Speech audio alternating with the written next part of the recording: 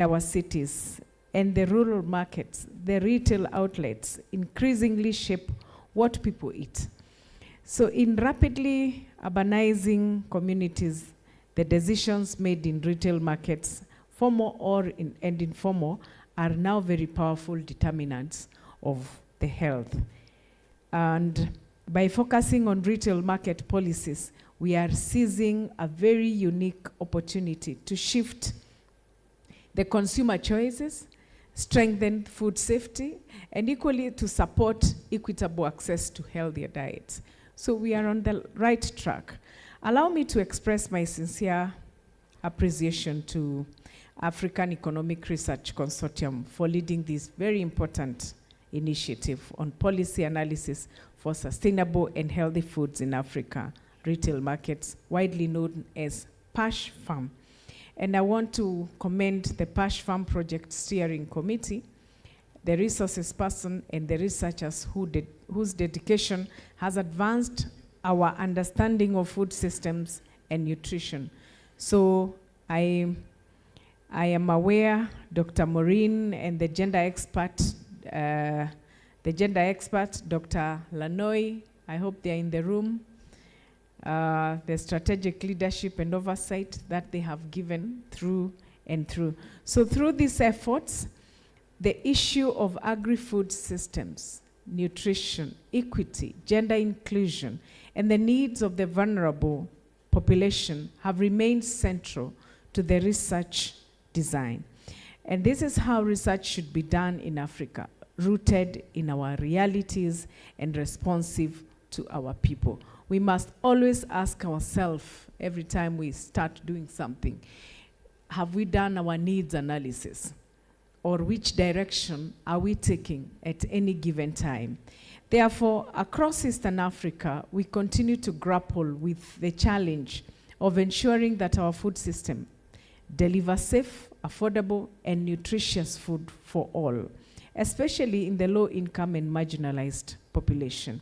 So the PASHFARM initiative is generating robust Africa-specific evidence to inform policies that incentivize retail food markets to make nutritious and safe food more available and affordable, particularly for those who need them most. And as policymakers, we are confronted with multiple complex realities that shape the food and nutrition landscape in our region. So despite commendable progress in agriculture production, many households still experience food and nutrition insecurity and consume less diverse and unhealthy diets. Eastern Africa faces a triple burden of malnutrition, that is persistent undernutrition, widespread macronutrient deficiencies, and rising overweight and diet-related non-communicable diseases.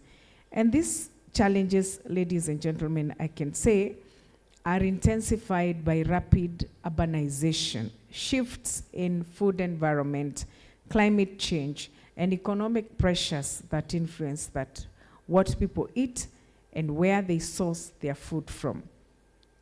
Food and nutrition, ladies and gentlemen, security cannot be championed by a single government sector. And I think that is why all of us are here today.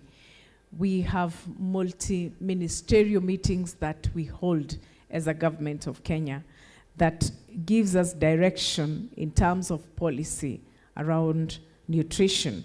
And this demands, so it demands a whole of government and a whole of society action.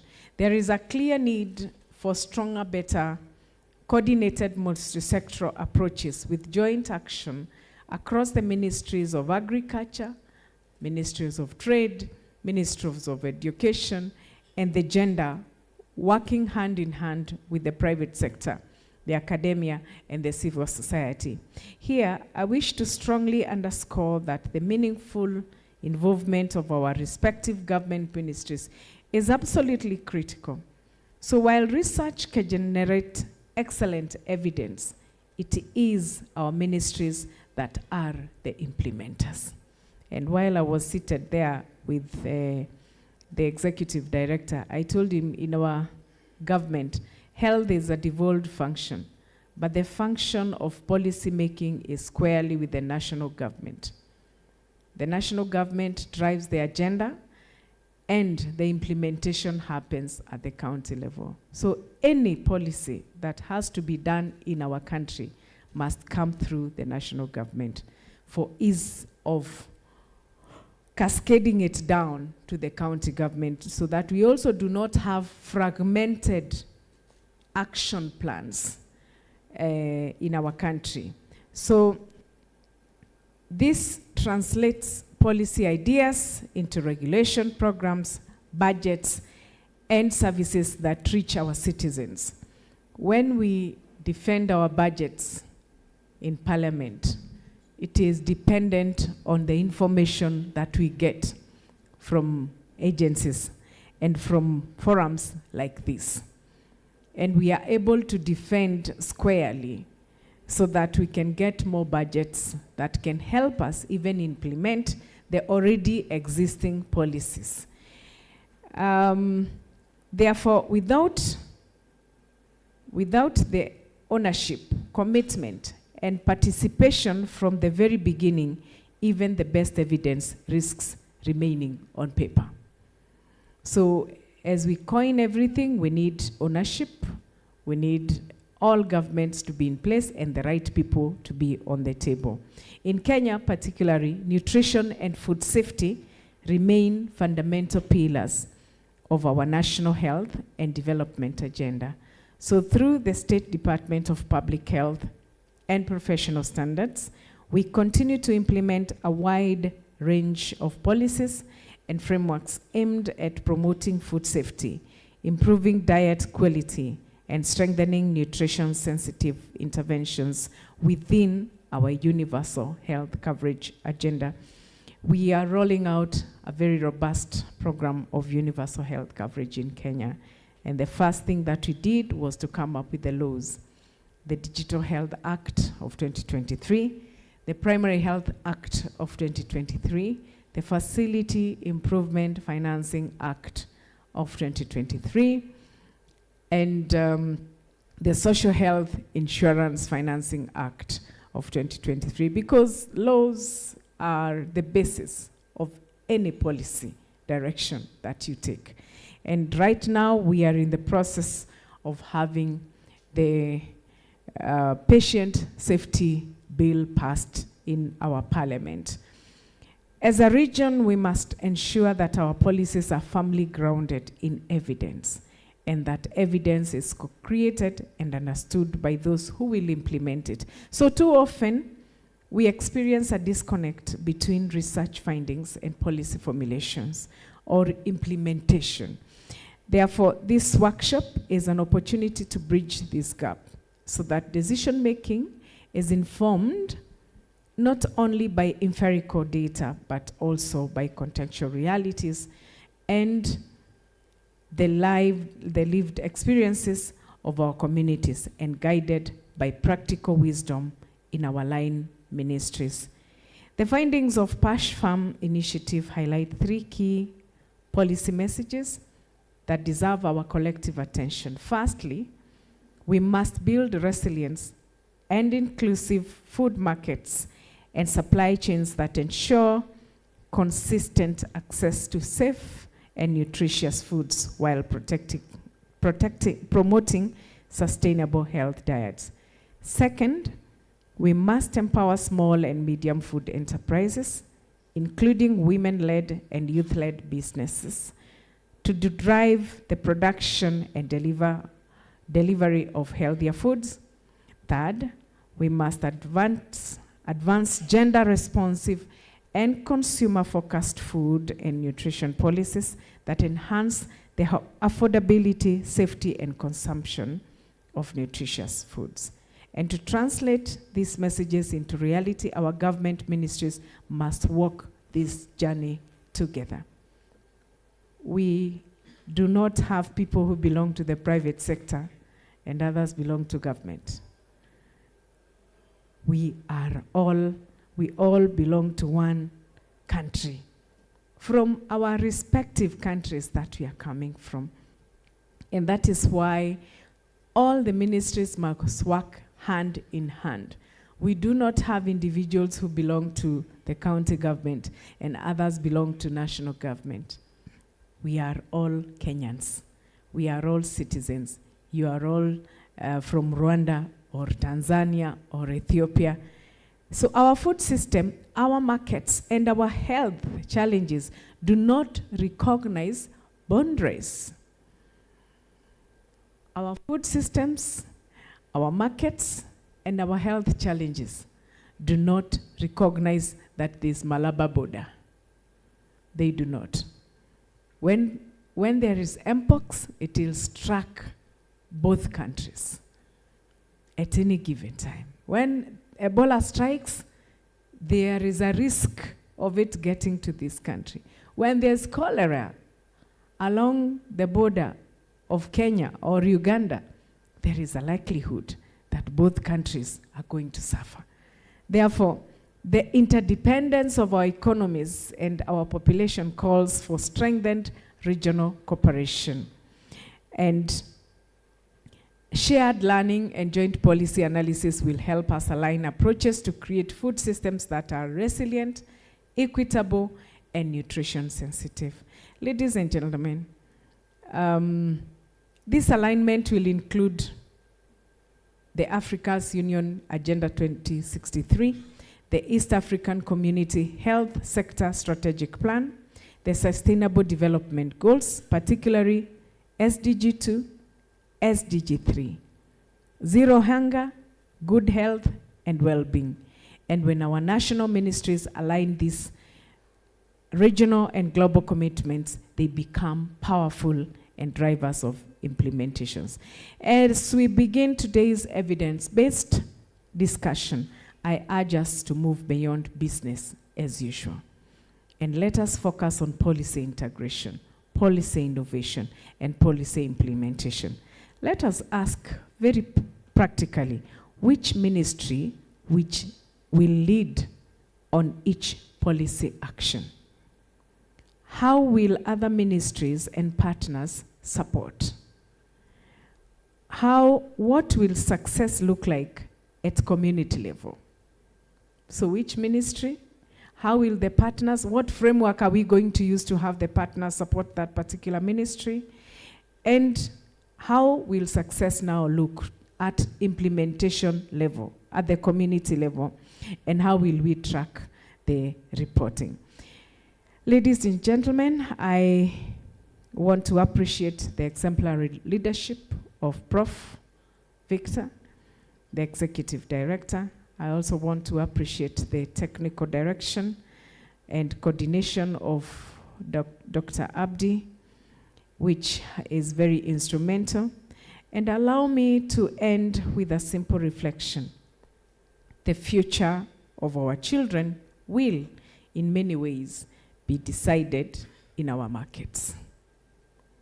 And what is available, what is affordable, and what is promoted in those spaces will shape lifelong diets and our health outcomes.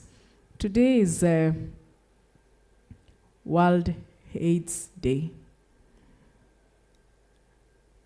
20 years ago, 2 decades ago, the many people would bury was because of AIDS, HIV and AIDS. Today, we are not burying people because of AIDS. We are burying them because of lifestyle diseases.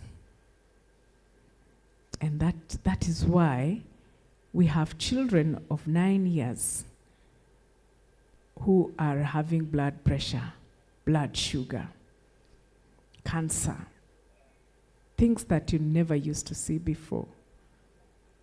And it starts from here. The future of our children is in the market. It is what is placed on the front of the park, what is appetizing. So how are we controlling that? How are we ensuring that what is being sold in the market is right? The content of the products in our markets are fit for sale, fit for purpose. And to whom? Therefore, through this workshop, through the leadership of our ministries and through our shared commitments, we have an opportunity to bend that trajectory towards a healthier and nourished East Africa. It starts from here. A small forum like this, and we influence the small circles in our respective countries. It starts from you. Who is sitting here? So change starts now with the data that we have and the information that we have. So with those few remarks, it is my distinct honor and pleasure to officially declare open the Regional Policy Engagement Workshop for East Africa, and I wish you a very productive deliberations and a pleasant stay in Nairobi. Asanteni sana.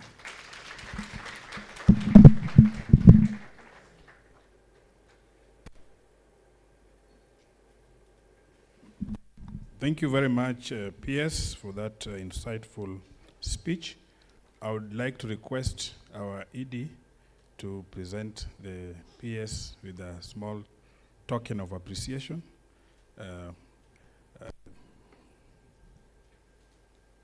And then we can have a group photo. We can invite those who are involved in this project to join the PS on the podium.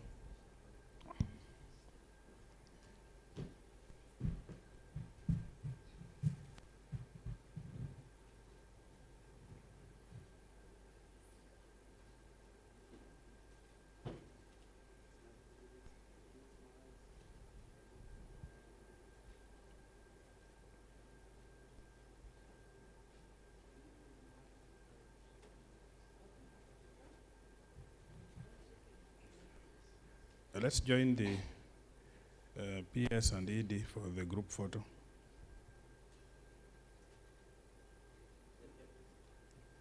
Okay, thank you. Okay.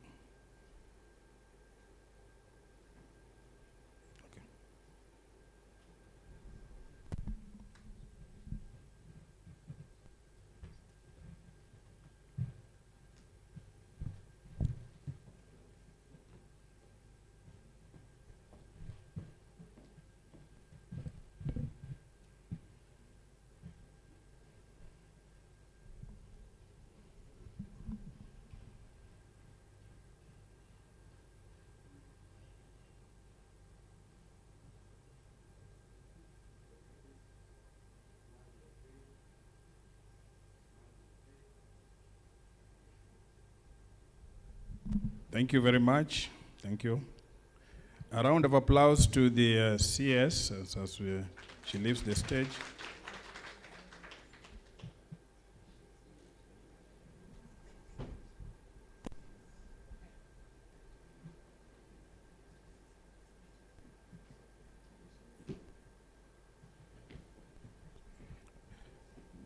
Thank you.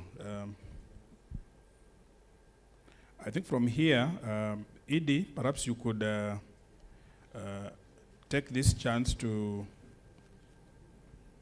invite the PS to visit our booths so that she can see some of the outputs that have come from this project. I think the rest of the team, this session starts after we go for a tea break, and we don't have much time. I would prefer that we take just about 15 minutes. We go for tea break and then come back here. But I would also like to remind you that there are other sessions, parallel sessions going on after tea break. That is from 10:30. We have the parallel session 1 in Amber 1 and 2, just across. This parallel session has segments, segment 1, 2, 3. They will be all presented in the same sitting. And then we'll also have thematic research programs, B, C, D. So if you are in group B, please find your way to Topaz. I think it should be on ground floor. If you are in group C, please find your way to Cuts, should be on first floor. If you are in Group D, please find your way to Garnet. And if you are in Group E, please find your way to Opal. The parallel session 1 begins on time because there's somebody joining online at 10:30. So if you are in parallel session 1 on political economy of reforms, growth, and technical support to macroeconomic policy management, please proceed to Amber 1 and 2 right away. Thank you very much. Enjoy your health break.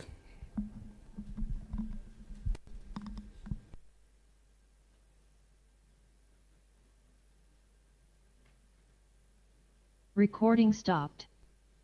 Eastern Africa and Cameroon. So we will just get focused on Eastern Africa today. So without much ado, I think I will invite our keynote speaker, Professor Adisu Fekadu, to give his keynote address. And then after that now, I will invite our chair, who is our resource person, to prepare himself so that now we will invite our researchers. And then at the end of the day, we are also going to have a round table that we're going to have a discussion of the policy presentations that our researchers will have shared by the end of the day. So thank you very much, and I really appreciate you coming to our regional workshop, and I hope that we are going to have very, very fruitful discussions. And I request that you prepare questions, ask questions as many as you can, and we'll have everything recorded. And I hope our rapporteurs are on standby so that they can take up all your questions, and we want to improve nutrition and health outcomes in Eastern Africa. So Professor, please join me here so that you can give your keynote address.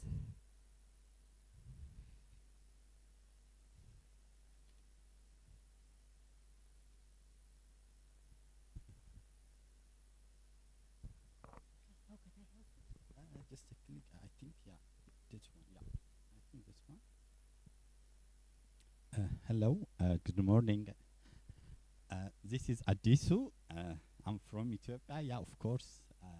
Currently, I'm working at Arba Minch University as an associate professor of food technology, and I'm also the CEO and founder of Lucy Inset.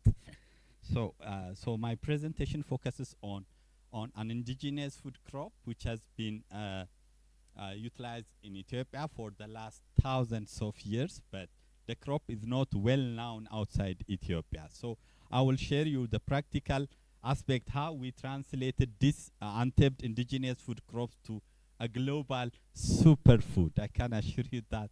So I would like to highlight some of my practical experience on this indigenous food crop. So as we go, so it's my presentation focus on the policy, on the practical aspect, as well as how we influenced the national policy. So here is my presentation outline.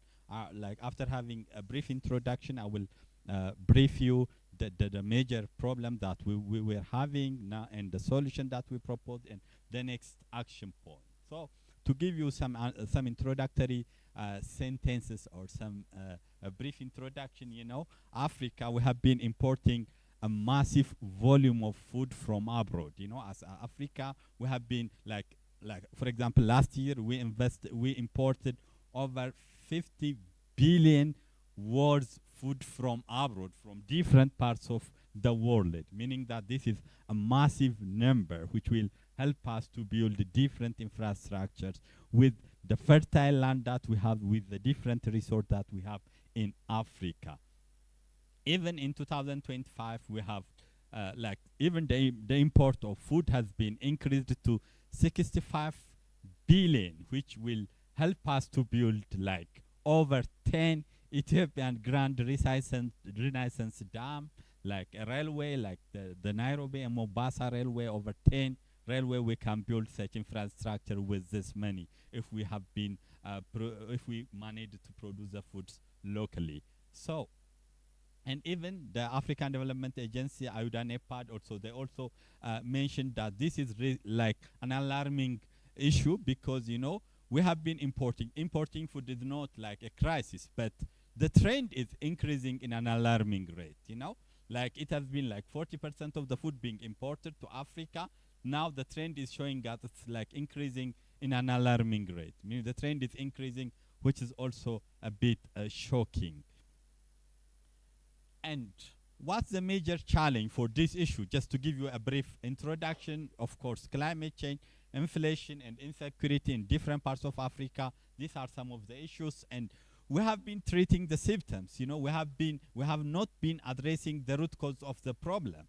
We have several options, but we are just addressing the problem, like treating an immediate needs, not the root causes of the problem. So in order to address this gap, we need to work on the root causes of the problem. One of the best solutions that we were proposing was like exploring the potential of the indigenous or untapped indigenous food crops across Africa. We have a massive diversity of food, but we are unable to use the full potential of these indigenous African crops. We have one excellent experience from Ethiopia. So I will highlight some of the experiences that we have from Ethiopia for this presentation.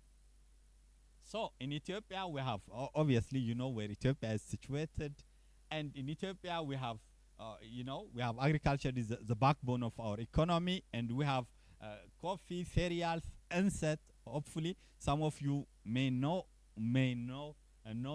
what insect it is. And also we have other crop production. In Ethiopia, like in 5 regions of Ethiopia, we grow insect as a major or as a staple food across the 5 regions of Ethiopia. So what's insect? Or it's called false banana.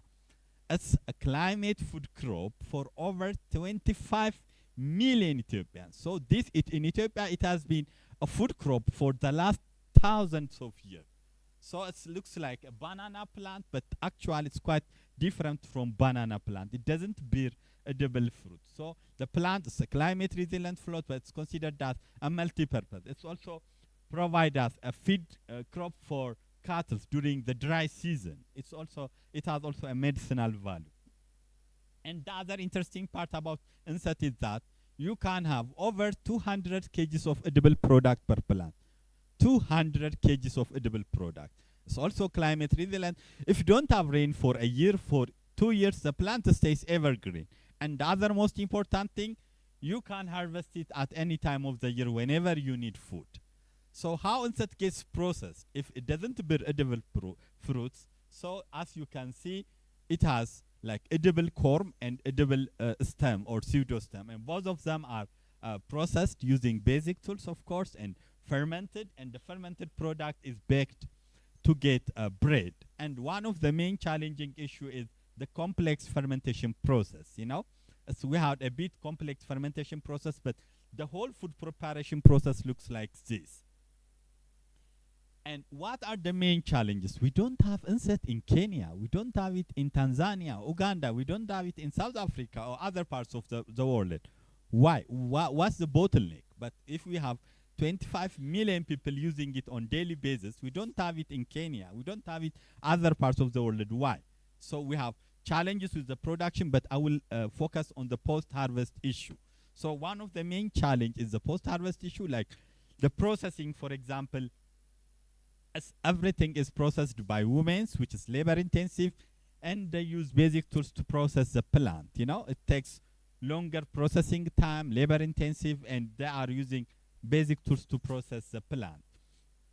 And the second one is the fermentation time. Whenever you have the plant, you have to wait a minimum of 2 months to get the fermented food product. A minimum of 2 months. Sometimes 3-6 months. So it's quite long fermentation time. And the final product is also variable. Sometimes we get very good quality product. Sometimes they get very poor quality product, which makes it really a bit worrying for the smallholder farmers. And the other one is the fermentation system. They have been fermenting insect in a soil pit, which has up to 45% post-harvest loss, which leads to 45% post-harvest loss, which is really quite high. So they usually keep it in a soil pit in their garden, so there is rain, flooding, and it's a bit complicated. So it's like a long fermentation process coupled with the poor fermentation system that they have makes it a bit challenging. We don't have diversified food product from insect plant, either bread or a little bit porridge. And we don't have, as say, diversified food product, which limited its utilization across Ethiopia and apart from Ethiopia. And we summarize the challenges, we have the plant, we have like 8 to 10 hours of processing time just for a single plant, and fermentation 2 to 3 months, and also we have a high post-harvest loss. This is the challenge that we have. So we tried to do different researches for the last 12 years. It's like scientific research, some sort of innovations, and we came up with an innovative solution, which we tried to address all the problems that I mentioned before in a scientific way. And the first thing that we did is that we tried to design user-friendly and cost-effective machines for the smallholder farmers. So we introduced this user-friendly, we manufactured it locally, we piloted it, and we received feedback from the smallholder farmers. Again, we mass-produced the machines and delivered to insect-growing farmers across the 5 regions. And they are quite looks interesting because they are able to operate these machines locally without importing anything from abroad. So even the processing time is less than 1 hour, as opposed to 8 to 10 hours in the previous system. And the second one, of course, is we consider it as the game-changing innovation, the starter culture. We developed and validated a starter culture for insect. So we tried to grow it, we tried to validate it under different agroecologies. So it reduced the fermentation time from 16 days or 2 months just to 7 days, which is the maximum is 7 days. And we have predictable fermentation, quality products, and we have very good scientific data to support our finding. So we already had the starter culture. We tried it under different agroecology, and the cocktail were found to be the best starter culture for insect. It was already validated with the national accreditation body, like the conformity. I can mention a lot about it, but some of the papers were already published. And yeah, the starters were validated, as you can see it. Insect, which is fermented with the traditional method, you can see it. It looks like a bit, and with the starter culture fermented one, it looks like interesting. Especially the sensory quality was really interesting, and the local people, they really loved it. And we easily managed to get, we managed to deliver to the small holder farmers as well as for the small enterprise across the 5 regions of Ethiopia. And the third intervention was, like, we introduced new fermentation systems. They have been fermenting in a soil pit. Then we introduced a brand new different fermentation system so that they can control the fermentation system. Plus, they can also have more predictable and controlled fermentation. So we already had a very good scientific paper to support this hypothesis. Sorry, and the last one is having a brand new food product. Once we have the processing machine, once we have the starter culture, once we have the new fermentation system, we managed to have a brand new food product which is called kocho flour, which has not been in the market before. Traditionally, they are using the paste to bake bread, So thanks to this all processing machine or this technology, we managed to have kocho flour using this technology. And this multi-purpose flour is, of course, everybody loves gluten-free food, and it's gluten-free, organic, and it's the most important, it's diabetic-friendly one as well. So it's a nutrient-dense one, especially rich iron and calcium. Also, it contains different micro and macronutrients. So we have very good scientific data to support. So now we tried to diversify its application. So thanks to these all innovations, we managed to have kocho bread, meaning that we have fluffy bread out of this product. We also have snacks, cakes, and waffles, Kenyan chapati, and everything thanks to the flour, the multi-purpose flour that we have. And now we took it to the local. Then once we have that one, we managed to have the different value-added products out of this one. But in the traditional system, they only have the bread and a little bit value-added products. Now we made it like, the shelf life of the flour is much higher than 3 years, It's almost shelf stable. We kept it in the room temperature for 3 years. We have been monitoring the scientific part. So it's almost shelf stable one. That's one of the main qualities of the product. So once we have the floor, this is what the traditional system looks like.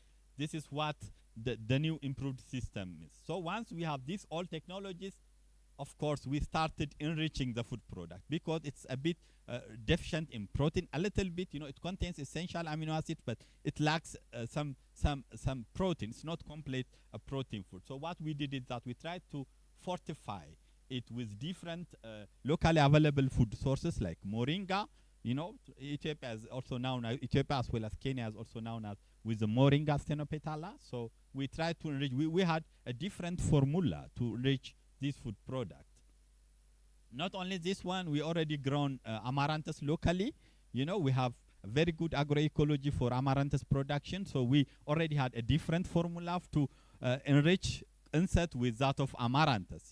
So we developed the formulation, then we get a very good product, the snacks and enriched product out of. We don't import anything, for this product because we have to make sure that these foods are locally affordable and they are also nutritious. And again, the food products are obviously developed under lab scale. So we took it to the market, from lab to the market. How? We established a startup company which is called Lucy Insect. You can browse it later on, or you can scan the QR code.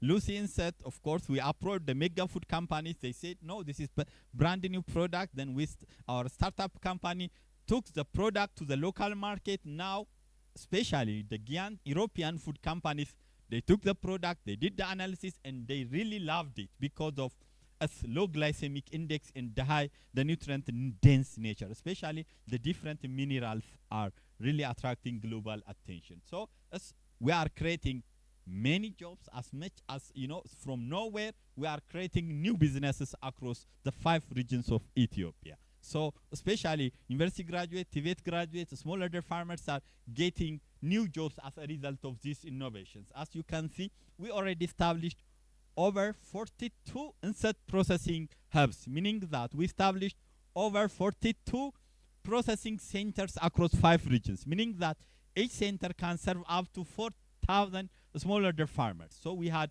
medium and small enterprises across the 5 regions of Ethiopia. Insect was there. We don't use any agrochemicals. Everything is natural. So they are using the local resource to produce a brand new product. And even we went for the specialty. Even a few months ago, we launched a brand new Kocho brand, which is called Chabo, one of the major insect growing regions in Oromia region, Walliso. We already branded that one. We branded the Walaita one, Sidama one, like the coffee one. So we had a specialty ones, but we already had. And we also had the byproduct, the insect fiber, The insect fiber is the byproduct. So the women, they have been investing their time and energy to prepare food from insect. Now they get, much time to invest in another activities. So we already trained them to prepare different crafts out of insect fiber. They are making paper bags. As you can see, the crafts, they are selling these crafts to different African countries as well as Europe and US market. So they got a new business as a result of this innovation.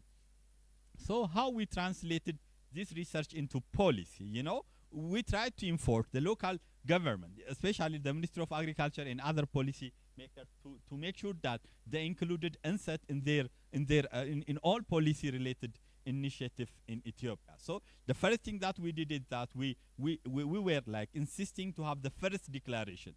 Insect research work in Ethiopia, it has been fragmented. All research center, they can do any research with insect, but everything is fragmented. So now we try to harmonize it with a declaration which is called the Sodo Insect Research and Development Declaration. In 2020, we officially declared this declaration. It was already launched, and it becomes a game-changing in our research. And the second one, and the major one, we in collaboration with Ministry of Agriculture, we developed a national insect flagship program, which is called the national, meaning that insect, it has been a food crop for over 25 million Ethiopians, but it has not been a strategic crop in Ethiopia. We never had a single package, extension package before. So thanks to this national flagship program, which was launched just July 2025, and we have been developing this document for the last 2 years, then it was officially launched, and insect becomes a strategic crop in Ethiopia. So all the government policies, all initiatives nowadays they are trying to support the insect work, like especially the expansion to the northern part of Ethiopia and as well as to Kenya. You know, we already have it insect in Kenya. Thanks to the Ethiopian government, we already started with Jukwat, of course. We developed a tissue culture protocol. Now we are trying to adapt insect to Kenya with the will of the Ethiopian government. And this national program is like supporting us on the launch. You know, when we have the startup, they are supporting us to have different machineries to scale up our production to other regions of Ethiopia. So this is a very good initiative to take insect to the global stage. And the second one, of course, we never had, you know, insect has been a staple food crop for the last thousands of years in Ethiopia, but we never had a single standard, you know. So last year, just like a few years ago, just last year, I can say the national insect Kocho and that of Bulla standard was officially launched, you know. So thanks to the Ethiopian Standard Institute, now the standard is in its place. So if we are willing to take answer to the international community, we already had the standard. So we have been pushing them to include it as one of a strategic commodity for Ethiopia. So now we already had the standard thanks to this all initiatives that we have. And the second most important, the school feeding program in Ethiopia. We have been importing massive amount of food from Asia and different parts of the world for the homegrown school program, as well as for we have a school feeding program which is supported by the World Food Program and also the Ethiopian government. So we need to import a massive food from abroad, but we developed a policy brief. Thanks to the World Food Program, the regional office in Kenya, in collaboration with them, we prepared a policy brief. You know, the locally produced indigenous food crop, they have the potential to become, you know, to support the school feeding program in Ethiopia. So we already prepared the feasibility, everything, and we already submitted to all the concerned stakeholder. It gets really a very good rate, you know. So the policy brief is already, I think you can find it online as well. Of course, we already had around 5 utility model patents, of course, 17 national and international awards, including a few days ago, just last week, I received the African Planet Prize Award, and also a month ago, the Japan International Young Researchers Award. This is some, but we already get National Excellence Award from Ministry of Education, of course, Education, Ministry of Innovation, Agriculture, you know. It's not about the award. We need to translate these research outputs into action, you know. So that's why our startup companies, we are opening outlet shop in different parts of Ethiopia. We are already trying that one. Already we are also using the existing market channels, you know. It's affordable because we don't need to worry about the inflation abroad because everything is local. So we are training the youth group to take this innovation. Of course, you can see the smiles. Smaller, especially women are benefiting out of this initiative. So we provide them hands-on training, we provide them machines, and they start the business. You know, they can provide service for the local community as well as they are producing, I can say, premium kocho paste for the local market. So they don't have post-harvest, you know, all the issues which were mentioned previously, they are not there anymore. Thanks to so we have a diverse food product which is much safer than the previous one. And of course, we are contributing a little bit for the food and nutrition security in Ethiopia and beyond. Of course, the standard and the policy brief that we have, they are supporting the national initiatives that we have. And of course, I was in UN headquarters last June. I'm not quite sure, but last June. But I was invited to present this as a model system because, you know, this initiative addresses most of the SDGs, like more than 10 SDGs directly without any interference. So it can be a scalable model for other African countries, for other countries to use the indigenous food crops as like a powerhouse for food and nutrition security. That's why we are trying to promote it as the next African superfood. You know, we need to enrich it, but we need to work towards that goal. Okay, and the next key action point, of course, we really need support in terms of research and development. We don't have to be honest. We need a techno-economic analysis report, survey, and the cost-benefit analysis, you know?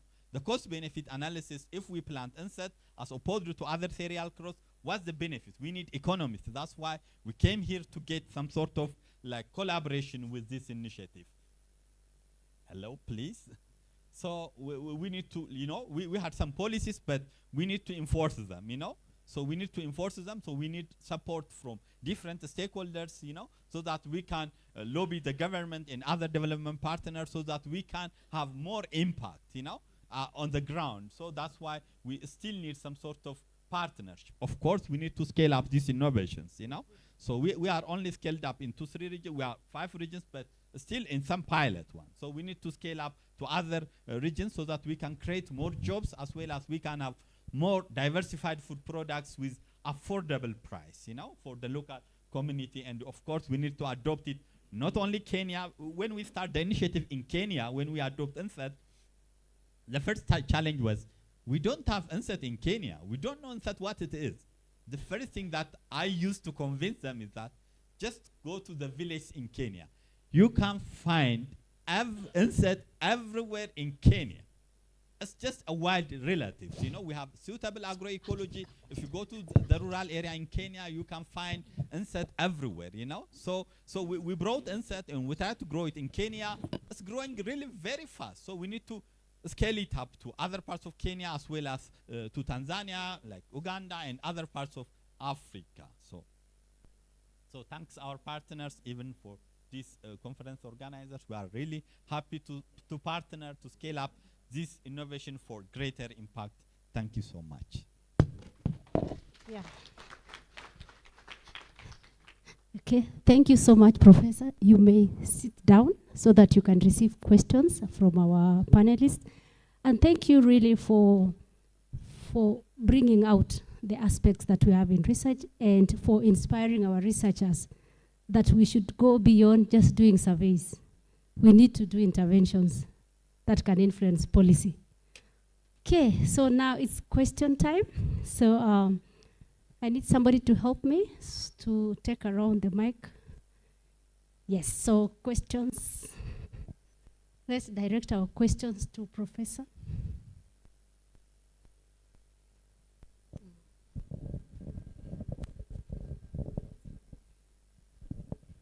Good afternoon, everybody. My name is Deborah Chare. I'm coming from Tanzania, working with Tanzania Food and Nutrition Center as the Director of Policy and Planning for Nutrition. I have questions which actually have A and B. It's one question. But I want to understand the time since you plant the onset to the harvesting time, so that I can see how can we mediate the food security when we plant it and we wait for it. And the other question is, how can you fill the dietary diversity gap that we have? Since the only thing that makes us to have the triple burden, most of it is dietary diversity. So how can we use the onset to fill the dietary diversity gap? And in addition, since you have started commercializing this onset flour, how have you ever thought of fortifying it so that you can enrich it? If a person has the onset flour, has actually a composite nutrition that he or she wants.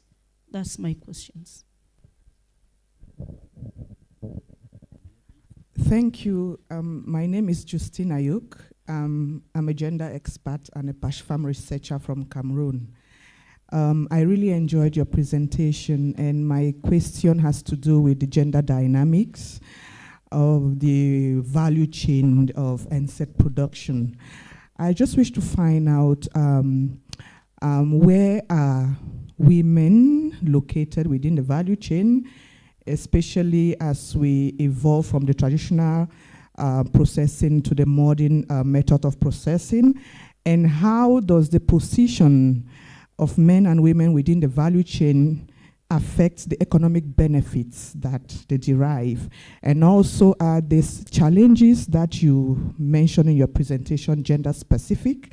Are these challenges structural? Are they gender based? And how does it affect the extent to which men and women are able to engage in the process and also benefit in equitable and sustainable ways? Thank you. Thank you. Do you want to respond to those? You want to take more? Yeah, I think I can take more. Okay. Thank you so much, and thank you so much for the presentation. My name is Ngeno Evans. I'm from Kenya, specifically from Kipra. I have a few issues. One of them is has been raised, especially on food fortification. From your presentation, I realized that you used the amaranthus to actually fortify this particular flour.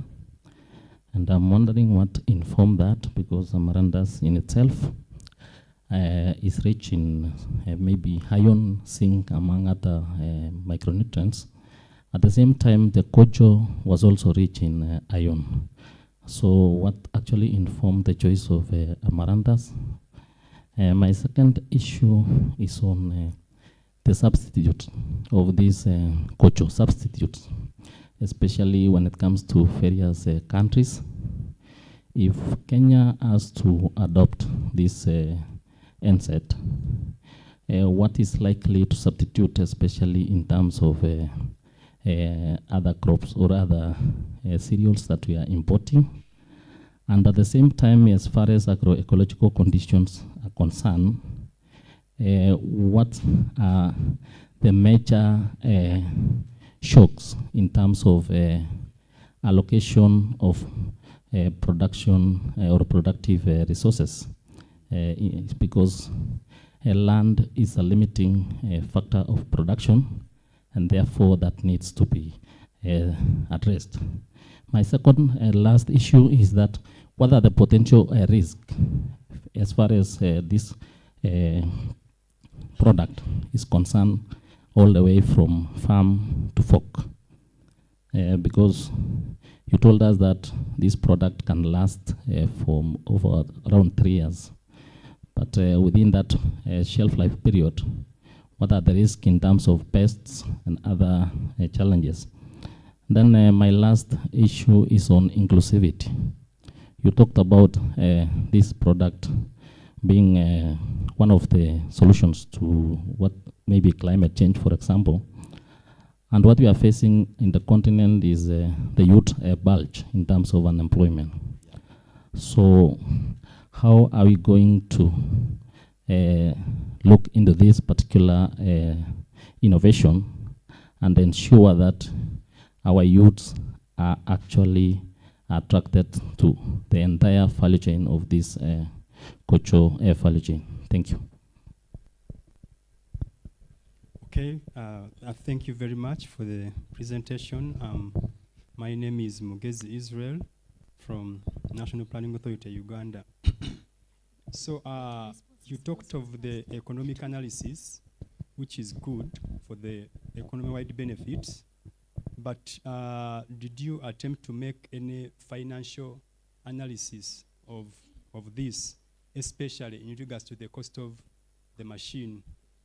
We've had the same challenge in Uganda, especially for cocoa fermentation, where the alternative machinery costs about 20 times more than the traditional way the farmers have been doing, and in the end, it has ended up not being adopted.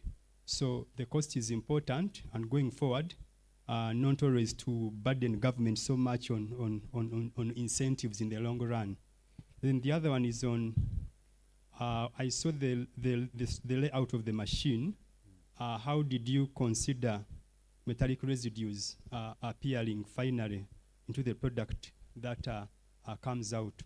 Then lastly is on the consumer preferences of the products that are coming out of this. Still, I'll use our example, where in the promotion of cassava, for cassava flour for baking, we realized that the alternative products that were coming out were not as palatable as those that are being used by the baking flour from wheat. And in the long run, still, the adoption of using cassava flour into some of these other alternative products has a little bit gone down. So also imagining if you're planning to do such, or you've done it already. Then lastly is, could you clarify on some of the climate change considerations surrounding the production of the NSET and any mitigation measures you've taken so far? Thank you.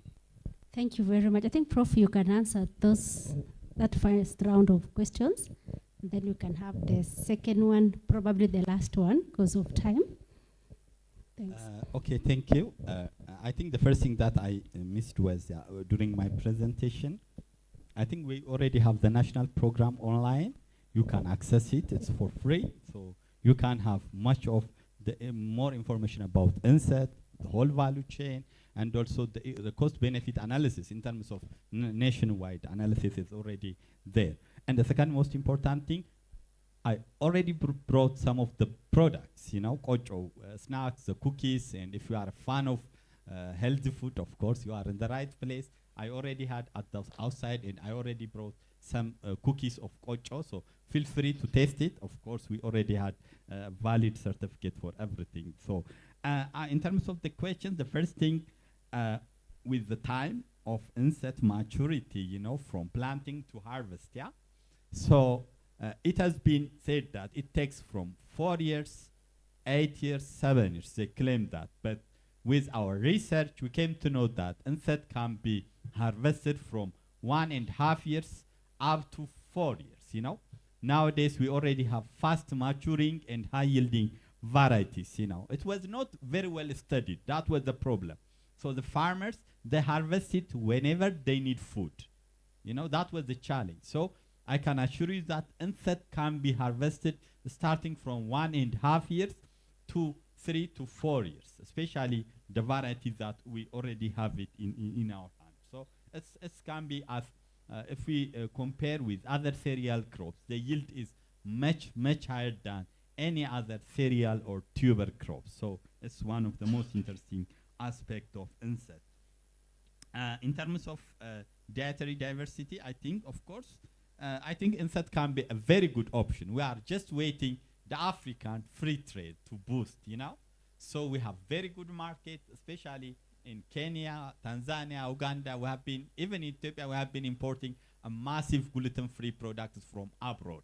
I don't want to mention from which country we are importing, but we have a very good market, but we can still lobby to make sure that NSET can be one of the options that can be put in our plate, you know, because we already had different recipes to prepare different African dishes, you know, so it can easily be integrated into African dishes, and we strongly recommend to consider NSET as an alternative option to diversify our foods. In terms of nutritional composition, we already have the detailed analysis. The only thing we need to support it with a little bit blend it or fortify it with some other protein-rich foods. Traditionally, the local farmer, they usually eat NSET with cheese or meat or any other protein-rich sources. But we already had a very good data.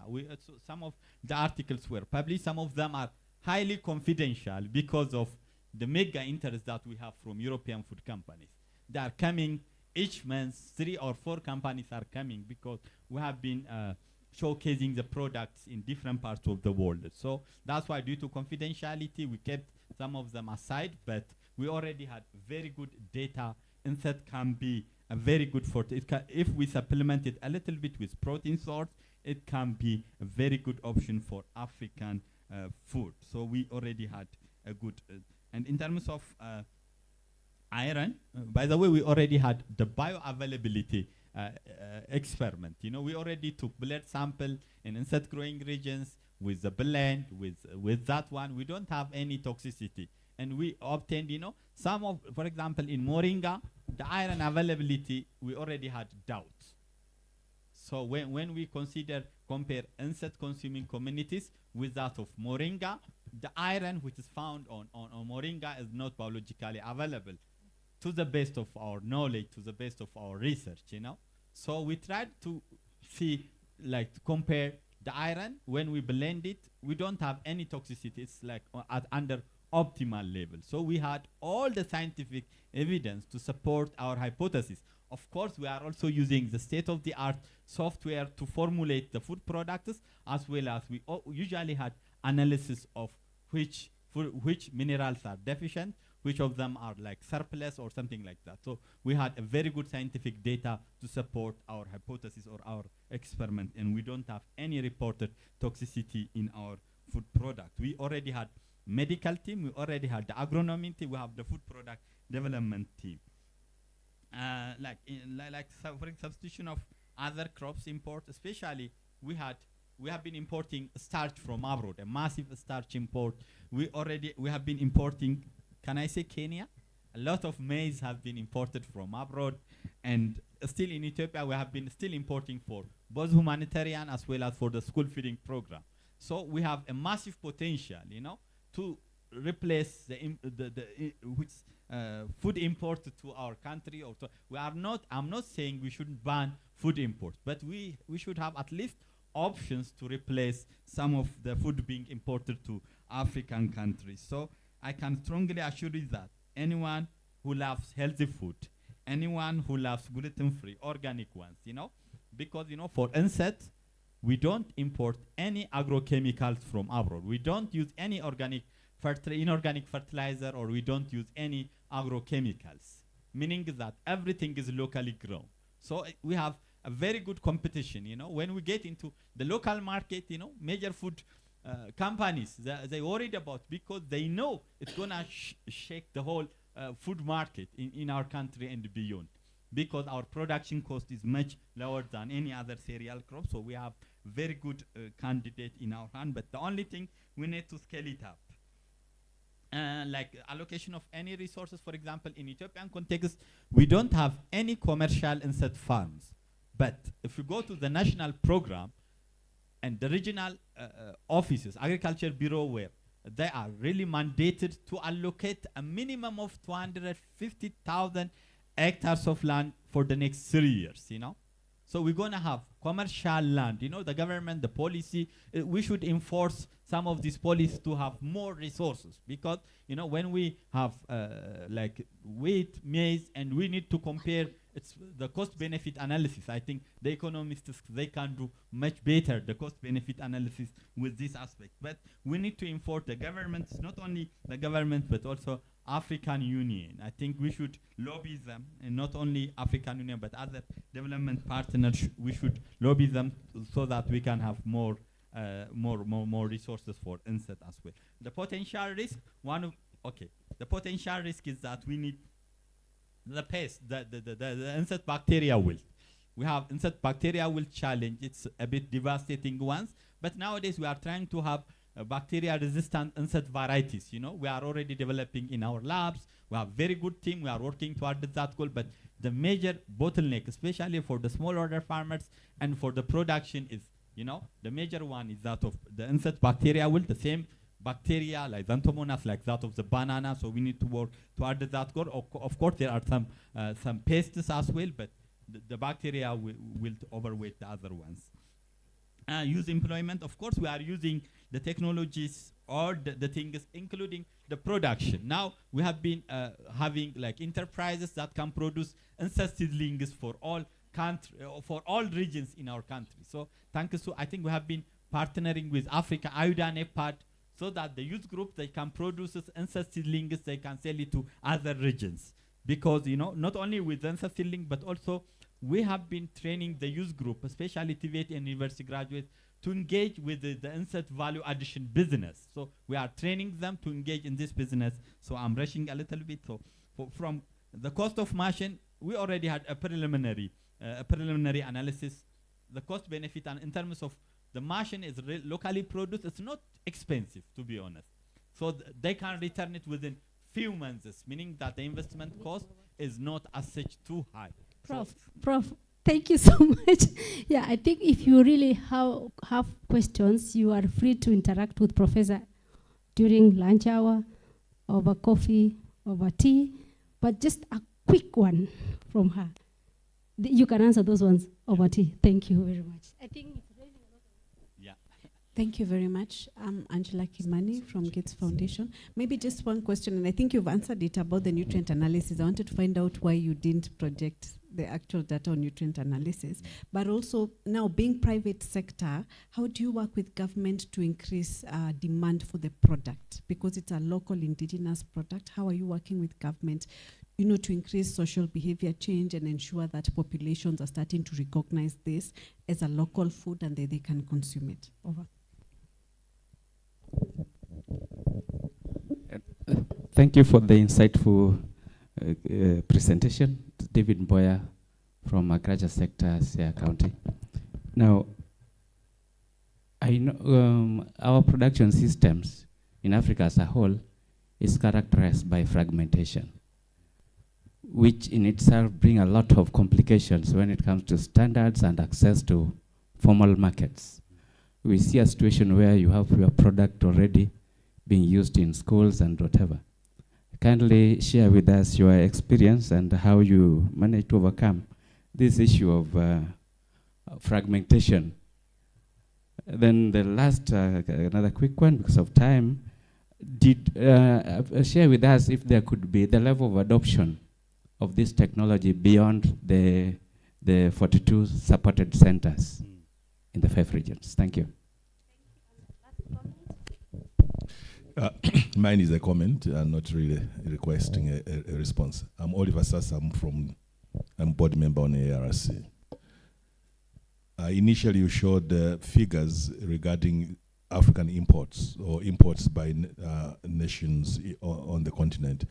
One has to caution, though, this is my point, that if it's intra-regional trade, we should be comfortable with that because immediately you look at the whole Africa as a market, then whether you're importing from Kenya or from Malawi or what, it must in fact be encouraged because that is really the way we can popularize, especially in the context of the free trade area. National food self-sufficiency is important, but it has to recognize that the bigger you see your market beyond your national boundaries, the better for Africa. Thank you so much, Oliver. So you can quickly respond to that? Okay. Yes.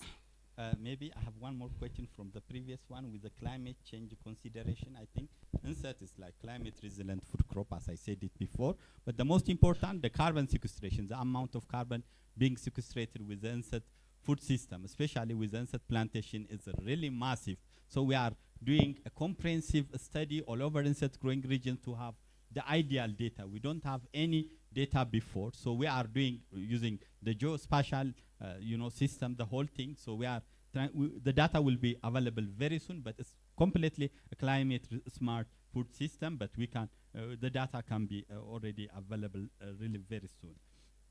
In terms of nutritional profile, we already had published data, but some of them are really highly confidential, sorry to say that one, because we already had a company, a startup company. We got a mega interest from all over the world because, whenever you go to the insect growing regions, it's not like you may find 100, 200 people above the age of 100 plus in a single village. It may have anti-aging, I don't know. There are some bioactive compounds. Even from our health team, we came to know that we didn't find a single diabetic or hypertension patient in all our samples, So the nutritional data, some of them are already available. Some of them are a little bit confidential, that's why. And the government, we are working with the Ministry of Agriculture. They are exclusively supporting us.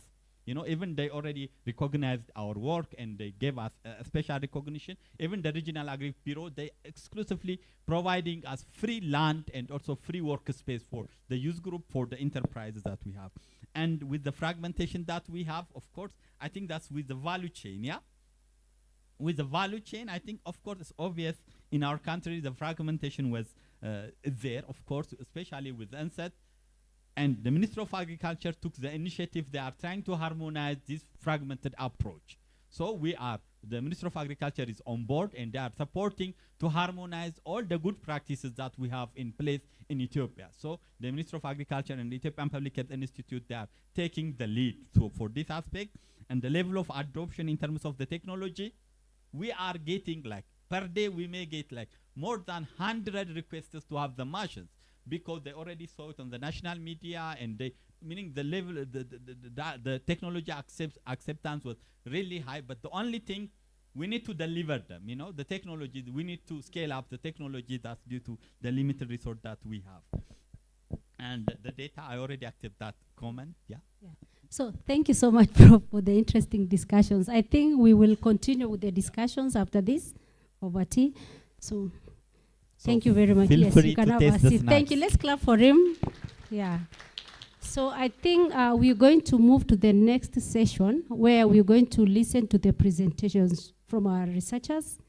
And I think I will hand over the next session to our resource person, Professor Zuma from University of Nairobi. Yeah, thank you very much, Lanoi. Delegates, good afternoon. My name is Jonathan Zuma, and I'm from the University of Nairobi. I'm an agricultural economist. And I was a resource person for the PASHFARM project. So we will have 3 of our researchers present their policy briefs. Our time is gone, but we don't intend to eat into your food security. So what we'll do is each of them will have 10 minutes, and I mean 10 minutes to present. And then we will have a 20-minute question and answer session that I will moderate. So without any further ado, our first presenter is Dr. Fora Abebo from the University of Nairobi.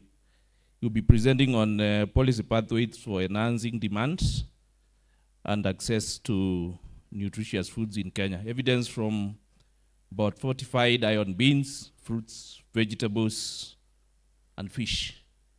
Dr. Abebo, kindly, the floor is yours. 10 minutes, and I will be on my watch. Thank you, Prof. Good afternoon, everyone. I think they said University of Nairobi. I was a student at the University of Nairobi, but I work at Kenyatta University. So we want to move very quickly. We are a large team, and we don't have much time. But our focus is largely on biofortified iron beans, fruits, vegetables, and fish.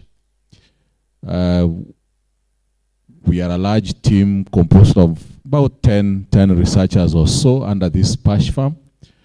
But we begin with the understanding that we have an issue. And this issue is around the burden of undernourishment, micronutrient deficiency, and what you might call overnutrition associated with obesity. And what we are showing there are some of the statistics, and they don't look very, very good. So poor access to some of the nutrition-dense foods, if addressed, can actually bridge our gap around these food and nutrition problems. We already know that our country, Kenya, which is the test case for this study, has implemented many policies, but the food environments under which some of these foods are produced are an issue. So the focus of this conglomeration of studies is to assess willingness to pay and preferences for biofortified foods, and in our case beans, and assess the influence of formal and informal urban retail key markets. So these are some of the foods that we're talking about. So a lot of work went into qualitative data, 3 different surveys for beans, for fruits and vegetables in Eldoret, and for fish in Siaya County in the western part of the country. So when you think about biofortified iron beans, These are beans that have 90% more iron than conventional beans. These were introduced in 2017. And so we wanted to understand, what are some of the attributes and how can we promote uptake. So we already see that urban households are important because they purchase these beans every week and in a much higher frequency than the rural counterparts. Flatulence is a big issue. Dr. Karanja is here, the focal person for promoting these beans, and they are already started to do some work on this. Women influence household bean choices, but you can see that the difference, the difference between the income is 6,000 every month for women against 10,000. So women are earning 60% of what men earn on a median scale. So they may have the decision, but they may not have the resources to effect the decision. Something else that was critical biofortified is undervalued because it's a trait that you cannot see. So we have an issue on how this might be packaged because of nutritional education. Consumers are willing to pay. Let me say that this is stated preference, but it means something, that people are willing to pay if they are able to perceive the value. Women and men respond differently to nutritional messages. So we observed that by subjecting, different consumers to different messages, men would pay more when they know the risk.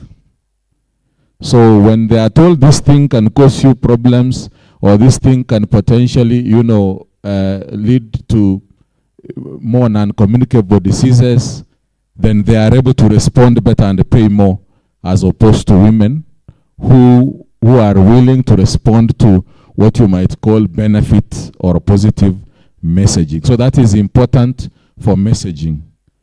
Awareness is key. Those who are more aware are likely to pay or are willing to pay more. Price and taste matter. There are some consumers, especially urban, who prefer higher priced beans and feel that that is more important for them. But I think it's a mixed result which we may not have chance to really, we can have chance to explore further, but it's a mixed result. Now, what are the implications? We think that partnerships are important, but I wanted to highlight that the issue of county, I think, is important. Some counties had never heard of some of these beans, yet food is essentially devolved. The other thing, when we spoke to community health volunteers, they do not know. Yet these are our food soldiers. Every health volunteer has a maximum of 50 households who they can work with, and this messaging can go in considering men and women. Empowering women is important. How can we at a very low level ensure that women are part of these decisions and they have the money and resources to ensure that we have more consumption of these beans? I invite my colleague to carry on from here. Thank you very much.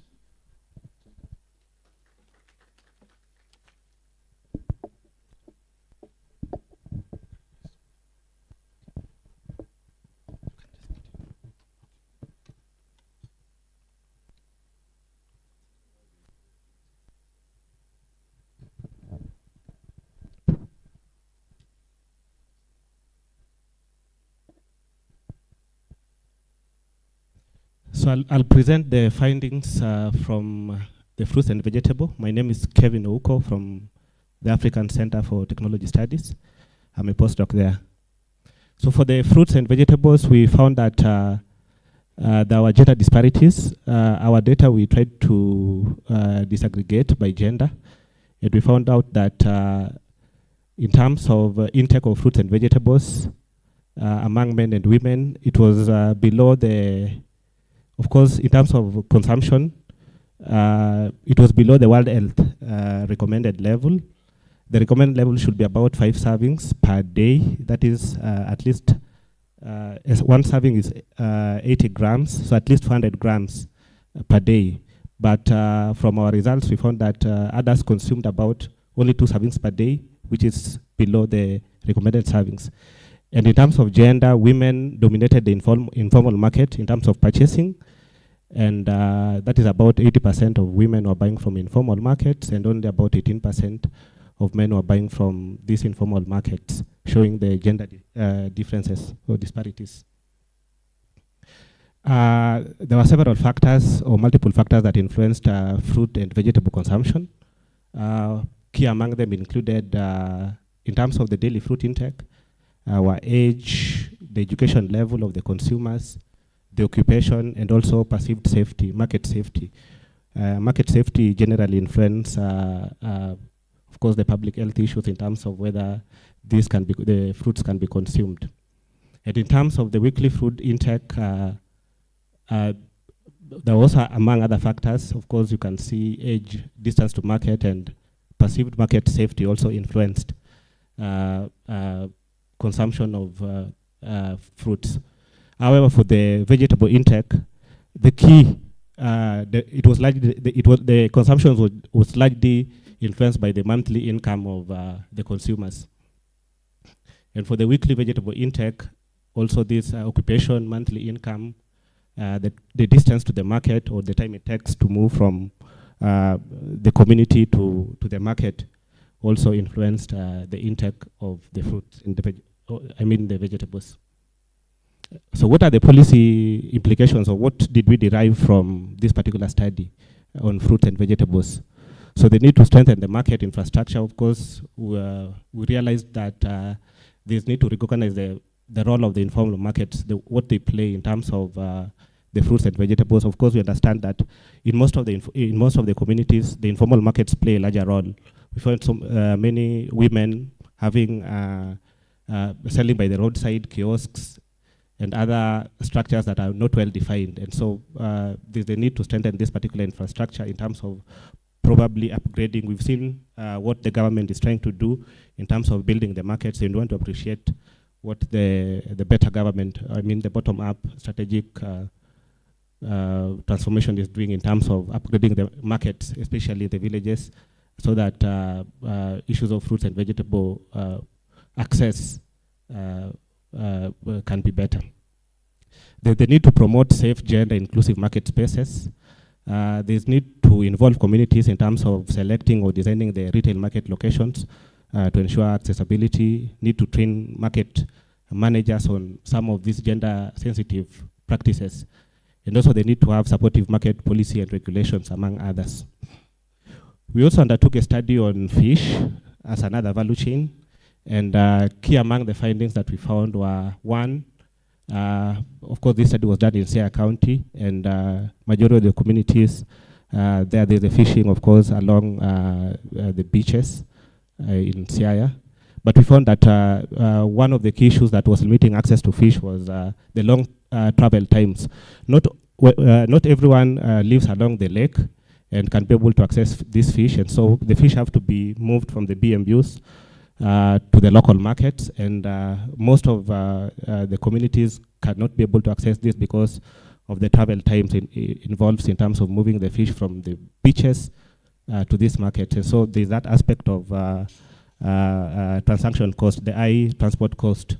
This reduces or reduced the consumption for the communities. Then also the price volatility, this fluctuation in terms of fish within the lake.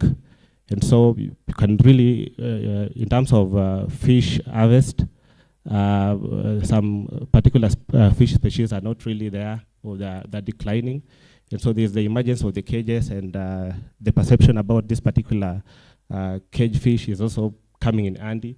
So this brings in the issue of seasonal price changes, because some people do not consume, or some of these we interviewed, they do not consume the cage fish, and they prefer the the natural fish in the lake. Then the poor market infrastructure, we realized that most of the communities or the fishermen along the BMUs lacked cold storage facilities, and even the drying, the solar and dryers, and which they could be able to assist in terms of post-harvest loss management. And so this also increased the risk of contamination in terms of hygiene issues. There are also gender barriers which restricted women. Women are not allowed to fish. And so the community norms, of course, the norms restricted. And lastly, also the issue of education and awareness. The higher education and nutrition knowledge influenced fish purchasing decisions. And lastly, what are some of the implications from the fish value chain? In the short term, of course, there is the need to improve the basic market infrastructure in terms of having specific water points, drainage, waste units, hygienic fish handling surfaces. The need to conduct regular inspections, certification, among others. Of course, medium term, they need to have implemented targeted social protection, like maybe the fish watchers could work. And in the long term, need to modernize distribution storages like aggregation centers, cold chain hubs, and also strengthening retail market governance in terms of standardized harvesting. Standardized licensing, hygiene rules, and even the trading hours, among others. Thank you so much. Thank you, Dr. Kevin Ouko. Let's give him a round of applause. We will have the Q&A at the end of the session, so don't sit very far. Our next presenter is, let me have that. Is Dr. Bule from Ethiopia. Like we indicated, there were a series of 20 studies across sub-Saharan Africa, so these three are just a selection of those 20. And Abule will be talking about addressing food price shocks and nutrition in Ethiopia with gender-sensitive policies. Welcome. Thank you very much. We did this study, and there are 2 papers already published, and one is coming. We linked the prices with the gender gap and child nutrition status, specifically linking with child mortality. And we also tried to look at the food price change, and it is disaggregated impact specifically for different genders. So I have to have 10 minutes for this presentation. So if anybody is interested in the study, we can, policymakers or the researchers, you can refer to the articles that are available online. Sorry. So I'll be talking a little bit about motivation, objective, and major results, and then policy recommendations. Of course, we all agree that price is a key variable in food security, food availability, and affordability as well. Because when you talk about availability of food, we are thinking of the production. If the cost of production is too expensive or the inputs are too expensive, then it affects the production at the supply side. At the same time, even if the product is there and if it is expensive and unaffordable for different households, especially for low-income households, then it will not be, households will be affected in terms of nutrition and food security as well. So whenever prices change, it depreciates household income, reduces the purchasing power of consumers, and at the same time, it induces poverty and undernourishment. Specifically for low-income households, like majority of the society in Ethiopia, I would say. So there is always a consumption diversion effect of food security. When we talk of nutrition, so we are talking of diversified diet, high-quality diet, and so forth. And I'm also happy that I'm presenting next to Dr. Adisu. He's doing a lot of work on that so that we can have accessible or affordable food and diversified and fortified as well. But consumers do shift their consumption behavior when prices change. So they go to less nutritious, dense, and less, much affordable diet. So that means it seriously affects children, pregnant women, lactating women, and others as well. That is actually a direct forward link. So it is important to consider prices because prices are linked with several causal factors, the input, the output market as well. And they are frequently observed. prices are not implicit, they are explicit, and we can see the changes in prices, especially the volatility every day in the market. So prices also convey expectations about future changes, because we can also forecast prices as well. So our objective was to investigate the quality status of individual and householders and gender gap as a result of price change, and also try to disaggregate the impact by gender. We used the LSMS, the Living Standard Measurement Survey of the World Bank, and we have also used the DHS, Demographic and Health Survey. This is a panel data. And we also substantiate that from prices from the Ethiopian Statistical Service. And then we did our econometric analysis. We used ordered probit and Osaka-Plender decomposition, but I don't think I have to present that here. Then our key findings. From our findings, it also is in line with the theory or what we talked from the literature. When Ethiopian householders' behavior evidence-based by the rise in both mean and the total household expenditure, or the CPI, over the years, because this is actually data from LSMS 2021-22, so it is a little bit late, but there was a hyperinflation in Ethiopia. I would say it was about 46%, especially in terms of foods. So on average, between 2029 and 2022, the prices increases by 12% every year in terms of the CPI. And as a result of that, we also linked that causal effect with econometric analysis. The food budget share declined by 20%. Of course, the marginal propensity to consume, or the proportion of income that is going into consumption, is more than 80% for Ethiopian households. At the same time, when prices change, consumers start now to decline their diverse food, because they can't afford, within that substantial amount of income going into consumption, still they can't afford nutritious food. So they are going back to less nutritious and affordable diet, and as a result of that, the consumption expenditure declined by more than 20%. And it also substantially affected the diet diversity. We computed diet diversity for 2 different periods, and there is a significant decline in diet diversity across households, regardless of the gender of the household head. But the most important and the shocking finding of this study, in 2029, about 6.83% of the households were food insecure, especially across the female-headed households. But in 2021, it increased by nearly 8-fold. It is about 50.38% of the female-headed households are suffering from this increase in food security as well. So this implies that the increase in price is disproportionately affecting women. This is also supporting the change in the prices, and the diet diversity score changes across different age groups, at the same time across different household food diversity index. And I think I have to go to the conclusions. I think the conclusions are exactly similar with what I presented.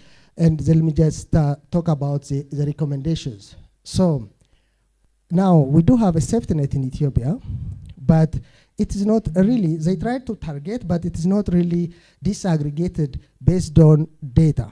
So the policy direction, there must be a data-based policy direction to target those who are vulnerable, specifically because our other study on the child mortality indicated that the increase in price is directly associated with the mortality of children under 24 months, which means it started actually, the generation, we are building the generation starting from pregnancy. Therefore, we have to target those in terms of nutrition, nutritious food, so that the food safety nets should be targeted properly. The other one is the market linkage. In Ethiopia, the prices in one county, as just taking example of Kenya, but in our case, from one region to the other, even from one town to the other town, just from like in a distance of 20 kilometers, the prices are significantly different. That is because of the market linkage, and the brokers are taking a higher proportion of the prices across the value chain. That is a problem, so we need that serious policy change in terms of market linkage. The other one, I mean, in terms of access to food for those who are vulnerable, I think the government should support also in terms of access to nutritious food. In terms of, I mean, as a matter of fact, we can also subsidize. So there must be a targeted subsidy, specifically to make food affordable for those who are vulnerable. The other thing is job creation, specifically in the agricultural sector. The productive labor force is migrating significantly from the rural area to the urban area. So the youth and women, they are supposed to stay in that particular sector so that they can easily adopt what Dr. Adisu is proposing. Production of improved, improved varieties, so that they can supply a more nutritious food to the market. Because those who are staying in the agriculture sector, if they are still old, they are resistant to change, to adopt even new technology. So this youth should stay in the agricultural sector. So a decent job in the agricultural sector is very important. So we need a policy in that direction. The other thing, actually, we use the Harvard framework for gender analysis. That implies that in terms of resource access, women, they don't have the access to resource to improve the nutrition status of the household. So we need to change the laws and norms and culture that a woman, you know, is there to deliver food, take care of children, and they should be empowered in terms of decision making for their household, so that they can improve the nutrition status. That is what we learned from our key informants. They were telling us that even the women save from their saving to secure diversity in the household. So, but they do not have access to the resources in the household. So they have to, that change should be there. So we have to make awareness creation, and they must have access to resources. And that should be actually a change in the legal framework, that in terms of access to credit, access to financial means for them to improve their diversity, in terms of, for instance, access to credit to improve the household in terms of generating income from non-farm activities can also be a solution to improve that diversity across different households. Thank you. Yes, kindly give Abule a round of applause. He kept time. We've been through this a couple of times. You've seen that the paper is published. And finally, our last presenter before lunch is Dr. Violet Wawire from Kenyatta University. She will also take 10 minutes. Oh, there's a different presenter. That must be Bright Wekesa. Yes. So 10 minutes to talk about gendered barriers and interventions for safer, nutritious, and affordable foods. Evidence from informal food markets in low-income settlements in Kenya. The floor is yours. Thank you so much.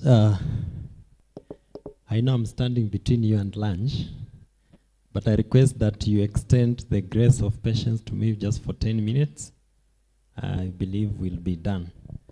So, my slides, please. So, what I'm going to talk about is a merged study. We did a study,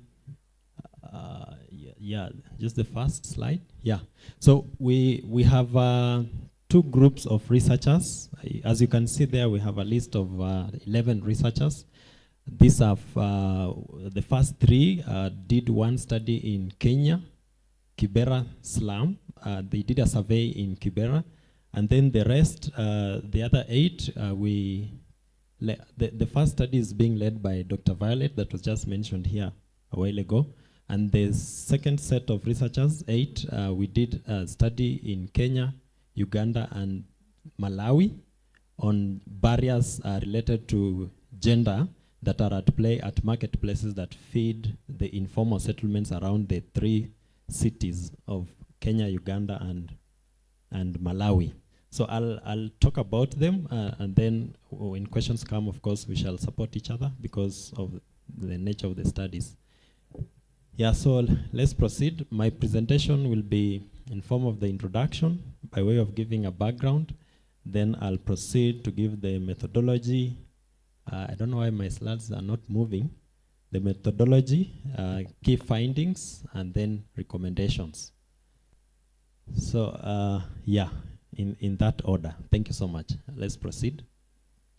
So you realize, or you may be aware, that African cities mostly have high concentration of low-income dwellers in the informal settlements.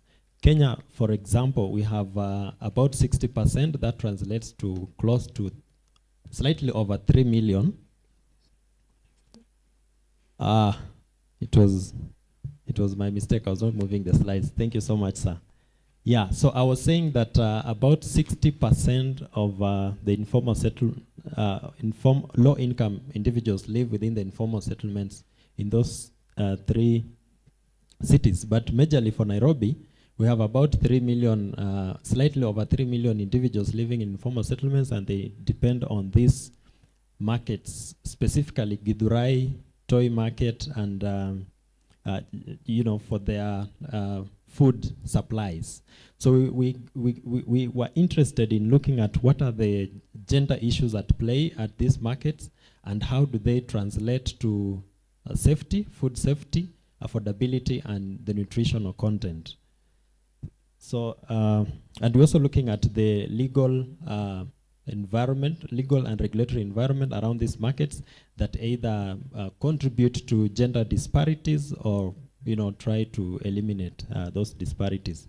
So the problem at play here was that there is quite a lot of unsafety and unhygienic environments around the markets, and I believe this has already been mentioned by some of the speakers that were here before me. And you realize that most of these markets are suffering from issues of infrastructure that help to eliminate unsafe conditions. And the issues of safety is around the physical safety of the market participants, and also health safety challenges. We also have inequitability in terms of access to you know, the stalls, the resources that different players need.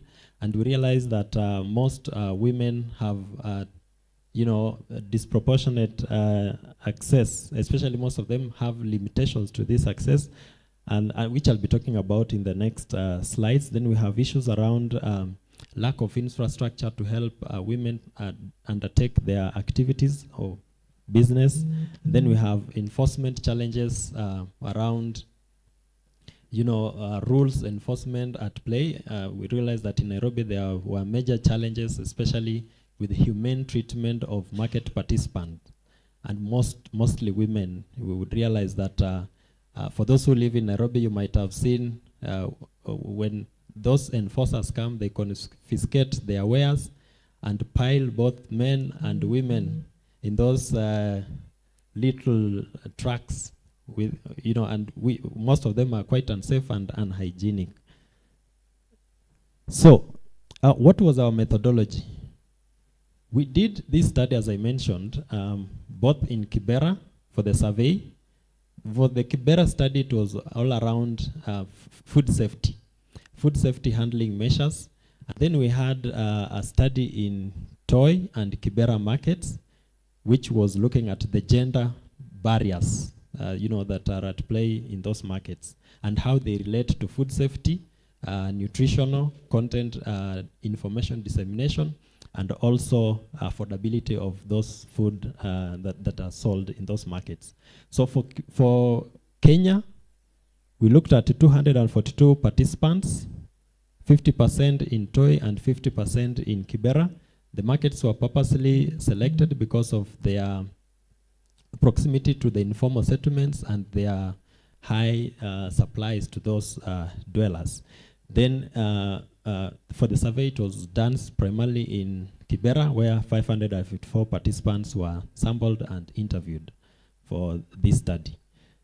Now, for the first study that looked at the gendered barriers, we had 10 FGDs, and just to supplement the information that we had, and we also had 3 key informant interviews. So what are the findings?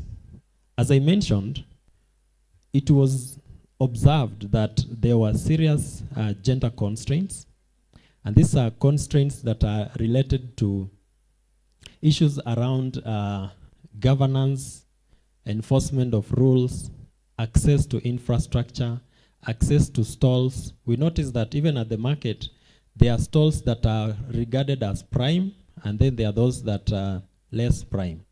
For example, those stalls that are near the road passages, they are considered prime, and we realize that most of them were being occupied by male traders, and then those that are hidden were mostly occupied by female traders, which also presented a challenge because it means most of the buyers who get to the market, they would first of all have a contact with male buyers, and most likely they would purchase from them.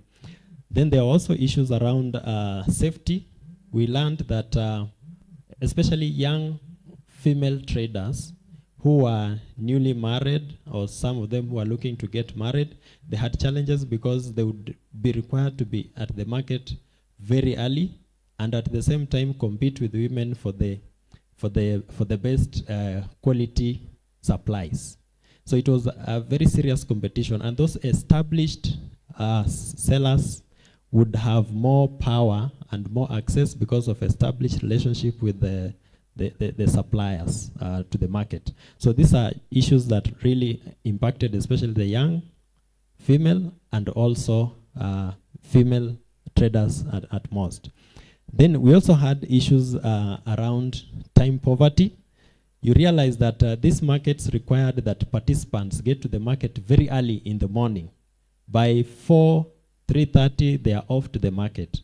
So you find that even time to take care of children, those who are lactating mothers, those that are newly married, they would have challenges with their spouses because of the aspect of time. Because you need to be at the market by 4:30, and you are in the market all the way to the following day that evening. So it means that the amount of time that you're away from home is way more than the little time that you get when you get home. And again, when you get home, you're already tired. You're only thinking of going to bed. So you can imagine for the young, the newly married, especially women, what they went through.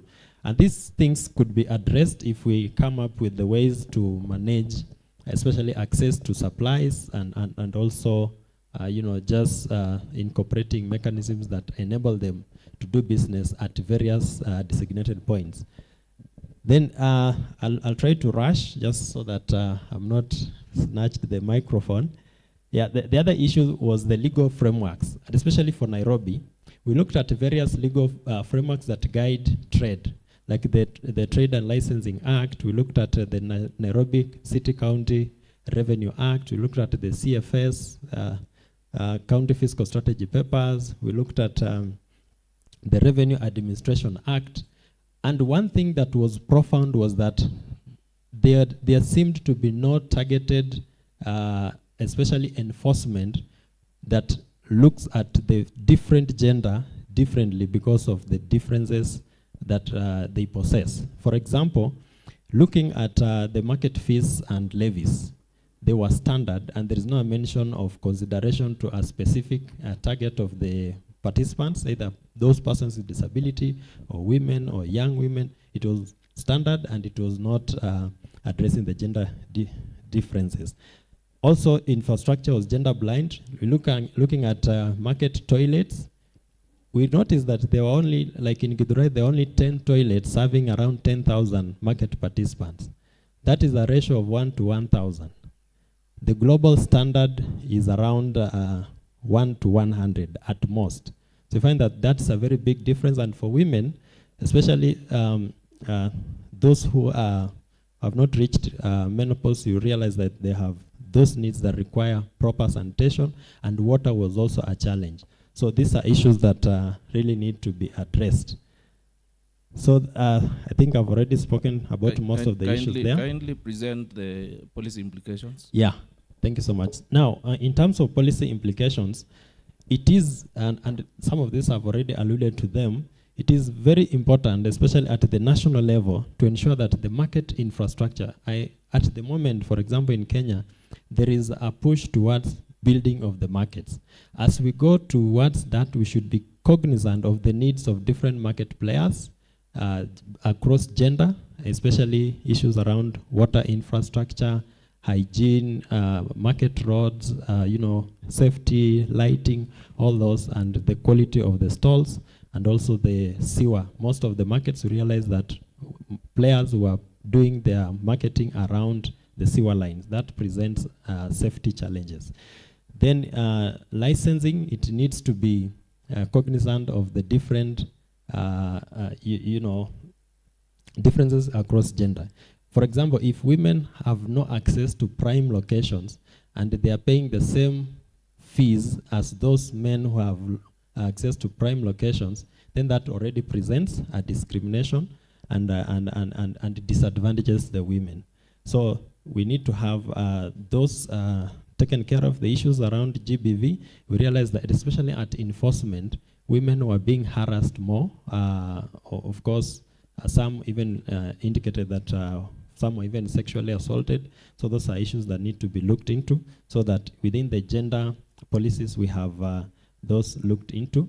Then for the Nairobi County, it is important that we have we can have even mobile market toilets.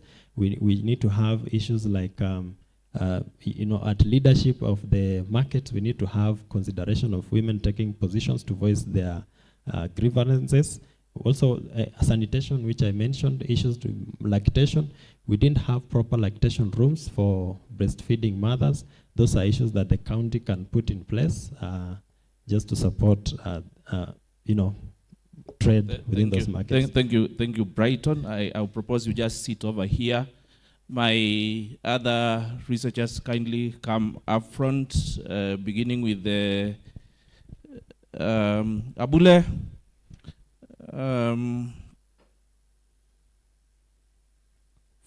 Abebo, Kevin Ouko, Wawire.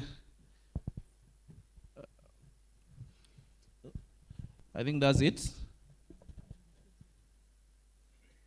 Yes. Thank you. And thank you for sitting through. We promise not to eat into your lunch. And we know we are standing between you and your lunch. The key issue here was for the researchers to present the policy implications so that the policy makers seated in this room can get the take-home message. So I want to open the floor to about 5 questions for the 5 presenters. And then after that, we'll be good for lunch. We have only been allowed 10 minutes. If you don't mind your lunch getting cold, then we can add another 10. So it's democracy, but I think it would be fair to only take about 10 and no more than 15 minutes. Kindly, if you have a question, yes, 1, 2, 3. Another 2. Counting 1. Okay, 3, 4. And my professor, finally. Okay, there will be 6. So, and please indicate the name of or the researcher that you are posing the question to.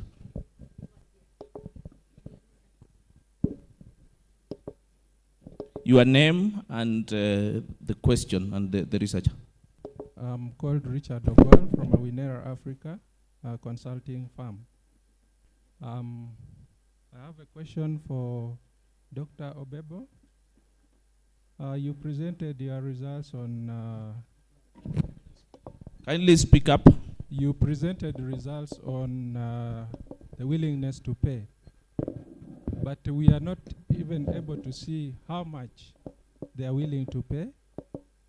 How we are not able to have a policy to guide these people, government officials and other policy makers.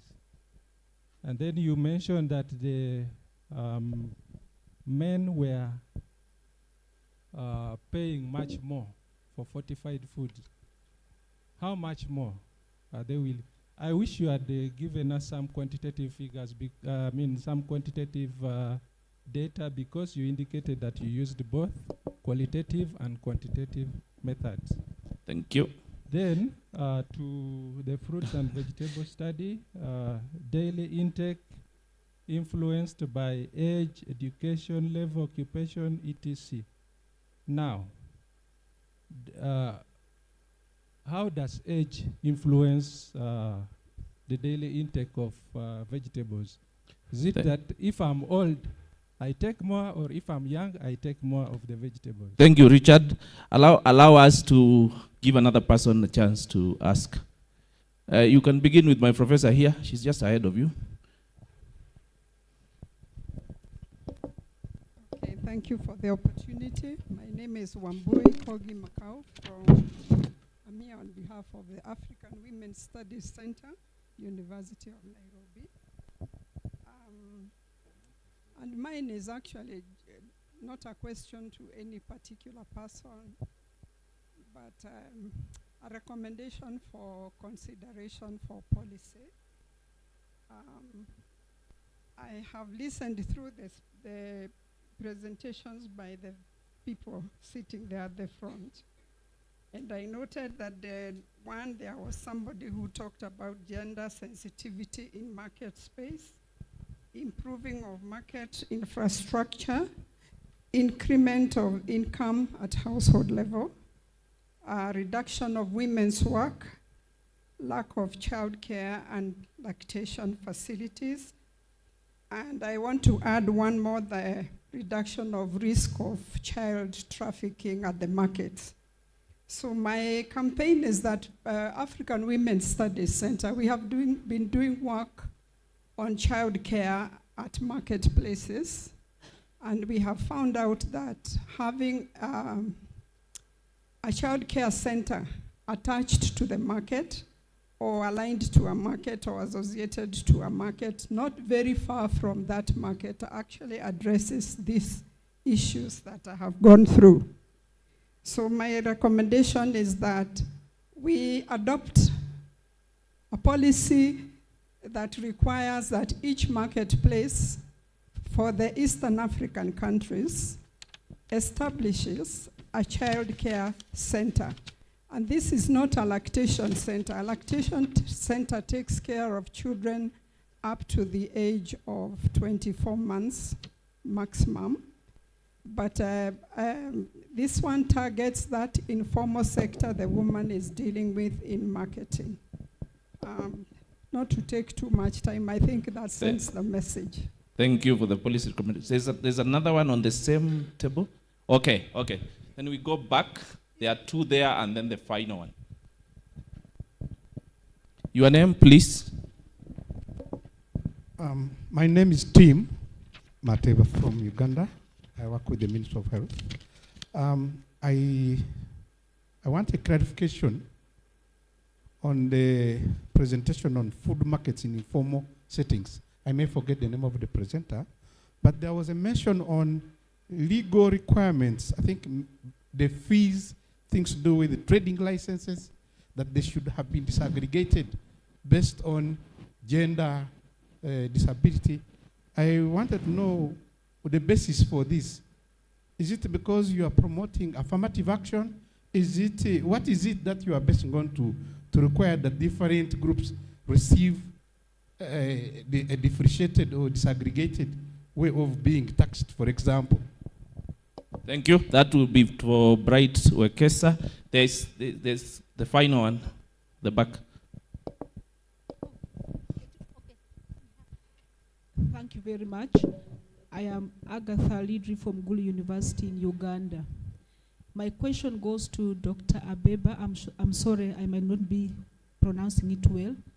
I see there's gender dynamics in food, nutrition, and market. Did it interest you to establish the power dynamics and decision-making in the culinary process, family dietary decisions, and even agricultural decision? Who in the household decides on what to eat, how to prepare it, and who eats what, which affects nutrition and diet? Thank you. Thank you. Yes, that's the final one. Hello, I have a question. Thank you. My name is Joseph Opio. I work at Tegemeo Institute, Egerton University. My question goes to Kevin Ouko. And actually, one, it's a comment that really women play a very big role in the fish value chain. So there's no lower value roles in that. So I think that needs to be corrected because all the vendors, about 90% of the vendors are women. And two, on gender barriers that you mentioned that women also have very little to do. The trend in the fish value chain right now is that we largely rely on caged fish. And quite a number of women, through women groups, have invested in cage farming. I know some activities are also done at night, and that may be the problem why they don't participate quite a lot in some of the activities. Like fishing or for mena, daga is done at night, and you don't expect that. So it is the risk associated with the activities in fishing, fish value chain, that limit their participation, especially on fishing. But in terms of their role in the fish value chain, they have very prominent roles. Thank you. Thank you very much. Yes. I think we will start with the last. So the last question was for Kevin Ouko on the fish value chains. You have 2 minutes. Okay, thank you. Thank you. I think he has mentioned that that was a comment. He's trying to say that in our study we did find that, of course, we didn't mention that there is low value chain node, but we mentioned that probably there are norms that restrict women from engaging in fishing activities, especially within the lake. And so this might bring in the issue in terms of accessibility. Of course, women are not allowed. There are norms that restrict women from going fishing, especially maybe owning boats and even fishing itself. But in terms of the value chain, in terms of the market, our study actually found that women are the ones mainly involved in the marketing node. They're the ones involved in terms of selling at the roadside, at the kiosk, and even at the BMU. They're the ones who fetch this particular fish to the market. And so their role are prominent in terms of trying to bridge the value chain gap of access. Thank you. Kindly pass the mic to Abebo. Yes, there was a question from Martin. No, Agatha. On gender dynamics. Thank you.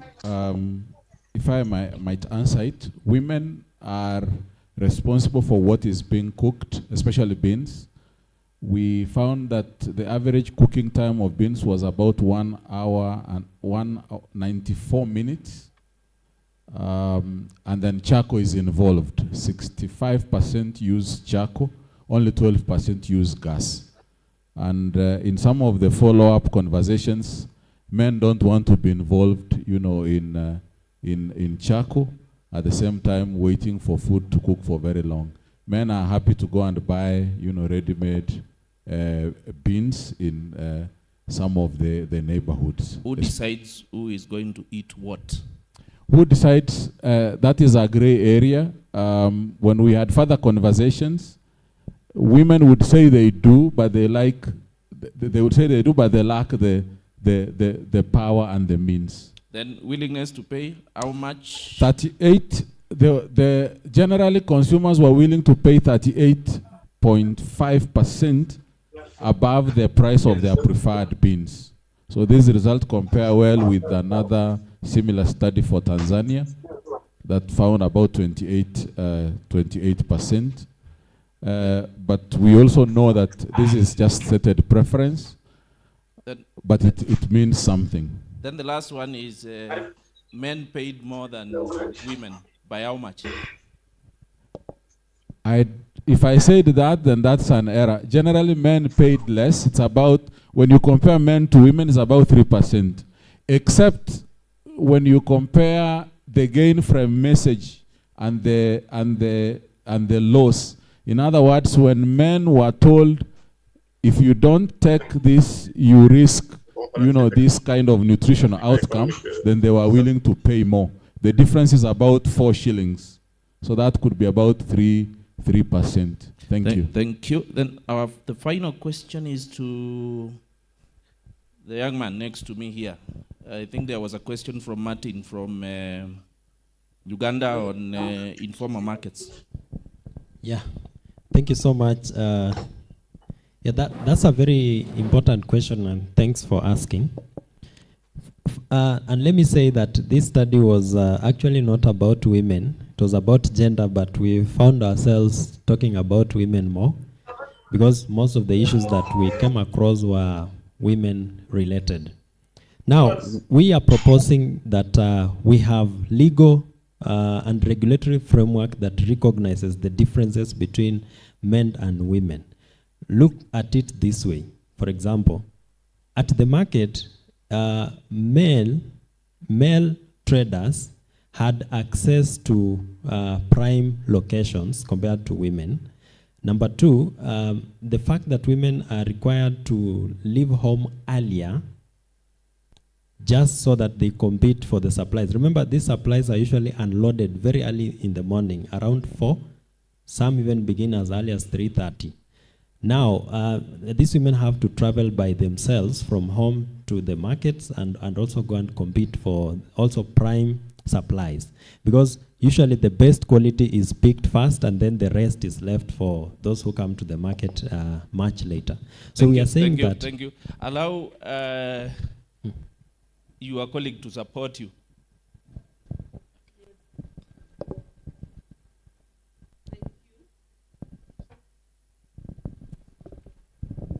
Yeah, just on that question about legal fees at the market, I think what needs to be done is fairness in terms of the infrastructure that the traders have access to, so that if you have a stall that is at the front of the market, then you pay more. If you have access to water, then you pay more. So this needs to be looked at fairly so that the taxes are related to the services that the traders get, whether female or male. And then it will take care of the women who are not accessing services at the market, but also stalls that are profitable. Thank you. Abule, what do you think of the policy recommendation by my professor? 1 minute. Which one? Which policy recommendation?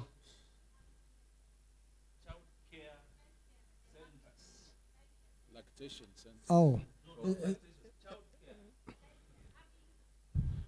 Yes.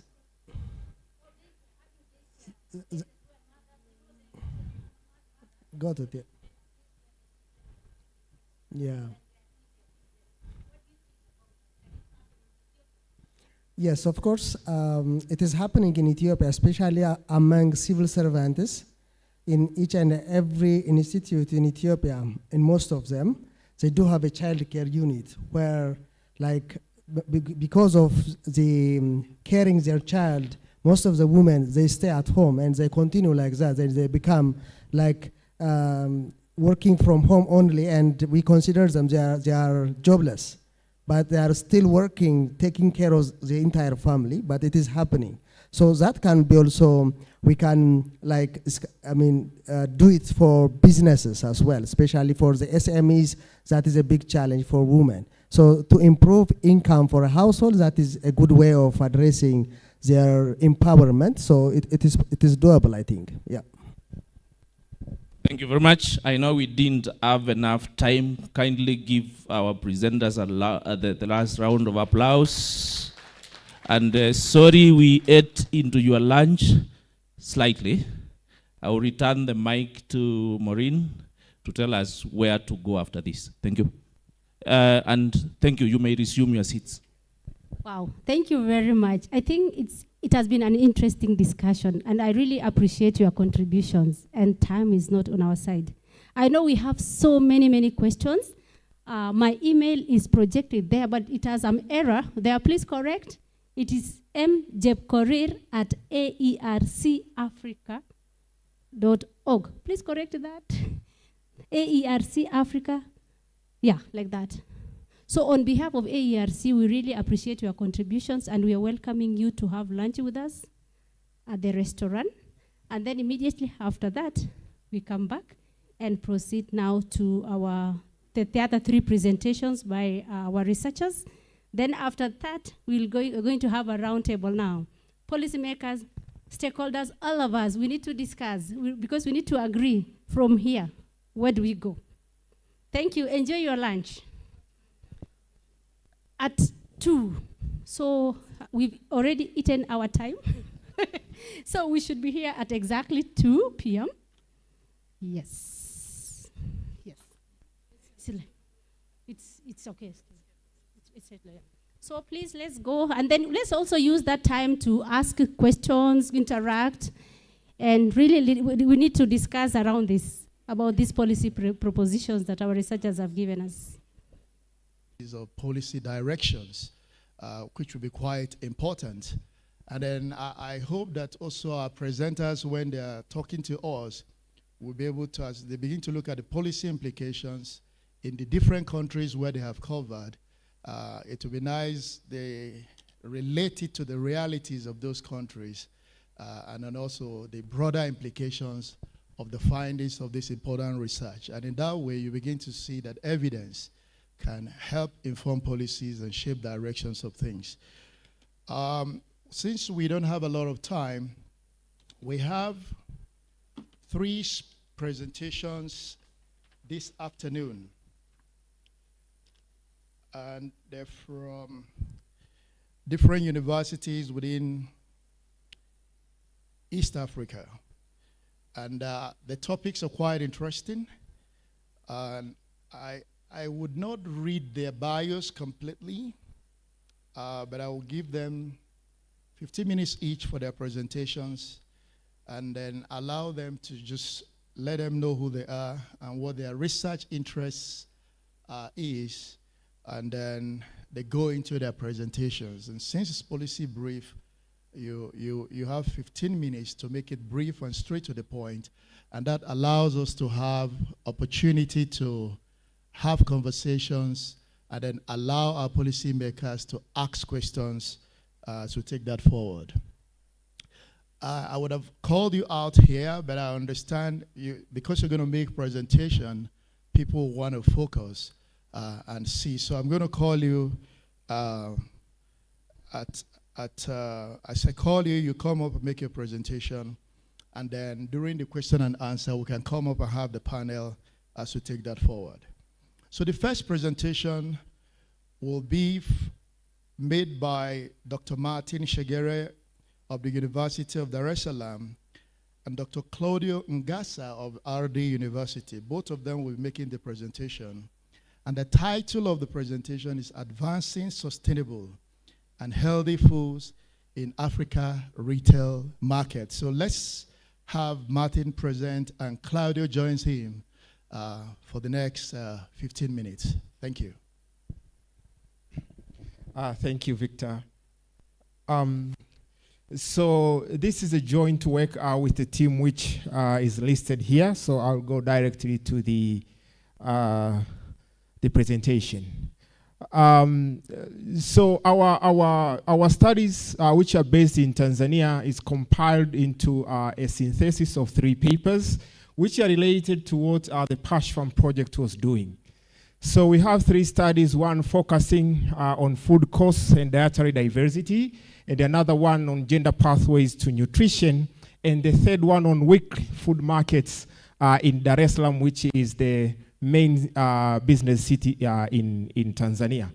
In a nutshell, our studies show the evidence which highlights how affordability, gender, and market structure can shape nutrition, and they come with policy recommendations which emphasize the need for cross-sectoral, integrated, and gender-sensitive food system policies. So the first paper comes from the fact that we are observing high levels of malnutrition in Tanzania, but frequently we are facing cases where we have price volatility in terms of food, but also consistently observing that the price of health foods is above those which are considered to be less nutritious. So in this study, we used the Tanzania National Panel Survey, the 4th and the 5th WERFs, with almost 2,500 households. And we were guided by the food-based dietary guidelines of Tanzania to construct 3 variables which would indicate the dietary diversity consumed within the household. So the food-based dietary guidelines score, the food consumption score, as well as the household dietary diversity score. And then we calculated the cost of a health diet per day within a household per individual, and then we were able to simulate it to get the cost of that health diet in a year. And then we looked at also the individual food prices and how this would affect the consumption. So in terms of findings from this first study, first we observed that our consumption in Tanzania are dominated by cereals and starches, and most of these are not that much rich in terms of the nutrients. But the animal source consumption is declining over time if we observe from the 2 survey webs. But also the consumption of fruits and pulses remain infrequent to meet the dietary recommendations based on the dietary guidelines which we have.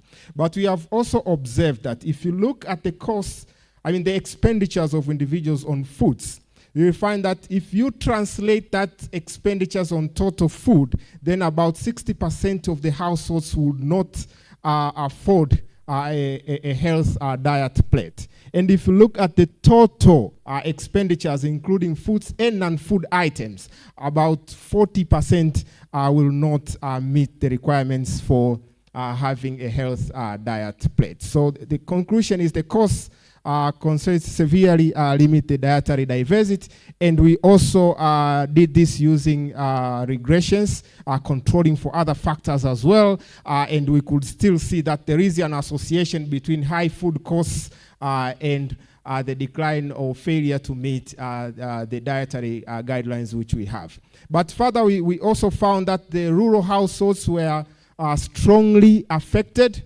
negatively by the rising costs compared to urban households, which seem to be having almost negligible effects. So these highlights tell us that there is a need for having location-specific interventions, which would ensure that even the rural households where agriculture is mainly practiced also can afford health diets. In the second paper, we looked at the gender pathways in nutrition.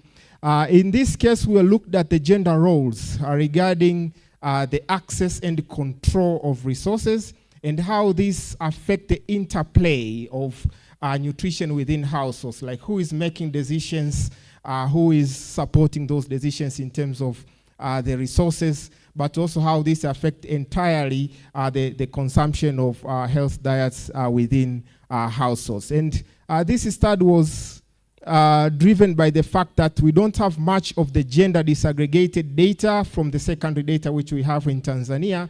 So we decided to go into the field and collect this information. And we collected it from 3 regions, which were chosen based on the levels of malnutrition. So we have here one of the region where we have very high levels of malnutrition, somewhere moderate, and one which has low. And then we also had focus group discussions and key informant interviews to try to explore and dig deeper in getting this qualitative information in terms of what is happening within the households. Our findings show that women are the ones who are actually more involved in terms of preparations of foods within the households, but unfortunately they lack resources to act on these decisions, but also they are not much involved in making decisions which are related to resources within the households. We also found that it's women who are mostly involved in the nutrition-related training as compared to men. And so we also showed that households could not meet sometimes health dietary requirements because of simply these interplays between who owns resources, who is making decision, and who is actually involved in terms of preparations of food within households. But we also found that the kind of economic pressures which the households meet in their daily lives and related to who is making decisions and who owns resources could also lead into the gap which we see in terms of nutrition. So I will take this to the next presentation, which my colleague is going to present. Thank you. Thank you so much, Martin.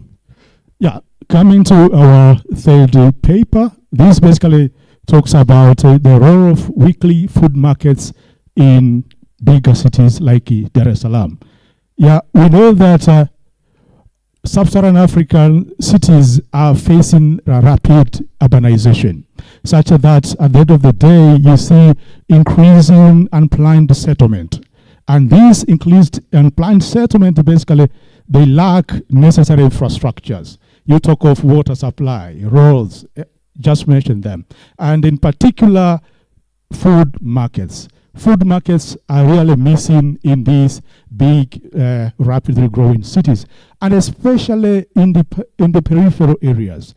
In the peripheral areas, you see lack of food markets basically brings a bigger challenges towards obtaining nutritious foods to the households living in these particular areas. And the weekly food markets now, they have emerged as an alternative outlet towards supplying foods in these particular peripheral areas. And you see, much as these weekly food markets, they are very, very important. They are really crucial in terms of supplying nutritious food, but they are not documented. There is limited research attention towards these informal weekly food markets. And basically by weekly food markets, we are referring to this revolving market. You see, like they operate here for Monday, then the next day they go to another location, so they keep on revolving around these peripheral areas. And you see a typical vendor may be participating in, on average, four weekly markets in a week. And so basically we wanted to, first of all, map and to locate all the weekly markets around Dar es Salaam, and then to assess their contribution towards provision of healthy foods in urban peripherals. And then in terms of our methodology, we used the Turner framework to interrogate our objectives. Therefore, the study areas Dar es Salaam, as I said. So in terms of data, we collected data from 31 weekly food markets. And then our analysis, we conducted both spatial analysis and a statistical analysis, including descriptives and other advanced econometrics. Coming to the results regarding the spatial distribution of the market, you see around the blue round, this is close to the CBD. You see really the blue dot, which represents the permanent markets, they are really lacking. And you see the red dots, they are across everywhere in the peripheries, meaning that they are saving a lot to supply food to the people living in the peripheral areas. Regarding the characteristics of the food markets, I want to skip this in the interest of time. So, the contribution of the weekly food markets towards provision of health foods. You see, in terms of availability, weekly food markets, they are highly supplying high diversity of foods. For example, on average, 9 food groups could be found in these weekly food markets if you are using the FAO food groups classification.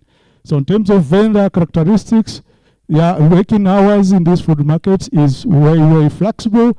One of the challenges that the market environment is not very well, the market environment is not good, and therefore some hygiene and food safety issues may be noted in these particular markets. So in terms of accessibility, the weekly food markets, they contribute significantly towards increasing access to foods because they are just found along the roads, close to the homesteads, and therefore, when we asked the buyers in terms of their rating, they rated very high accessibility of foods from this particular market. Along with affordability also, the weekly food markets, they do offer a reasonable price when compared to the permanent food markets that we all go to buy foodstuffs. In trying to come up with a conclusion of all the 3 papers, you see that food affordability, gender inclusion, and these weekly food markets, they jointly shape the nutrition outcomes in Tanzania. And rising food costs reduces diversity, and again, the problem with limited access to women's limited access to resources do hinder availability of the capacity of the women to act on nutrition knowledge. And again, the weekly food markets, we see that the critical points towards accessing diverse food supply, especially in the peripheral areas. So I just want to take you to the policy recommendations. So we want to recommend that there's a need to improve affordability because we have seen the cost of health society reduces the uptake of nutritious food. Then there's a need to invest, especially in the rural areas, to invest in infrastructure, storage, and supply chains so as to enhance availability of food, nutritious food in these areas. For example, coming up with nutritious sensitive social protection, offering school feeding programs and the like.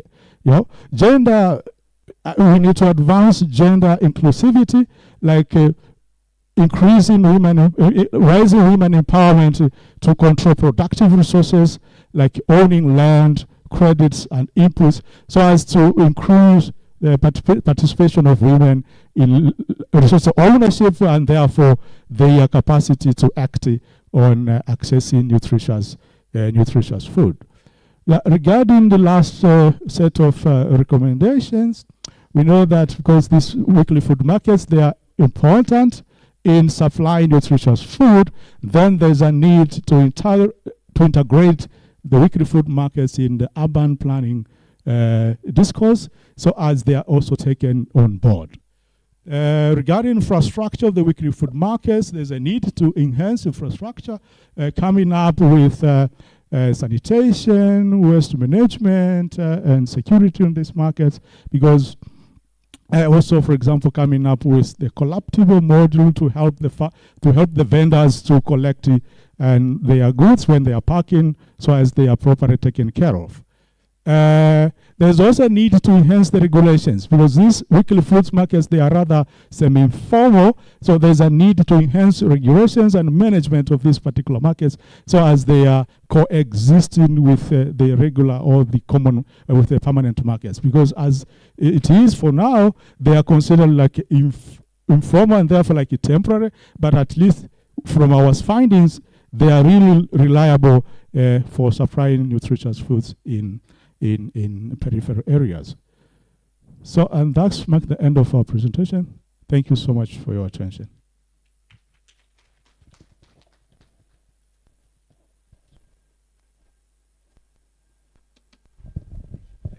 All right, thank you very much. Let's give them another round of applause, please. You know, it's so nice to see that these research findings are based on trying to provide a lot of clarity on the dynamics of the food environment in Africa. And you can see from this presentation that there are cost issues. There are issues around the roles of women and gender considerations. But also, food systems infrastructures are quite important if we're going to address the challenge of nutrition sustainably. That our local markets are quite important, but they need to be more supported through governance and the right set of infrastructure. I'm sure the next set of presenters will throw more light on this as we begin to engage in discussion on how to leverage the findings and opportunities presented to improve food and nutrition security in Africa. The next presenter will be speaking on enhancing Uganda's food systems, policy options for rural household nutrition and inclusive urban market governance. And it will be by Dr. Rachel Namulondo of the University of Busitema. And you have your colleague Rachel, or you're presenting alone? Okay, and this work was done alongside with Ms. Nisima Rachel of Kiambogo University. Let's welcome Rachel to the podium, please.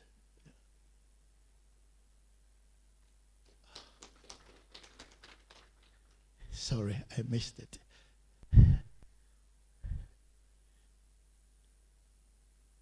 There are two Rachels in this presentation, and it's one of the Rachels. Thank you.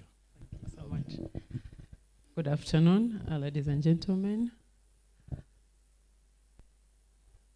My name is Rachel Ninsima, and I am from Chambogo University. So our presentation is a merger out of two projects, they've said. One was majorly focusing on the rural market environment, and then the other one was focusing on the markets in towns of Kampala and also in Wakiso districts.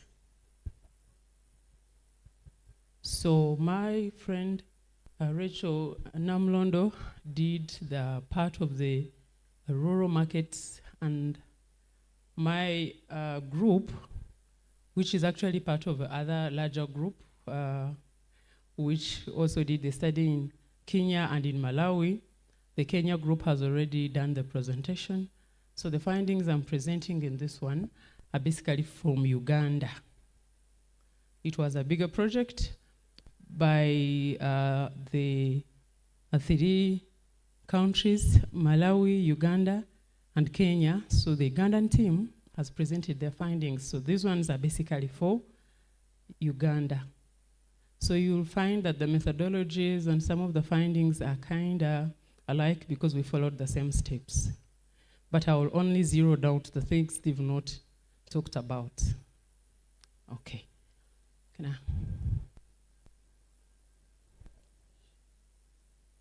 Should be this one.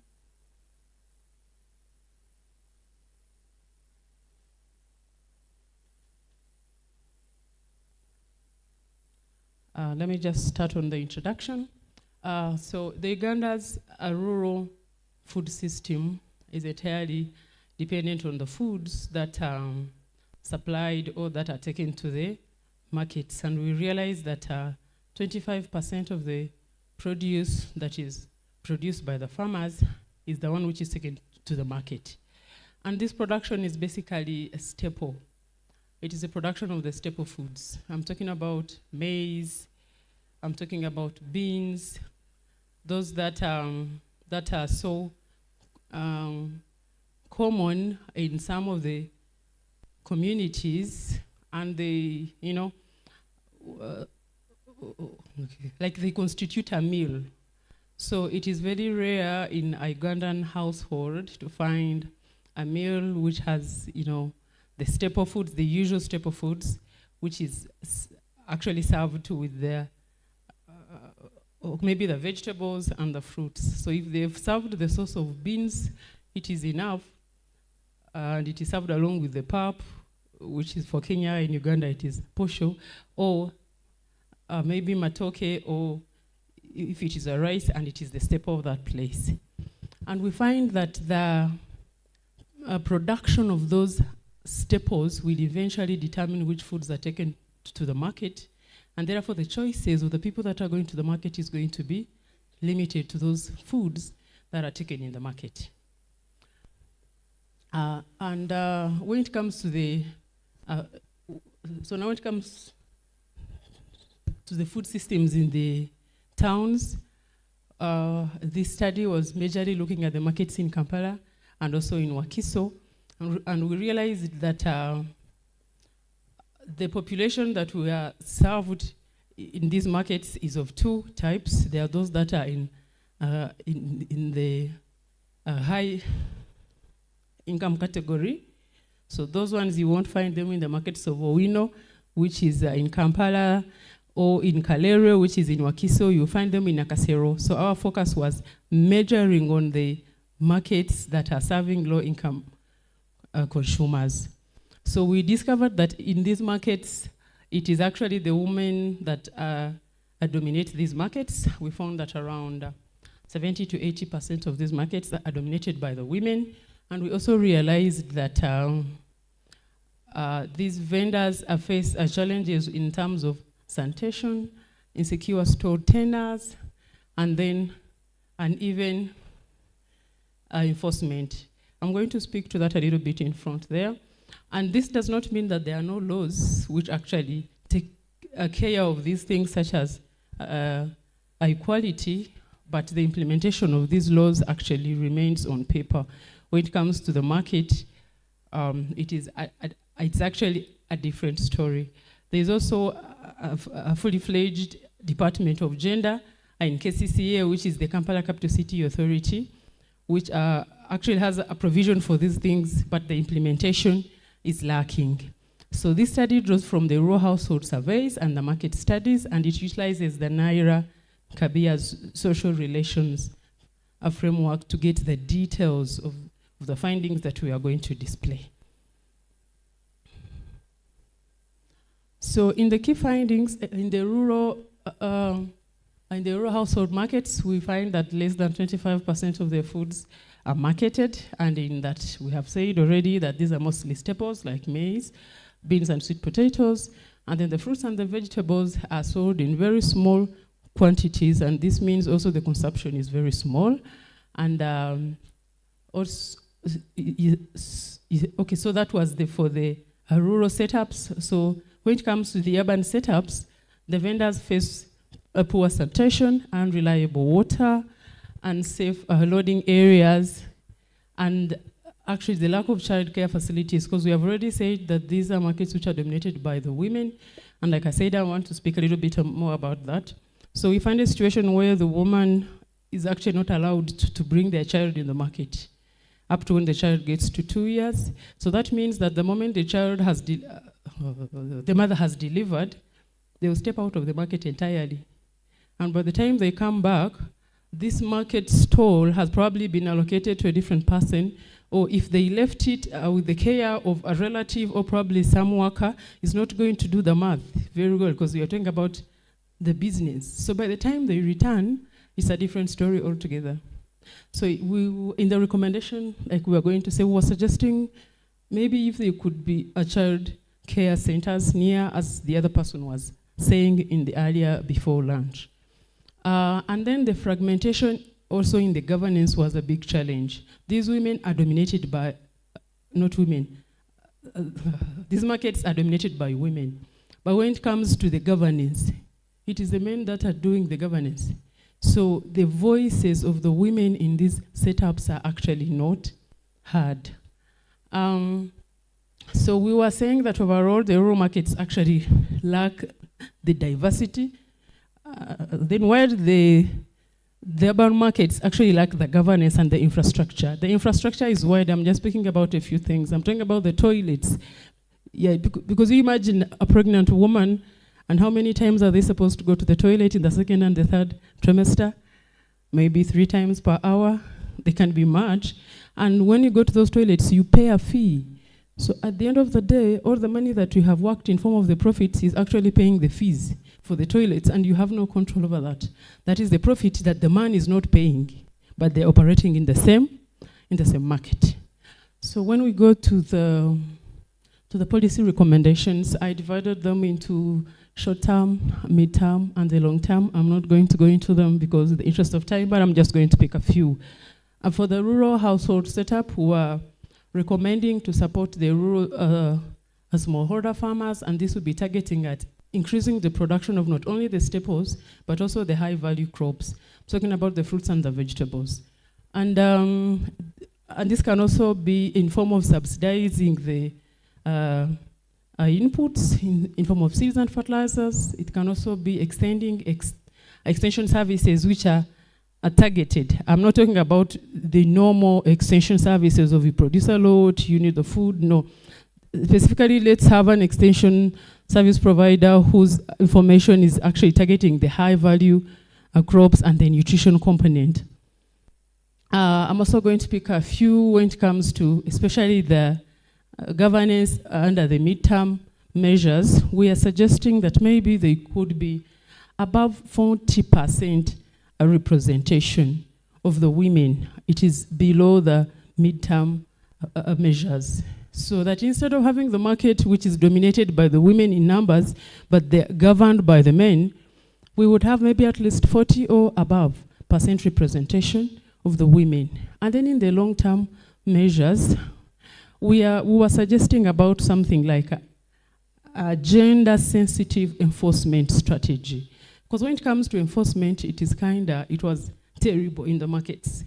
You know, somebody is pregnant, maybe 3 months or 4 months, so you're not seeing the pop-up. But when there is an enforcement happening, these people are lifted the same way, you know, the same way they are lifting the men, they put on trucks. KCCA, it was kind of difficult. So we were suggesting if there could be a gender-sensitive way of enforcing these laws. You know, my friend was asking that how can the licensing be gender sensitive? It can actually be gender sensitive if we have the people that know how to make it gender sensitive instead of having the men that do not know how to suggest those things. So we have the recommendations, but how can they be put into consideration? What do we need for these implications to actually be considered? We need a strengthened level of coordination, because we're not going to have one body to do the recommendation. So we need these bodies to come together. I'm talking about the national ministries. I'm talking about the Ministry of Agriculture. I'm talking about the districts, KCCA. I'm talking about the Ministry of Health, because when it comes to the safety, I didn't go into those details. You'd find food displayed on the ground, and when it rains, you don't want to be in those markets when it rains. It can be terrible. Yet those very foods are going to end up in the tables of the low-income consumers. You don't have that picture because you know the fruits are supposed to be washed, refrigerated, blah, blah. But the people we were talking about are the people that will pick the mango and eat immediately.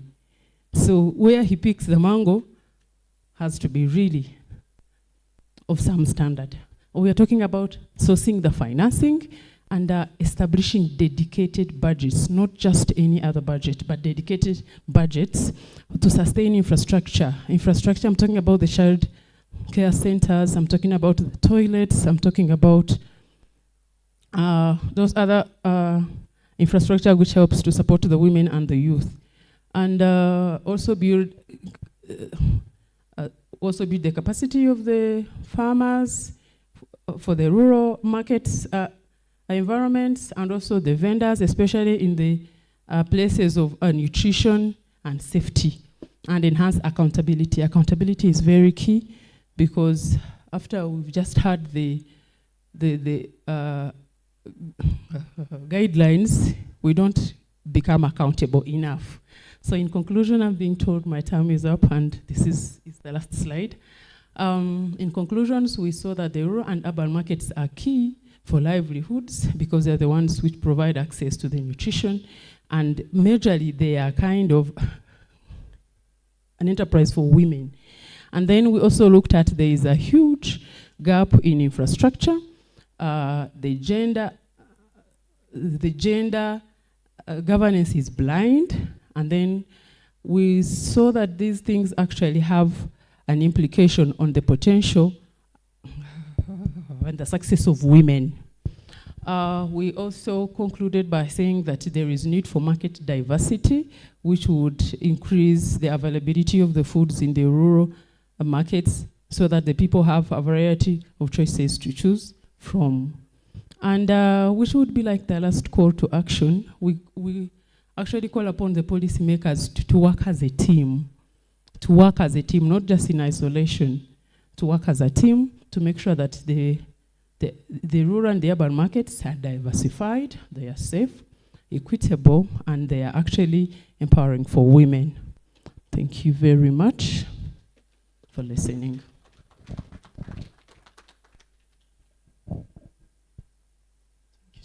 Let's clap for Rachel, please. Extremely useful findings.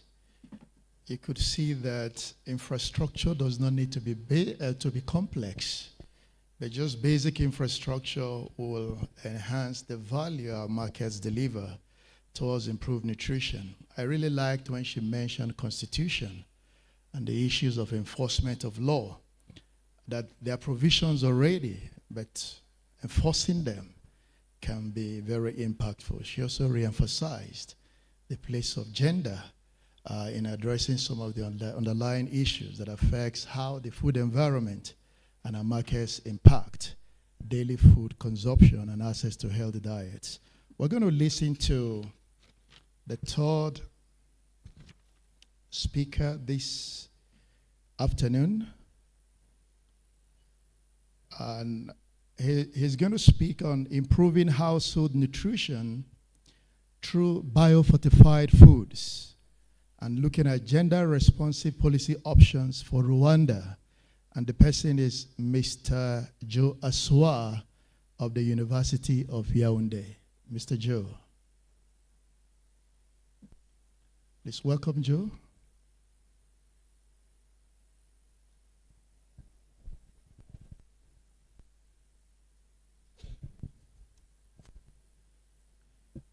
Good afternoon, ladies and gentlemen. Very pleased to be here to share our findings from a project which cut across actually two countries, Rwanda and Cameroon. Just maybe a little correction. My institutional affiliation is the University of Buea, please, not University of Yaoundé. Thank you. So this project actually, like I said, cuts across two countries, Rwanda and Cameroon.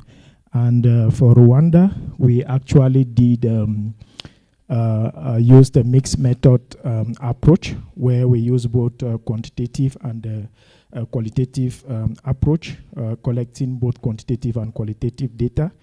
And out of that data, we're able to curate 3 papers.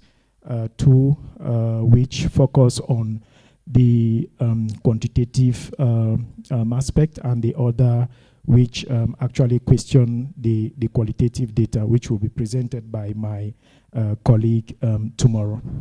So the policy brief is titled Improving Household Nutrition Through Biofortified Food, Gender Responsive policy options. So we sought to examine the food environment through a gender lens, and the other team members are listed herein. So this is the outline of the presentation. We begin with the key takeaways from the results. The first is to promote target nutrition education. That is which target not just men but also women as well. In this way, I think this will increase, go a long way to increase not just the demand but also the consumption of this nutrient-enhanced food. Because one important highlight that comes out from this study is the fact that biofortification actually is one of the major agricultural intervention programs of the Rwandan government. But however, what comes out from the interactions and the study we did was that the uptake, specifically the consumption of these nutrient-enhanced food, still remains very, very low amongst the population, especially amongst women as well as children, often considered as one of the most vulnerable groups. To also improve on the nutrition aspect, it's also very important to also consider gender responsive policies within the food system in order to address some of these cultural norms and gender disparities which also exist. So it's important equally to address issues related to economic access, because at times access is not just only about the physical access. It could be access or available physically, but not being able, consumers may not be able to access it economically. So programs also that probably provide various income support initiatives will be very important. And equally scaling up or intensifying nutrition information about the product also can actually enhance the consumption of this nutrient-enhanced food. So we focus on two food products, that is fortified maize flour and biofortified beans. And the reason here is because these are actually considered as staple foods in Rwanda, with Rwanda also having one of the highest per capita consumption of beans in the world. And biofortification from the literature suggests that it can actually contribute to food security as well as address the triple burden of malnutrition, especially amongst women and children. Here we try to highlight the need for biofortification, and probably could be one of the drivers of the introduction or this type of intervention in most countries, including the case of Rwanda. So it addresses issues related, of course, to vitamin deficiency, also issues related to the cognitive attribute impairment, as well as contribute in reducing maternal deaths, because it's very important for pregnant women, because we also focus, one of our focus was equally on pregnant women as well as lactating mothers. So biofortified crops actually, they are high yielding, have good taste and quality. Is also a sustainable, they are also sustainable in terms of production. They are stable year round, meaning also they are resilient to an extent, and they also target low income households. And reason also, when we come to the our data, the data was actually collected in 5 administrative provinces in Rwanda, across 9 administrative districts. So as mentioned, malnutrition, it still remains a perennial problem globally and particularly in Africa, taking the case of Rwanda. Hunger also remains a global issue. And for that reason, several approaches have been taken by the government in order to address this triple burden, including this specific agricultural intervention policy through the introduction of biofortified food products. We looked at focus on intra-household dynamics and the willingness to pay. Intra-household dynamics, here we're questioning issues of decision-making within the household between men and women. We're also looking at issues related to gender dynamics, that is the roles played by, the members of the household. So other factors, of course, may influence nutrition and health outcomes, such as cultural norms, such as also information of nutrition information, as well as the attributes or physical attributes of the product. Equally entrenched gender barriers and masculinity also can affect nutrition within households, with women and children often disproportionately affected by this. So the study objectives was to provide insights into how these intra-household gender and power dynamics can affect spouses' willingness to allocate productive resources and purchase also these nutrition-enhanced products like the maize flour, the fortified maize flour, and the biofortified beans for our case. Already I talked about the data collection. So this represents the methodology snapshot. We collected the data from 5 administrative provinces across 9 administrative districts in Rwanda, with focus on informal settlements. Key findings generally demonstrate a higher willingness to pay for the fortified and biofortified food, with women showing higher willingness to pay when they have 1 or more under 5-year-old children within the household, and also when they are able or when they have higher income power than their spouses. And also to equally emphasize is the fact that the rise also in women's intra-household income tends to increase also their willingness to pay for the biofortified food, for the children within the household by an average of 157 Rwanda franc. Women also play a very crucial role in terms of control of resources, that is looking at the gender dynamics, and also regarding food-related decisions such as food purchases, because we realize that through the data we collected that the women actually have an upper hand in terms of deciding on what food to purchase, and also in terms of also preparation, as well as who gets what or how that food is also consumed within the household. On the other hand, men tend to show a dissonance to nutrition and are often unwilling to pay for nutritious food, even when they have higher income power than their spouses. And the results equally show us that there's usually a disconnection between nutrition and masculinity, with men often tend not to allocate monetary resources to their under 5 age children. Their involvement also in decision making often also leads to lower willingness to pay for the fortified and biofortified food.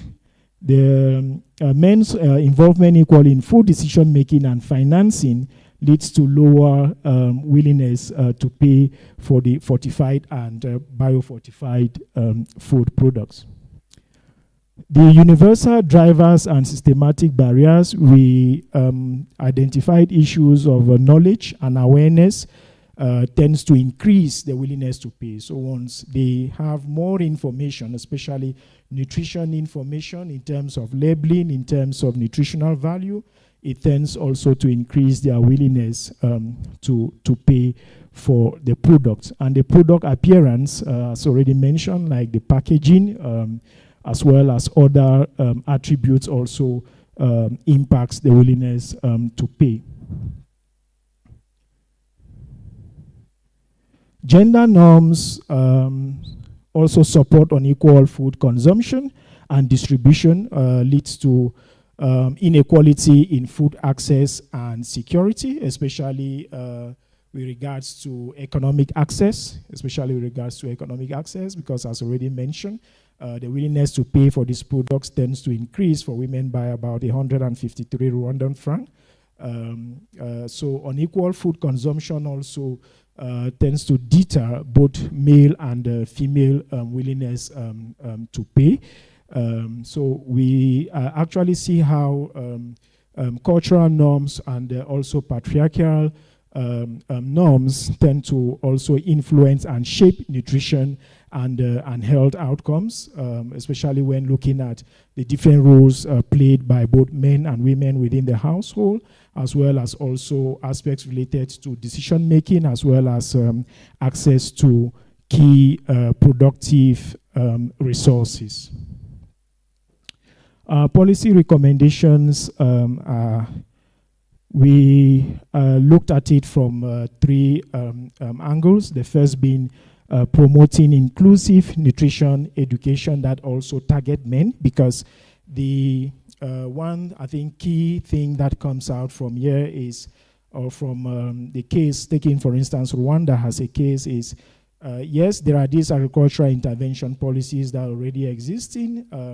However, the most of these policies are often target more the women than the men. So we are advocating for an integrative approach, or an inclusive rather approach, which also considers men, within these programs, because involving men, I think, increases the probability as they become more aware in terms of not just awareness, but also information regarding nutrition, as well as health outcomes within the household. Our second recommendations focuses on gender responsive actions and programs, which could be or should be intensified and also extended within the food systems, ensuring that nutrition outcomes at the household are equally shared to not just those probably in the urban centers, but also those in the rural areas. And reason why we looked at informal settlements both in the urban as well as the rural areas. So these also should be considered. Focus should not be only on those living in the urban centers. So we advocate for nutrition programs that actually could extend to target equally these peripheries as well. Thirdly, enhancing economic access and the promotion also of biofortified food is very key.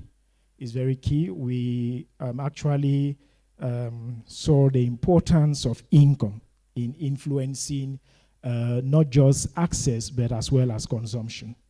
When especially for women, when their income increases, there is a high levels or their levels of willingness to pay for the biofortified products also increases. So meaning they are able to allocate more of that, or household, more of the household consumption budget in the purchase of these biofortified food products, which often are considered more expensive than the conventional ones. So probably income support programs that could go a long way to, boost the levels of income of households, could really, I think, enhance their willingness to pay for these products as more, or this extra, this gives them, they are able to, leverage on this increase in income in order to allocate additional resources to the purchase of these nutrient-enhanced food products. The next one, we also highlighted the importance of integrating men, as active partners in decision making, especially that relates to food consumption within the household. In conclusion, if you may allow me, Chair, intra-household power dynamics actually influence the willingness to pay for these products. Women, when they have higher economic resources and decision-making power, they demonstrate more bargaining power and also influence over the willingness to pay. I think that's one of the key highlights that comes out from the study, and the results also offer insights into the gender dynamics and nutrition-sensitive interventions that can actually reduce the triple burden of malnutrition, address issues of maternal health, and as well as malnutrition in low-income country contexts like Rwanda. Call to action. Policies should empower women economically and integrate men into nutrition education to overcome these deeply rooted barriers that may affect the willingness to pay. Thank you very much. Asante sana.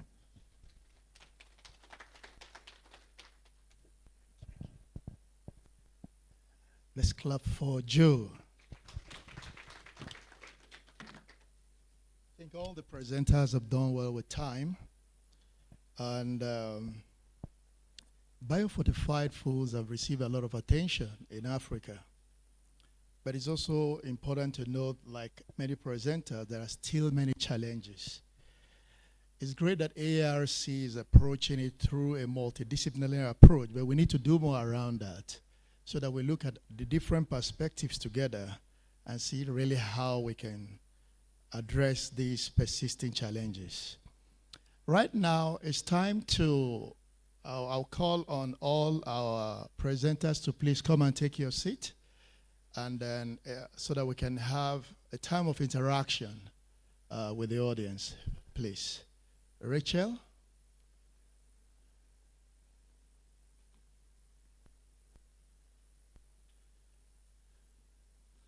All right.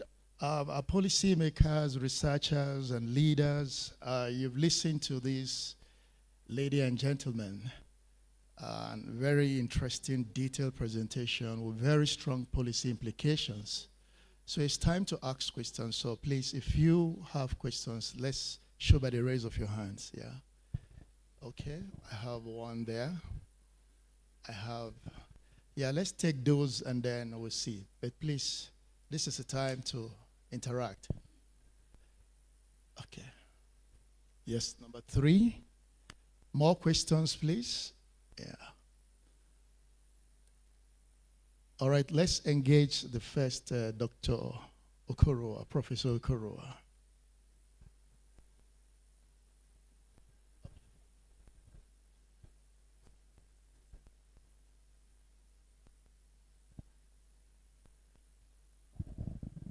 Okay, good afternoon, everybody, and thank you, presenters. Very good paper. I will start from the last speaker and then move on to the first speaker. Just one question for him. Critically, you made mention of gender norms, and the norms are more towards the men. But I didn't see in your policy how you are addressing those gender norms to correct so that men can accept these biofortified foods. Again, I was wondering in my mind, why is there a low consumption? What is really the problem? Is it that the people are not educated enough?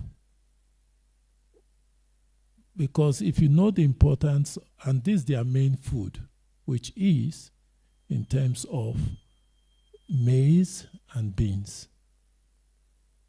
So if it is cost, then how do we make sure this cost? Because you are looking at willingness to pay. Even with that willingness to pay, will they be willing to pay? We need to address these issues critically. I'm saying so because of policy. Because you'll be asking the Rwandan government to do some things to ensure that these people take this because it will be better for them. Now, moving to the first presenter.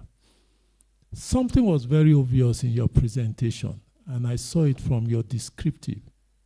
You said non-nutritious food are more expensive than nutritious food. I saw it in the description. So, and it came up again in your econometrics. So I said, that's the obvious. It was still stating the obvious. So what is it that can be done? Why are people preferring non-nutritious food? Because the demand is what is causing the increase in price, right? As against nutritious food. We expect nutritious foods such as milk, egg, and the rest to be more of higher prices than your maize and the rest. So why are people? And then if that is the case, so what's the policy to direct people to now catch on this cheap price? Because this will help them, enhance them better than going to the non-nutritious food. Thank you. Can I ask a question as a rider to that? Good afternoon, colleagues. My name is Florence Mugo. I work with the Ministry of Health, Division of Nutrition and Dietetics. And my question goes to the first presenter. And I also saw an obvious finding that alluded that women has less say when it comes to decision making in their households. And that being a finding, we have a lot of data that is backing that information. So I was wondering, what is it that we don't have policies in place? Because from the meta-analysis that we have already, we have policies that are geared towards addressing that gap that has been over and over again being repeated. So my question is, what new are you recommending so that we can do things differently instead of us talking about the same finding over and over again? But what is that needs to be done, especially in Tanzania and also in our region? Because even in Kenya, it is almost the same situation. I hope you got my question. Okay. Thank you very much, presenters, for your presentation. My name is Lilian Kirimi, Tegemeo Institute of Egerton University. I have a question for the presenters from Tanzania and a comment for Rachel and her team. So for the Tanzania case, it was interesting to see the role that the weekly markets play. You said clearly that they increase diversity in foods, accessibility to food. But I thought, I was wondering whether you included not just the permanent markets and the weekly markets, but the other local markets we see springing up every day. The local vendors, retailers that you find in the estates, in towns that show up in the evening, but in the mornings you don't find them. And I was wondering, what role would those kind of markets play in diminishing or moderating the effect of the weekly markets in improving accessibility and diversity of foods. Then a comment for Rachel. Your work targeted issues of market governance, and we've done similar work in Kenya and realized that, governance is a big issue, but I think your recommendation mentioned that we need to include women in governance because we have more women in the markets. But our experience from Kenya is that you may have women in the market committees. I don't know what kind of arrangement is there for the markets you studied, but in Kenya we find women are represented in the market committees. Sometimes they're even the leaders, the chairman, the secretary, but those market committees are dysfunctional. So they don't support what the market needs.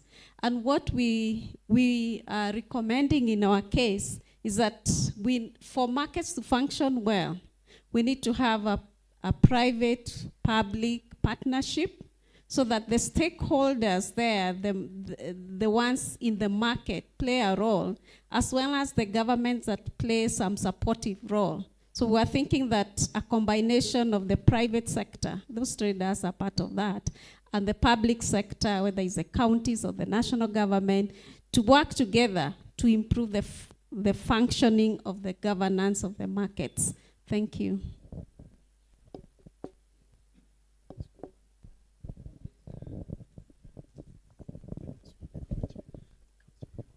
Thank you so much. I also have one question. I'm Paul Kimurso from Egerton University. I'm a lecturer at Egerton Faculty of Agriculture.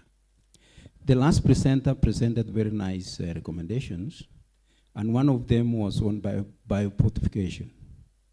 I was just wondering, because we consume quite a lot of cereals, tuber crops, that actually have very low nutrition, generally. So biofortification is one of the ways to go. In Kenya, I think the policy was done and there were some challenges around the large millers. But I think they are trying to do it. I was just wondering, how far is it in your countries? To what extent has biofortification, especially in your studies, did you get products that are commercially and easy to fortify, and they are actually playing the biggest role in food security? Thank you so much. Yeah, the mic has to move to this side now. But do you want to take more? We have 3 more questions on this side. Do you want to answer these, or do you want to take them all? Should I take the remaining 3? Is it fine for you? So you mark your questions. All right, sir.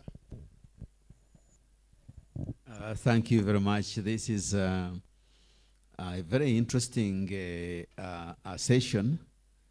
I'm not an expert. I'm just reflecting on some out of curiosity and out of deep interest and respect for the work you are doing. One is on cost as a barrier. So this to everybody here. Do you establish an empirical regularity that cost is the main barrier to nutrition? Because it may be the case that cost is easy to measure and therefore is observable. But nutrition knowledge may not be. Okay. Is nutrition knowledge the main barrier, or is it cost, or both in some proportion? The second follow-up question, this cost relates to the by the way, I in the cost, because I could not think of a clear econometric method that could isolate the other factors and leave cost alone, and that's why I'm asking it. Secondly, on cost, the spatial effects. I like the work on weekly food markets. It was really interesting. And the geographical map of that was also extraordinarily interesting. But what about the prices for similar products at these markets? Because if it was a manufactured product, or even area in other fields where I've applied this work of spatial distribution, like on house prices, is easy because you actually determine the price relative to the city or say to Nairobi, and other prices become cheaper and cheaper for us prices as well. But you see here, the spatial might have a problem because maybe you are looking at relative to where the farm is located, and also at the same time where the city is located. So do you have cases where that map, that weekly food prices, also contains information, weekly location of weekly food markets, location, but also prices in each of those locations? That's an idea, the refinement of that map. That would be absolutely exciting. But well done, you guys. You are doing some serious work here. Thank you. Thank you. I'm Ronald Piri, Deputy Director of Gender Affairs in Malawi. And I was excited with the study on willingness to pay, which the last presenter undertook. I was saying that men are willing to pay for biofortified foods. Now, I wanted to know which category of men is this. Are these road dwellers? Are these well educated? Are these living in urban areas? Are these men who are, what type of men are these? Single, married? Because gender must be very much clear. Because as a policymaker, I ask myself, what program intervention can I make for such a group? And where do I get them? Because if you just make a broad recommendation, it will be recommendation, but it will be difficult to implement. And tomorrow you'll be saying policymakers are not making any action. Well, we are not guided to know which group is this, where are they, and if I'm going to change policy or programs, I must be very clear and must be formed properly which group are this and where can I get them. Thank you. Yeah, thank you very much. I'm Agatha Lidri from Gulu University in Uganda. My first question goes to the first presenter on advancing sustainable and healthy foods in Africa. I am interested to know the community understanding of the term healthy food. Did it interest you? Because you didn't show us anywhere what the community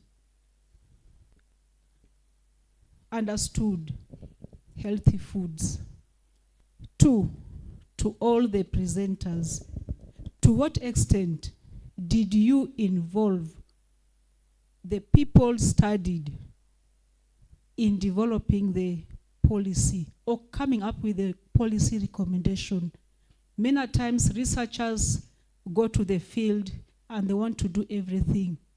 And yet here you are talking about engagement. At what point did you engage the community to make decision or to solve their own problems? Thank you.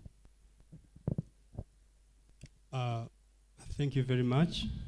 I'm also from Uganda, Mukezi, Israel. On the Ugandan presentation, how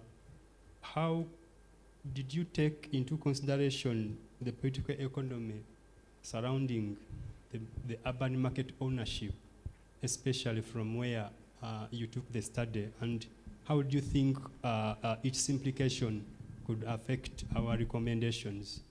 And then the second one is a proposal onto the women's window, whereby I believe it should be linked to a given result-based, like micro-grant. For example, you could tie to something, as you said, women representation achieved the greater than 40%, you said, and then maybe there must be some infrastructure like functional lactation rooms for women, such things that can improve the recommendation.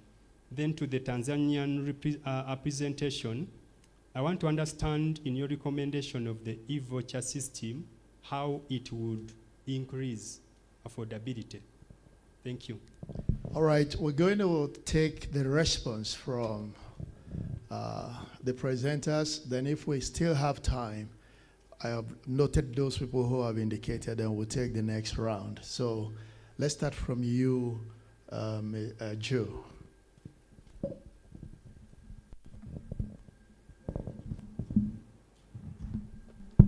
Okay, thank you very much for giving me the floor. And want also to use this opportunity to thank the audience for the questions raised. I'll begin with the first questions, which actually looks at, I think, was asking critically gender norms were looked into. So how did we, or what policy recommendations did we make to address some of these gender norms, if I got that correctly?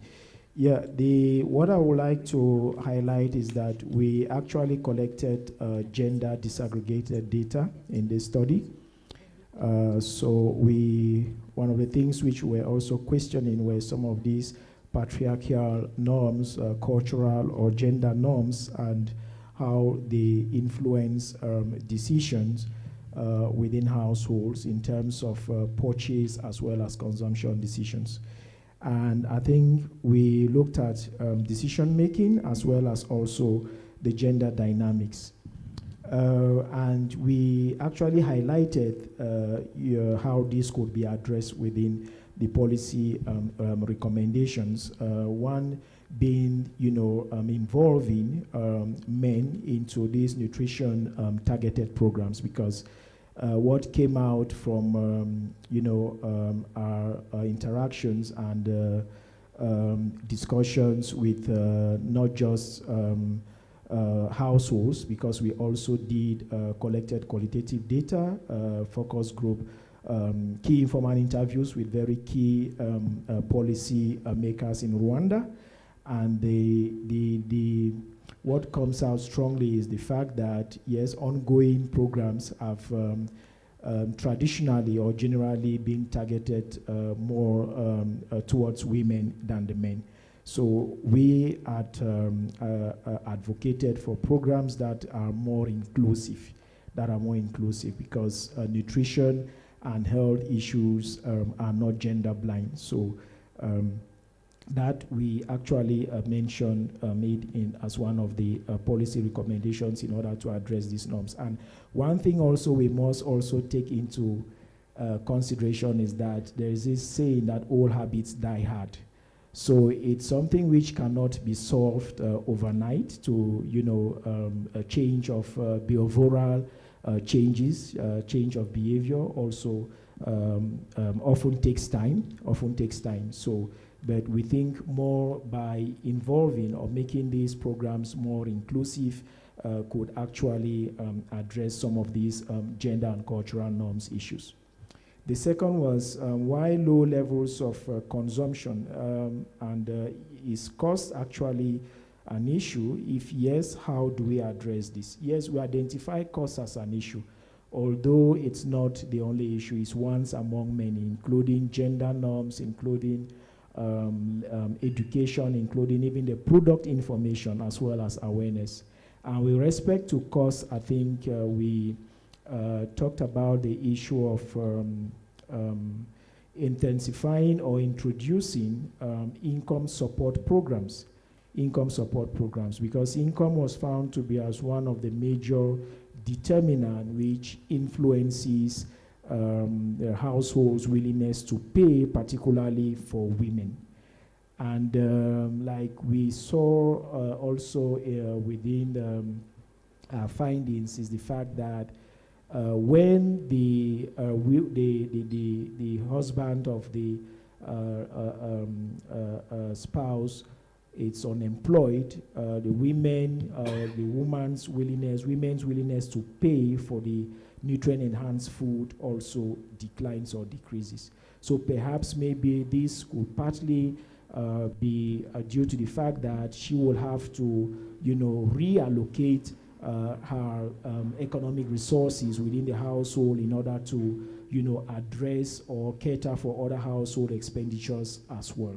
So income as well as cost of the product, because usually these products are often more expensive than the conventional food products within. Yeah, thank within you, the Joe. market. So for the rest of the presenters, please, we allowed you to listen to all the questions, but you may not be able to attend to. So attend to them quickly as you can. Then try to meet again and interact as we go. So 3 minutes, please. Joe, you can round up quickly and hand over the mic. Okay, sure, thank you. So how far, another question was, how far is biofortification in your countries, if I got that right? Like I mentioned, this is a study which was carried out in 2 countries, Rwanda and Cameroon. In Rwanda, it's, I think, one of the key agricultural intervention policies by the government. So focus was on Rwanda for the biofortified food products. Cameroon, we looked at not on the biofortification.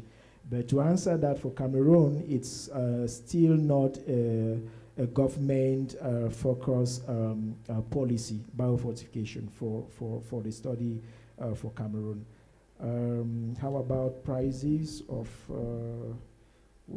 okay, for the men, so what about the men? Where are they located?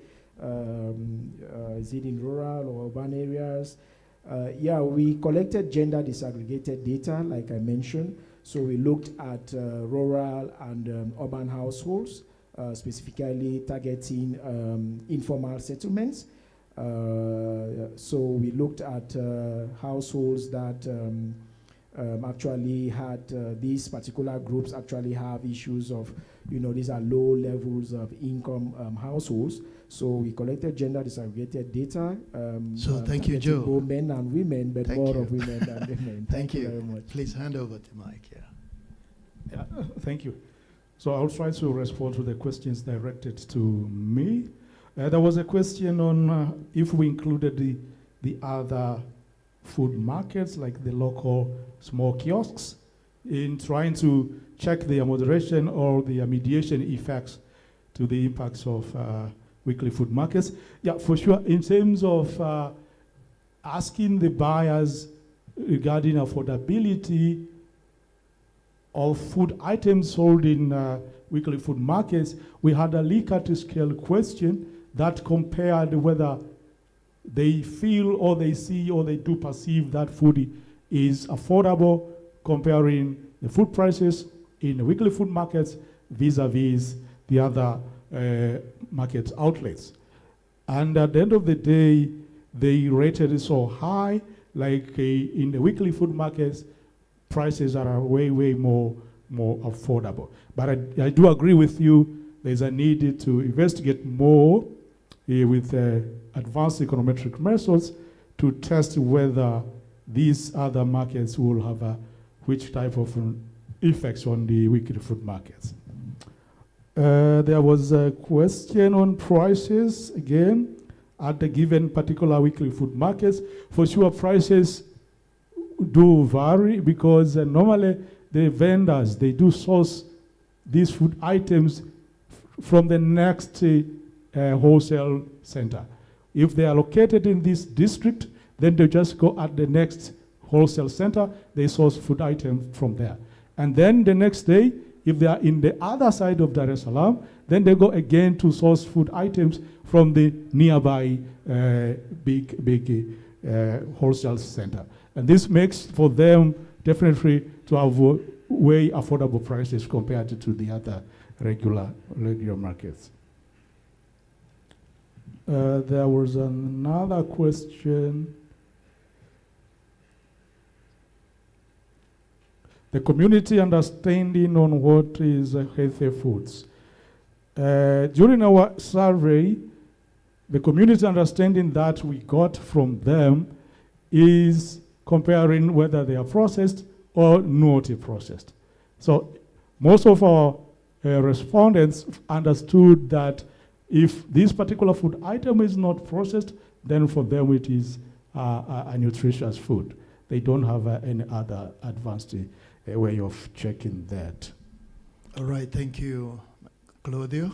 Just to add, there was another question. To what extent did we involve the other community? Yes, when during our questionnaire, we involved the vendors themselves and the association of the weekly food markets and also the local government authorities.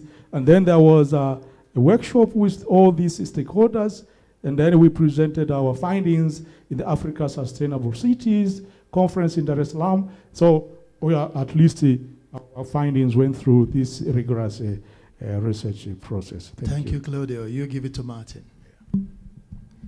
Thank you, Chairman. I think I'm the one who has most of the questions, so if I take more time, please bear with me. But I'll try to go very quickly into the questions, and I will put them in order I think will make sense to me, probably, but also to you. So there was a question on the common understanding of healthy foods. Yeah, I accept that this term or concept could be a bit vague or ambiguous sometimes, just as like when you are trying to define what gender is. But in our case, it was kind of foods which contain most of the nutrients and which tend to be relatively rare. You know, we know that everything is health and everything can be harmful as well. It depends on the quantities. But for example, if we mention of protein-rich foods, everyone understands these are kind of health foods relative to those which are starch or cereals. So that's the kind of definition which we have.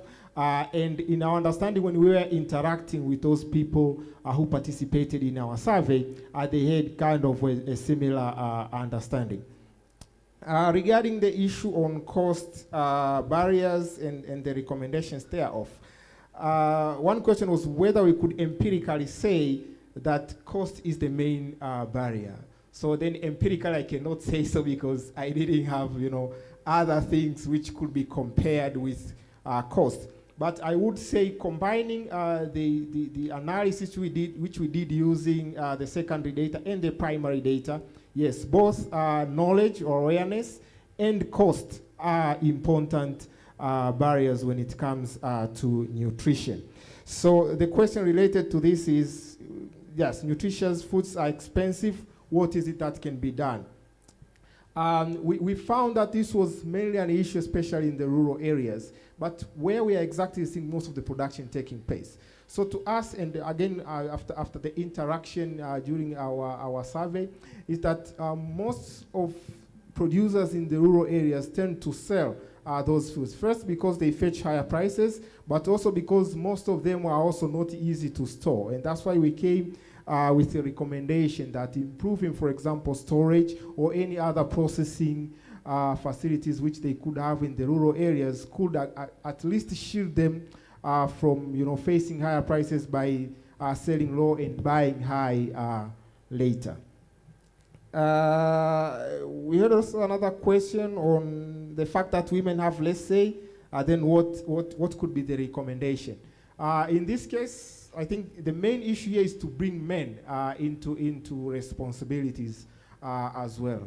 And when we talk about gender issues, I think we should also think of it, it's not in terms of, you know, women being on more of a negative side, but also thinking of men being on kind of a negative side at some point. So we have been having issues, for example, where men do not feel, for example, comfortable doing things which are considered to be, you know, as per our own culture, women related. Going into kitchen to cook, going to buy foods in the markets, going to clinics and so on. So I think there should be that kind of transformation and efforts to make men feel that they can be accepted, they can be considered positive when they are engaged in Thank this you, kind Martin. Thank you, of Martin. issues. Thank you. Give it to Rachel, please. Thank you. Okay, thank you so much. I had 2 questions and one was a comment. And for the comment, I just have to appreciate, because that's a new insight that we didn't have, because we've not yet reached that level. Our major concern was the involvement of the women in the governance. But now that we know that they can be there and not, you know, actually maybe coming up with the actual implementation of the policies that are suggested, we need now to we need to work around what maybe the suggestion that she's talking about, but let's first of all have that involvement of the women. So the second question was on, did I include the community in coming up with the recommendations? And the answer is yes, because the Naira Kabea's social relations framework did not only guide us to identify the gendered barriers, but it also led us to involving these women in coming up with what they consider would be the solution to those challenges that that actually were facing them. So yes, we included the community in those very focus group discussions. Did I consider the ownership environment in those markets? Yes, I know he's speaking from the informed mind, because those two markets where we did the studies are governed by two different entities. One is owned by KCCA, which is a government body, and the other one is owned by the landlords.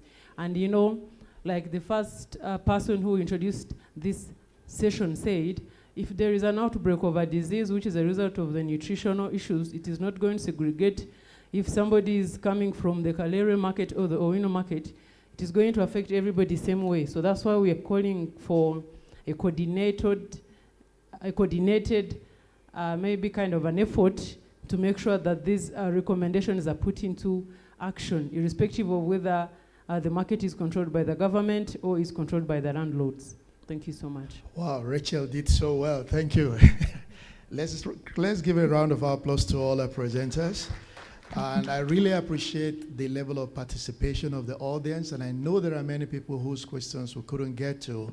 But the nice thing is that after now, we're going to go for coffee break, grab this gentleman and lady, and then let's engage more. But before I round up, you can agree with me that in a continent where 1 billion people cannot afford healthy diet as of today, these studies are very important. You'll agree with me that markets matter, and addressing the fundamental issues that have been raised will be quite useful. Taking policy actions, very necessary. Food systems infrastructure, gender considerations are all quite important. While the challenges may be similar, they require context-specific and location-specific approaches. But I encourage all our policymakers to engage more with our researchers as a forge way to address this significant issue. I want to thank you all for your time, and thanks to all the presenters for your great presentations. Thank you all.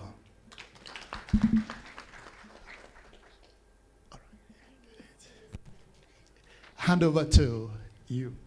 Thank you so much, Prof. And thank you, our panelists. Okay, as they are having their group photo. Yeah, and thank you all participants for your active participation. Yeah. Do you want to join our research? Where is Lanoy? Lanoy can join. Okay. Victor, do you want researchers, please?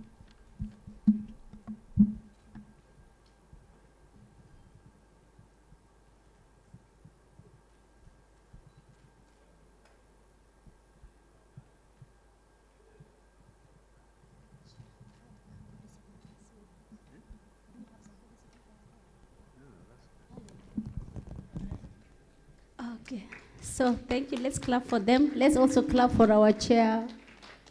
Yeah. So the time is, what's the time? 15:48. I think you've saved us some time. We really appreciate that. So I think we will take a health break, and we will come back now for the policy roundtable. And this is now your time, policymakers. We've been listening to the presentation since morning. As we take our coffee, we have a health break. Let's think about these insights. So we'll now later have our policymakers discussing these insights.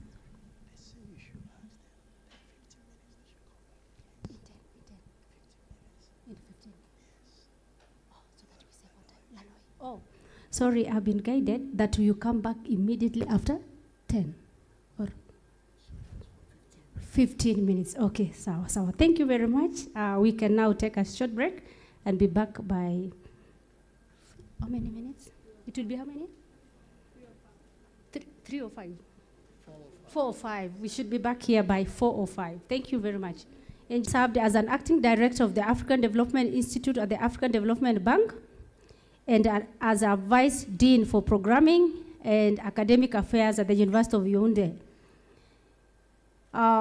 She's it's French here, and in statistics and econometrics. She holds a PhD in agricultural economics from the University of Illinois, and at Urbana-Champaign, and is an engineer in agriculture from ENSA Abidjan. I also want to add that Professor She has been instrumental in pushing for us to really implement PASHFARM properly. She's our chair for Group E, and she's our resource person. And we really appreciate you, Professor, because she never misses any sessions. When we had our reviews or anything about PASHFARM, we could just send an email, she will respond. We really appreciate Professor for that. So Professor, this is your time. Please take us through the policy roundtable. Thank you very much. Karibu sana.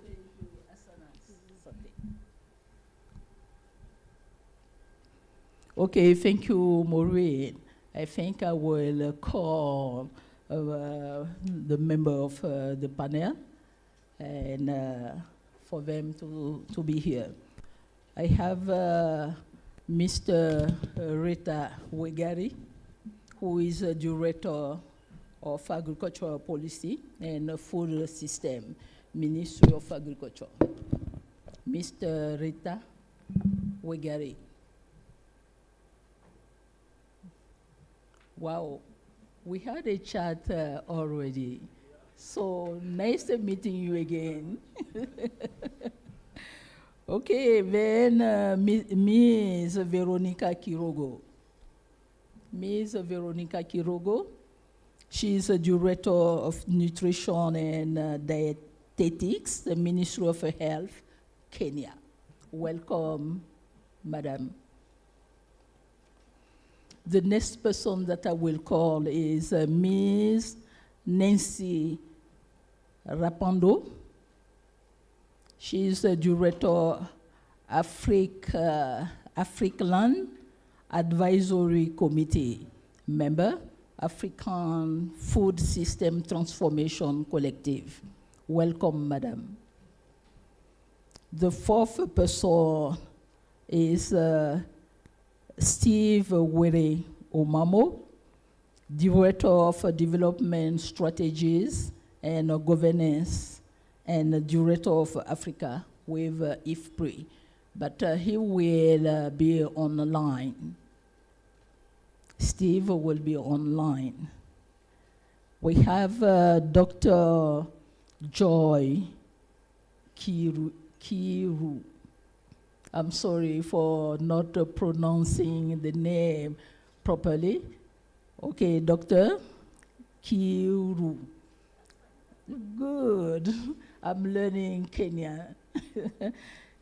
School of Economics, senior lecturer, School of Economics, University of Nairobi, Kenya. And the last person, not the least, is Malcolm Gitao. Malcolm Gitao, intern of the AERC. Welcome, Malcolm. Well, as you can see, this high-level panel is blessed with, the highest practitioners as well as academics.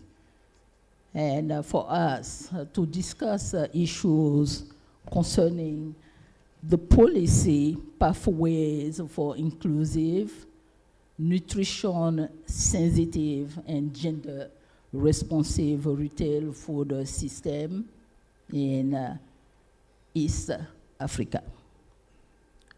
The discussion started this morning. You heard a lot about what has been done through the PASHFARM. Researchers presented their work. Now it is the turn of decision makers to tell us what they got and how that translate into their views so that we can take it back. Actually, without knowing Mr. Wigari, we had a lunch together, and I told him that, well, the point for AERC to bring together people at this section It's for new people to know what AERC is doing, what AERC need as resources, and to go back and tell the policy that the AERC is working for them and that they should come to AERC and make the resources available. So, but before we get into the discussion, let me give some fact on our subject matter. That will be a recall. We know that agriculture employs 60 to 70% of the active population in sub-Saharan Africa, and the majority of these are women. Also, women constitute the bulk of agricultural food system, about 76%, of which 49% make up the workforce.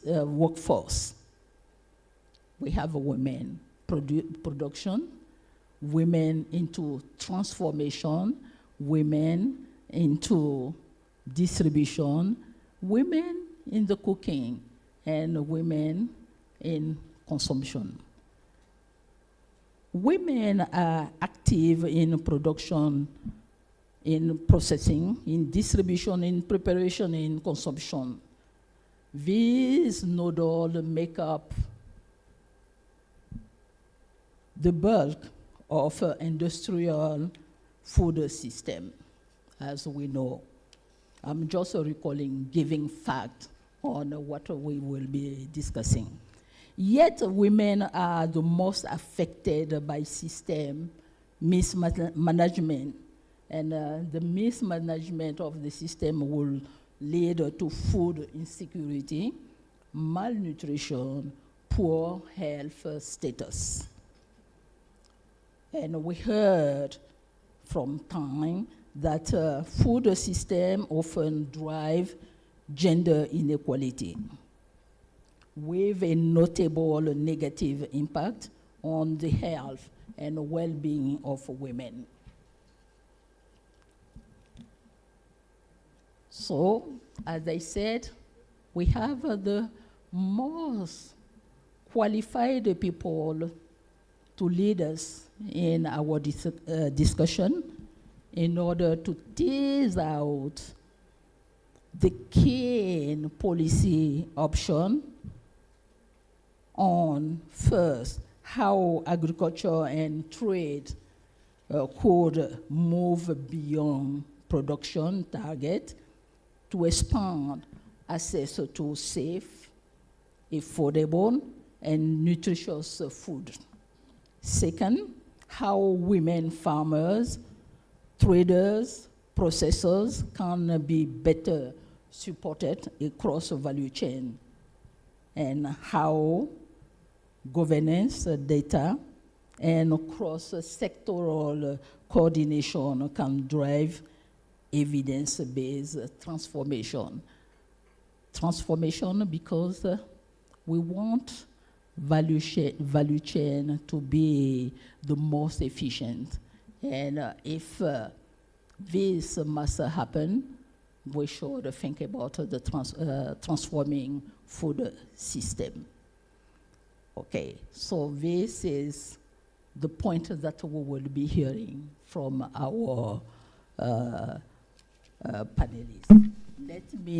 I think I can stay here, and as a lecturer, I think my legs are still working, and I will stay here and ask the question to the panelists. Allow me to do that. Okay, so the first person to bring in is Mr. Rita Wigari. It is not because I first met you, but the point that I would like you to address, I think, is the starting point. So I have 2 questions for you.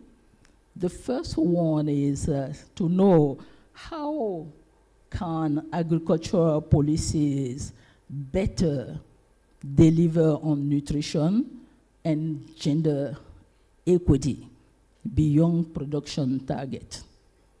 And second, what measures ensure women farmers, traders, and processors have equitable access to land, finance, input, and extension services?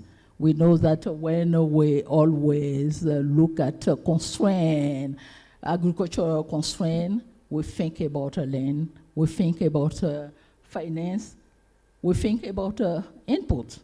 So at the production level, sir, what could be your say? Thank you. Thank you, Mr. Chairman.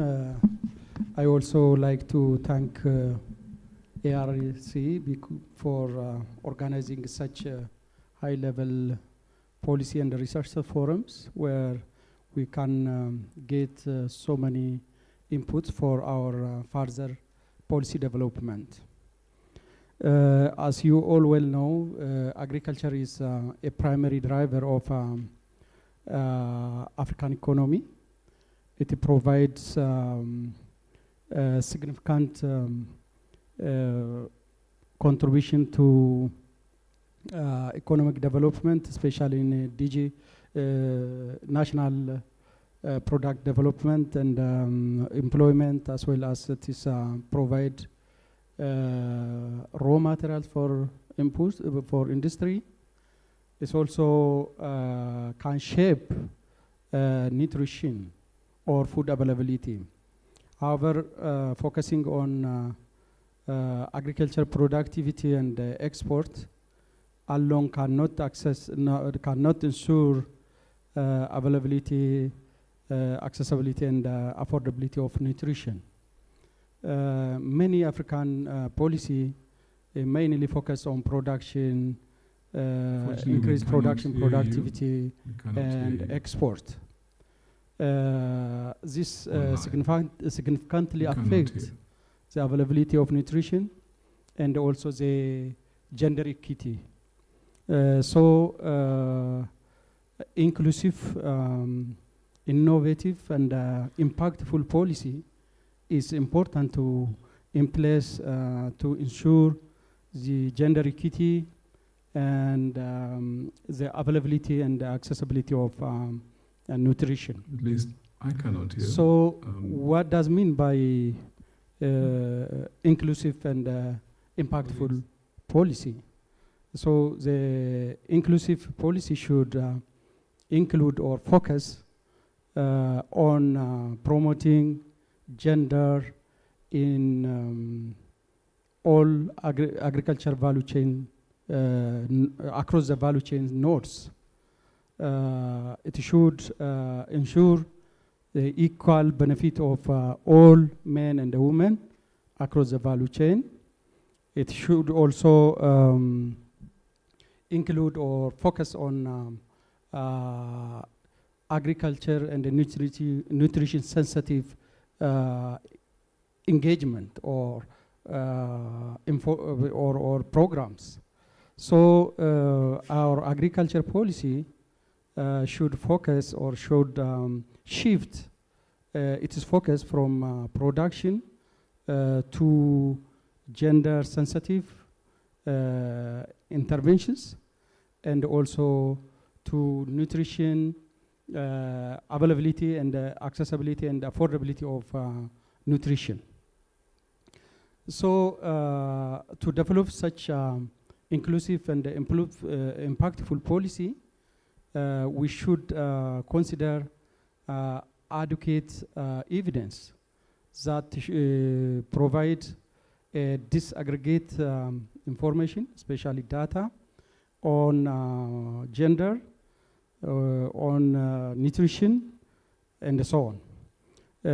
Especially researchers has a greater role in this regard to provide adequate evidence-based information for policymakers, especially on critical challenges, possible solutions to solve the challenges, and best practices and international scenarios across international scenarios.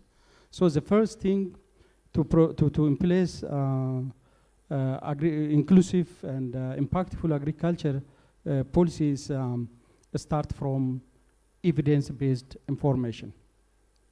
The second one is during preparation of the policy, there should be full consultation of all stakeholders, including women, youth, civil societies, academia, researchers, local communities as well, so that their feedback, their concern will consider in the policy. The third one, very important in a policy concern is implementation. There should be efficient implementation of policy, which consider well about nutrition-sensitive agriculture and gender equity. So in this regard, there should be a monitoring and evaluation framework where the impact of the policy should be assessed and reinform the policy formulation and programs.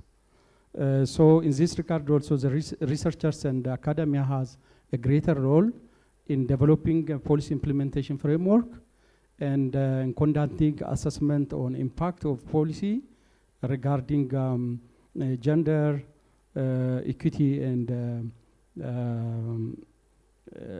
nutrition sensitive agriculture as well. The other important issue is agriculture policy should be communicated to all end users as well as policy implementers or influencers. So that will help even the academia and the research community to understand what really the agricultural policy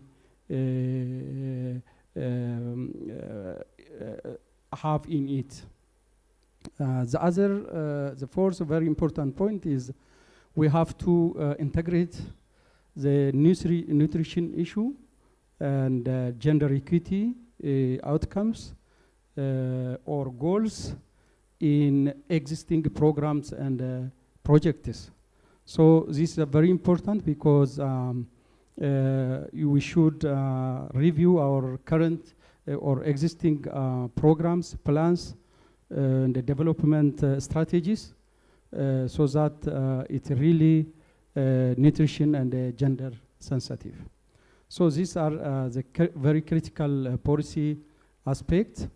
And when we come to action that require to enhance gender participation, women participation, and availability of nutrition, we can especially a policy has to promote nutrition sensitive issues, especially on fruits, vegetables, legumes, and so on, production and the processing. Our value chain also should be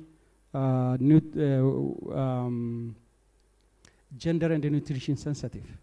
That means across value chain nodes, there should be an engagement of women, girls, youth, and the men as well. So we have to make sure that women are equally participate on all value chain nodes, especially in processing, trading, marketing, and so on. The other important is very important is access to finance. Finance is very important for women or producers or marketers as well. So we have to have a woman tailored finance scheme, especially low interest rate, and also guarantees for collaterals as well. So this is also important.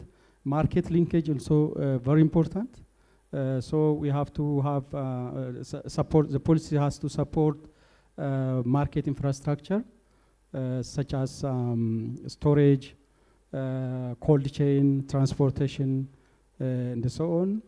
And also market information is also very important for women so that they can easily have information on pricing, quality, and so on. The other important engagement is about capacity building. We should, the policy should have a direction where we can successfully capacitate women farmers or women across the value chain, or on, be it on trading, be it on processing, and so on. Finally, incentive mechanism is also very important, where nutrition-dense production is supported by incentive mechanism, because probably the productivity of nutritious products are lower than staple crops. So we have to support in incentive mechanisms. Thank you very much. Thank you, Mr. Wigari.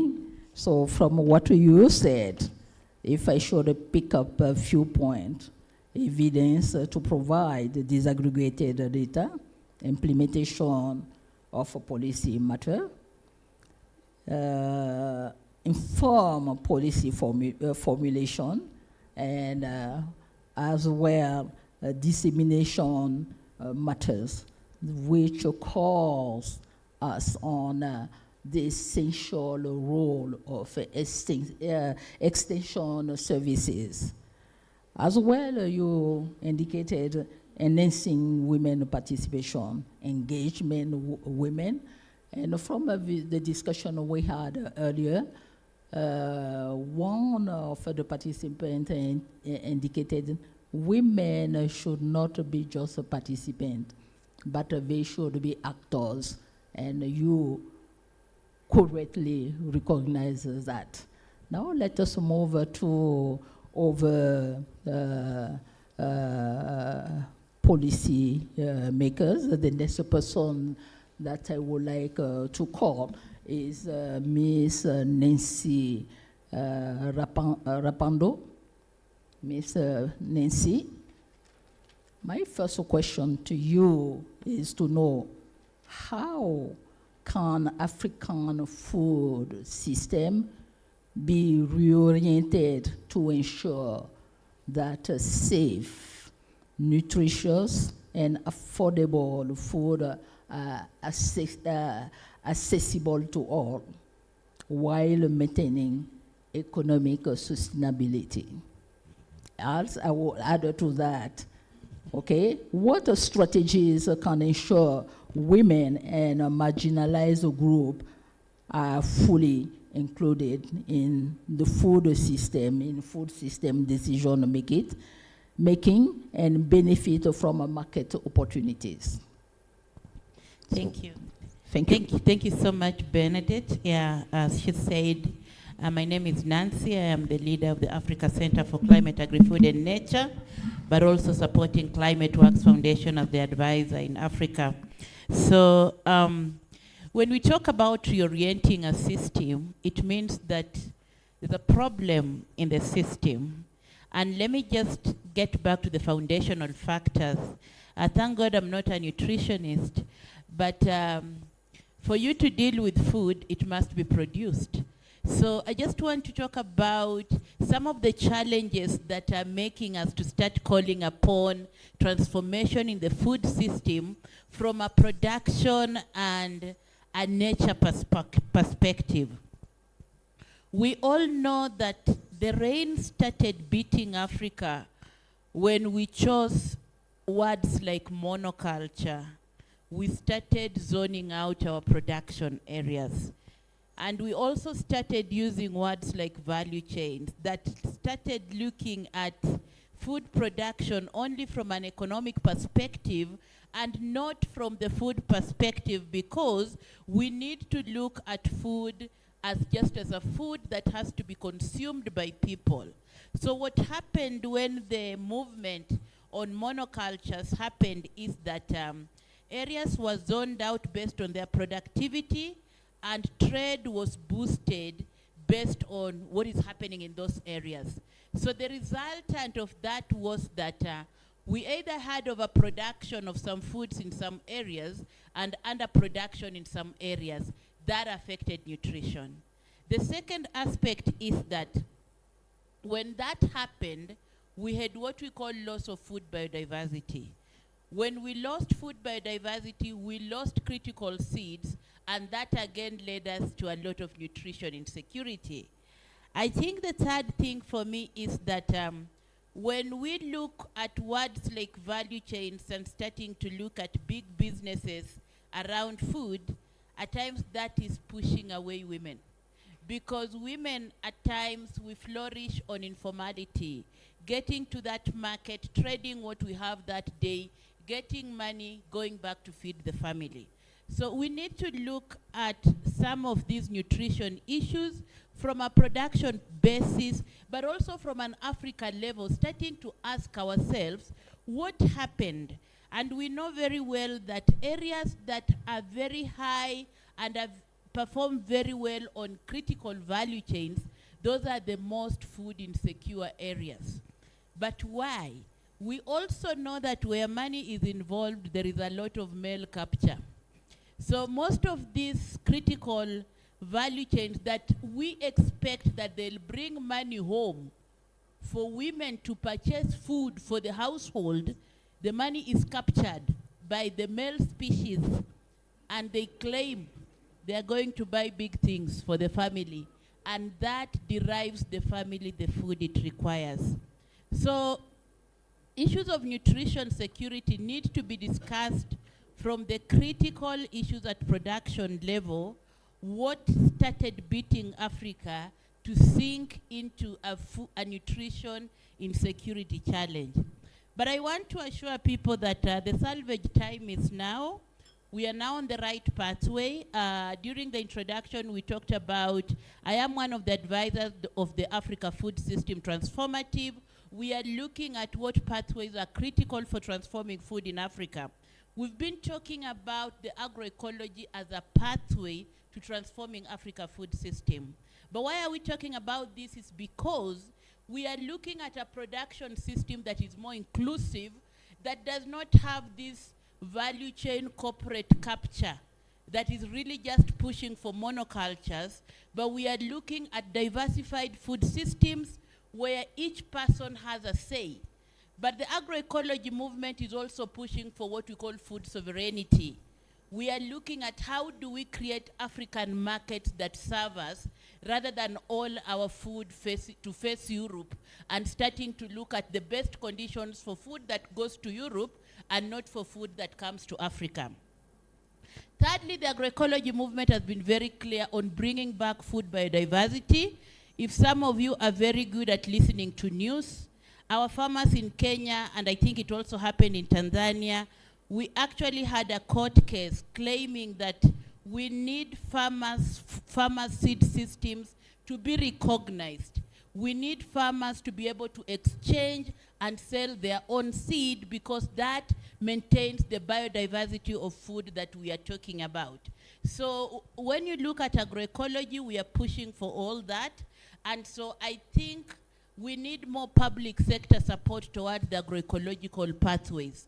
There's a lot of philanthropic support. Philanthropies are really gaining momentum and starting to support agroecology as a pathway for Africa, but we need governments to support this. We just don't want to ensure that policies are there and strategies that governments are not supporting, because governments have supported a lot of conventional food systems, and so we also need such good pathways to be supported.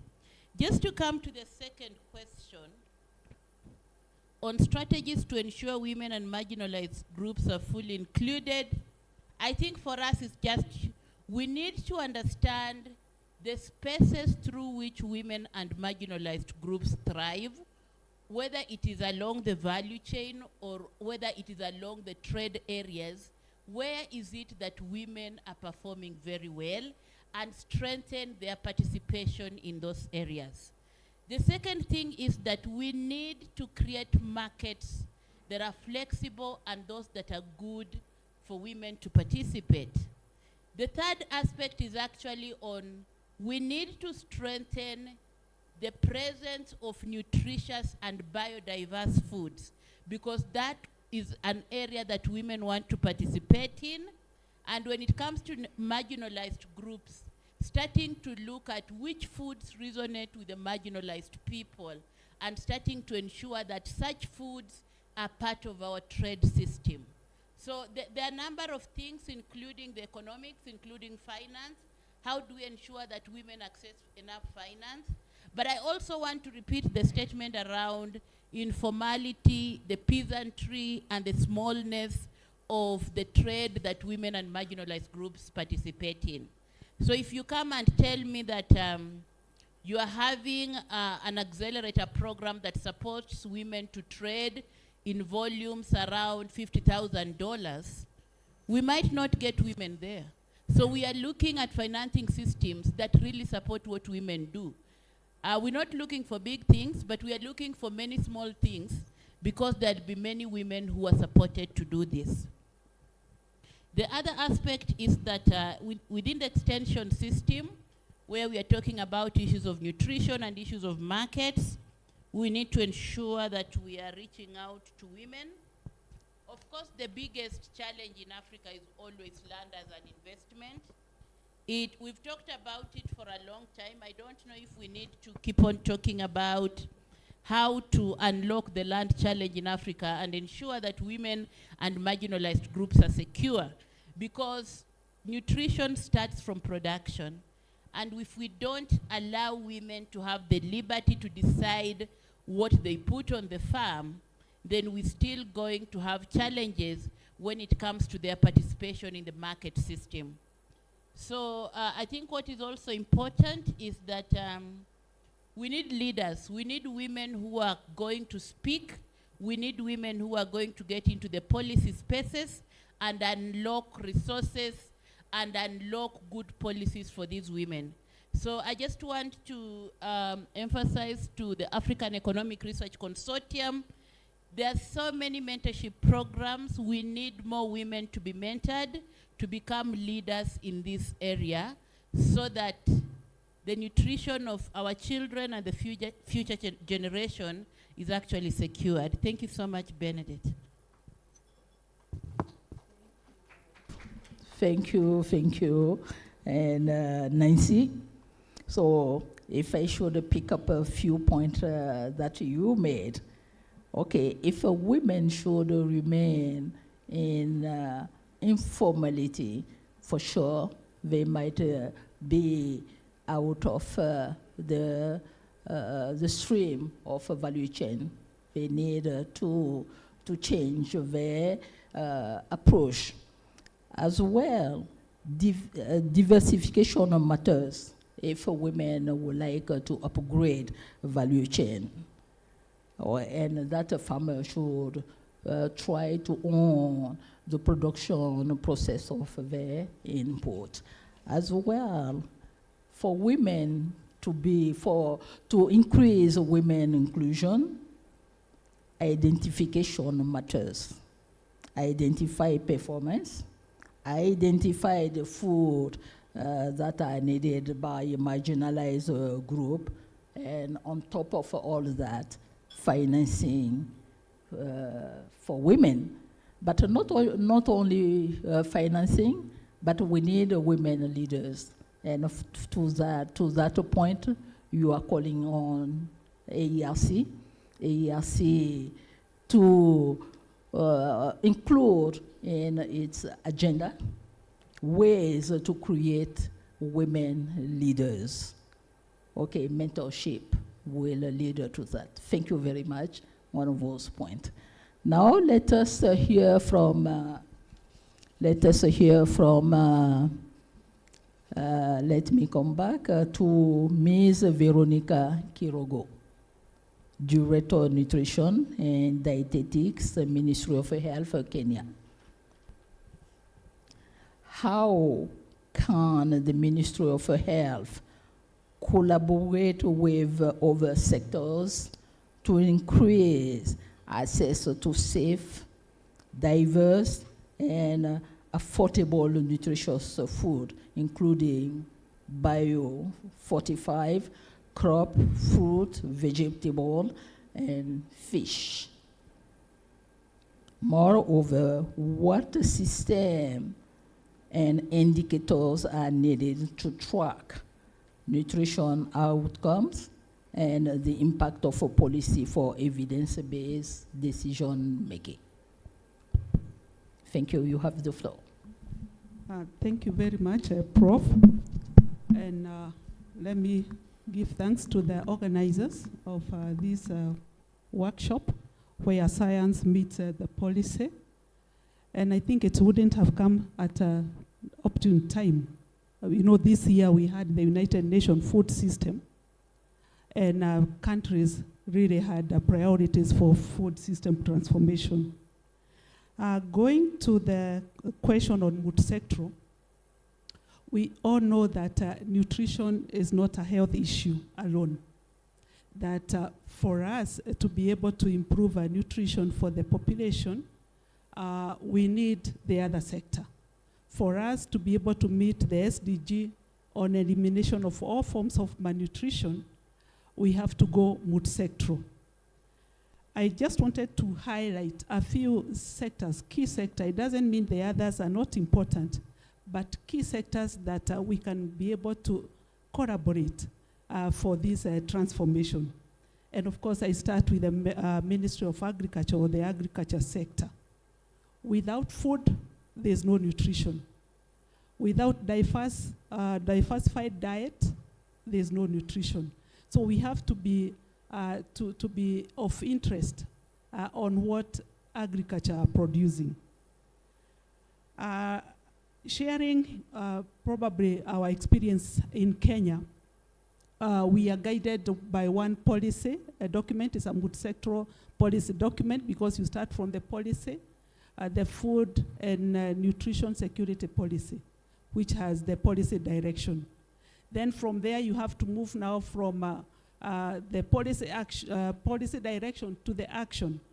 And here we have the Kenya Nutrition Action Plan, which has really specified the key areas from the food security sector that can transform nutrition. There are several mechanisms that we are doing, and I'm happy today's meeting is looking at biofortification, because we know the hidden hunger, micronutrient, or what we call micronutrient deficiency, is a reality in Africa. And we are an agricultural continent, yet when you look at the diversity, it's lacking quite key foods that will provide the nutrient.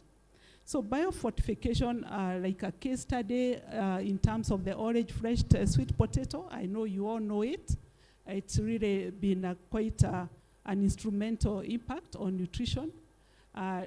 Also the iron-rich bean, which in Kenya we are trying to, to scale it up so that we address the issue of anemia, particularly among women of reproductive age, because for us here, it's about 40% of our women, pregnant women, are anemic. So we are looking at multiple areas that can address this challenge. And of course, kitchen garden and school garden. To produce these micronutrient-rich foods is very critical. And I'm happy to say, like for Kenya, promotion of kitchen garden and school garden is one of our commitments in the Nutrition for Growth summit that we made as a government. And of course, we cannot forget the issue of food safety. What is our food system churning? Are the food safe? Because if they are not safe, then we cannot talk about safe, nutritious foods. And therefore, food safety is also key along that. The other sector is trade. My sister here, Nancy, mentioned about we went wrong when we commercialized, talking about value chain, talking about monoculture. and we lost a bit of biodiversity. So trade is very important because in terms of the pricing, in terms of the availability of the food, it's about trade, moving food from one area of surplus to another. It's about trade. So we cannot leave trade in this discussion. And of course, with trade, there has to be standards. So the standard bodies in our respective countries play a key role because then we have to ensure that the food that is getting to consumer has met the standard that has been set by the standard body. The other sector is education. Before lunch, the various presenters talked about nutrition knowledge, but how do you pass the nutrition knowledge? It is through education. And particularly when we are looking at our women, because they are the caregivers, do they have sufficient knowledge to provide nutritious meal to their family? Do they have enough knowledge to know what to produce in their farms to be able to get diet diversity? I think a key thing in terms of that collaboration, for instance, in Kenya, we have been able to integrate nutrition content in the competence-based curriculum so that children are taught in terms of food system, in terms of nutrition at that early age, and they can appreciate what our food system are churning. The other sector is social protection. Yes, for households that are not well-resourced to be able to meet their needs, then social protection comes in. In Kenya, there's a project we are implementing with social protection, nutrition improvement through cash and health education, which we are leveraging on cash transfer and riding it with a nutrition education to the beneficiary, so that after they receive the cash transfer, they can be able to take advantage of that knowledge to procure a food that are nutritious for their family.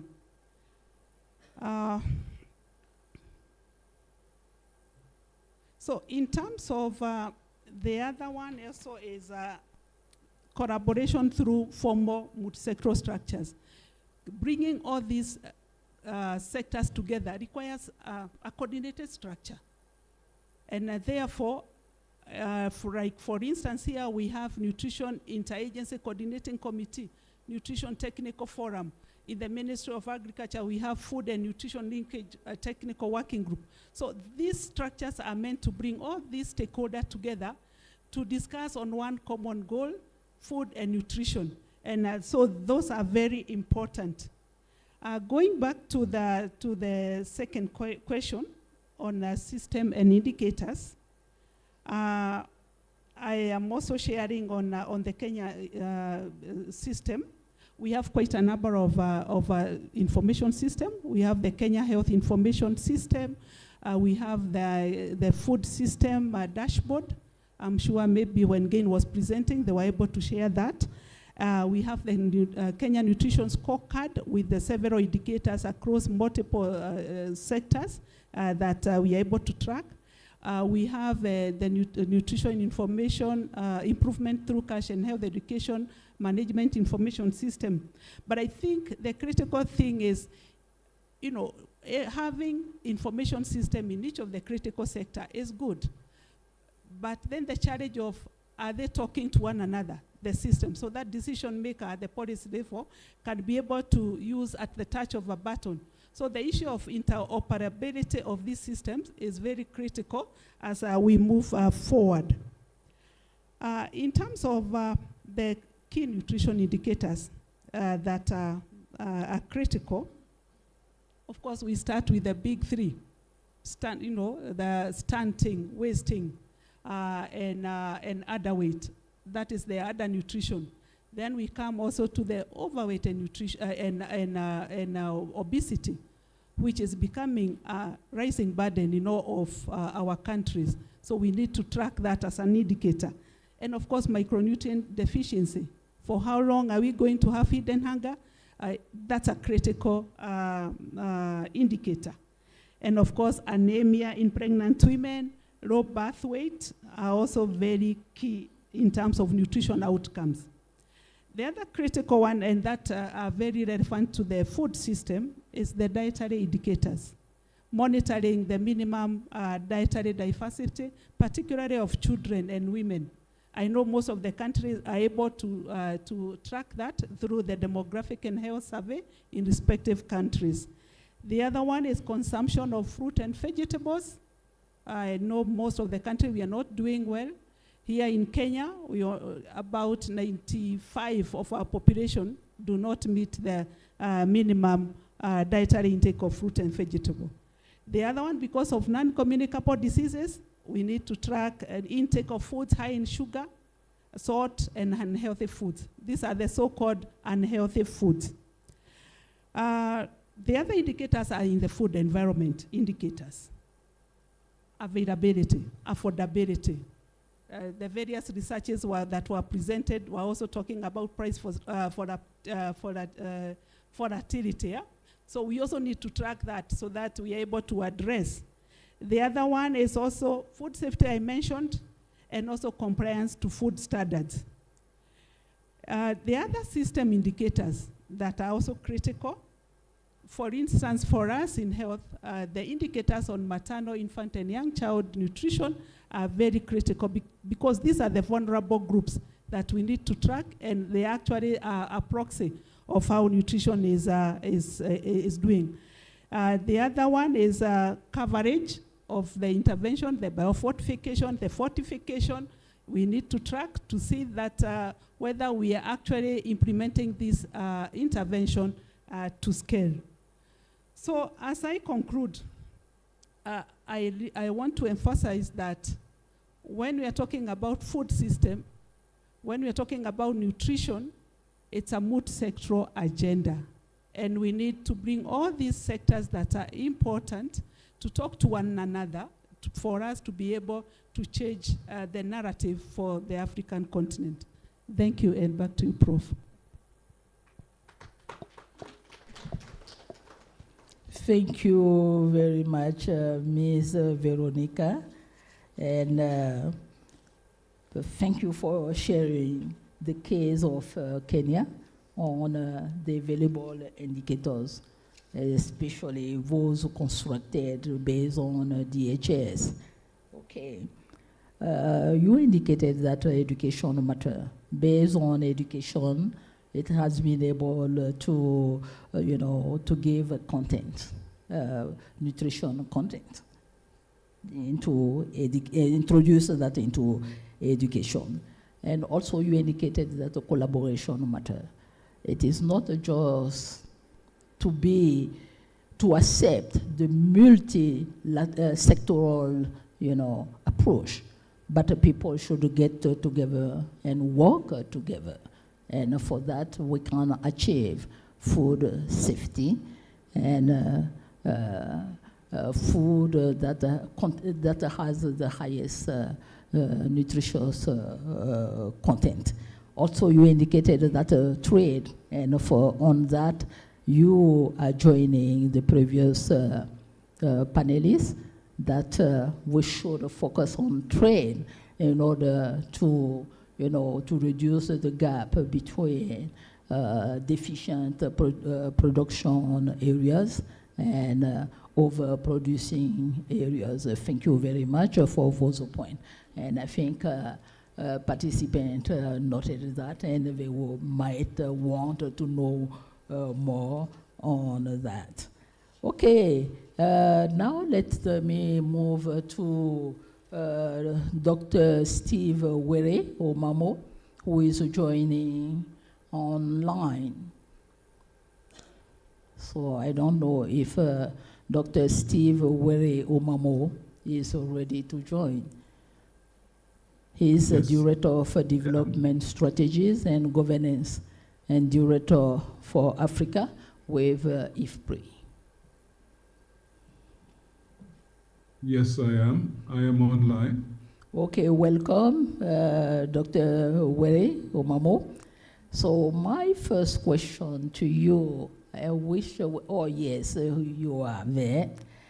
how can monitoring and evaluation systems be strengthened to track nutrition, gender, and market outcomes?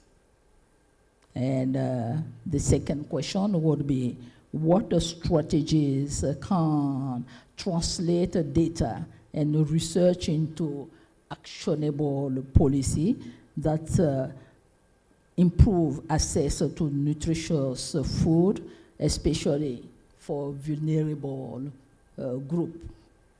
So please, Dr. Steve, you have the floor.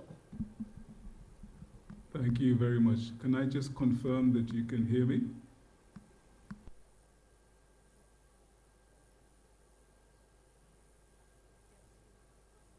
Can you hear me?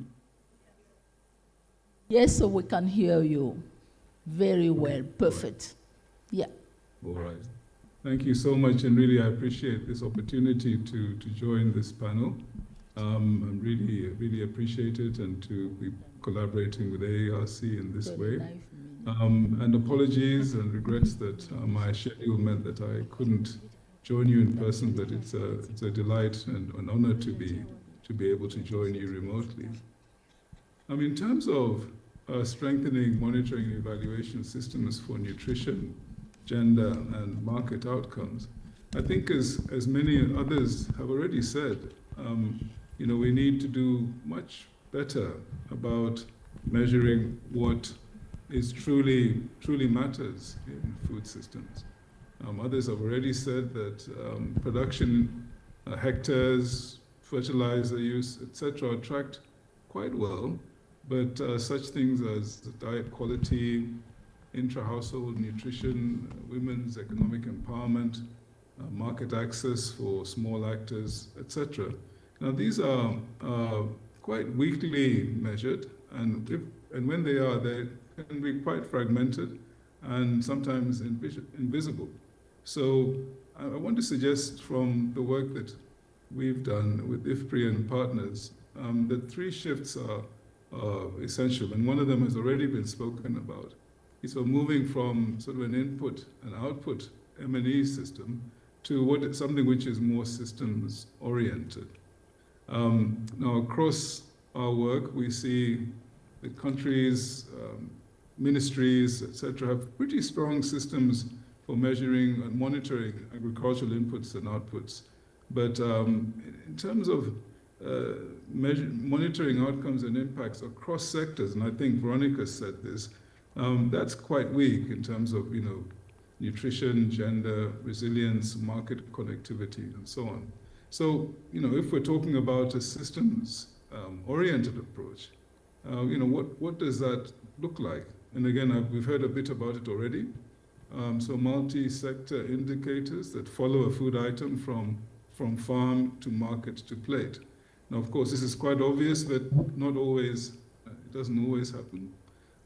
Some joint accountability frameworks across agriculture, health, trade, and gender ministries. Again, both Nancy and I think, but in particular, Veronica said this, and already some efforts being made in this direction. It's clear that much more needs to be done. Some integration of market indicators, such as prices, margins, flows, bottlenecks, into sort of mainstream agriculture monitoring. So this is another thing that it's clearly it's being done, but we need to do it much more. And again, there's some really good examples already underway, and it's just really an issue of affirming these and scaling them and spreading them across more countries and contexts. So women's participation and leadership in produce organizations, this is being measured quite a bit, but more needs to be done. The adoption of nutritious and biofortified crops, again, it's happening, but much more. The performance of markets, food markets, so in terms of affordability, availability, volatility, and the nuts and bolts of how these markets function, especially that middle section that has to do with the transformation functions in food, so transport, storage, processing. Household dietary diversity is really, really important to understand this at micro and individual level, especially for women and young children. And so now these are being increasingly developed, and some of them are feeding into national investment plans, but we need much, much more. We need to see much more of that.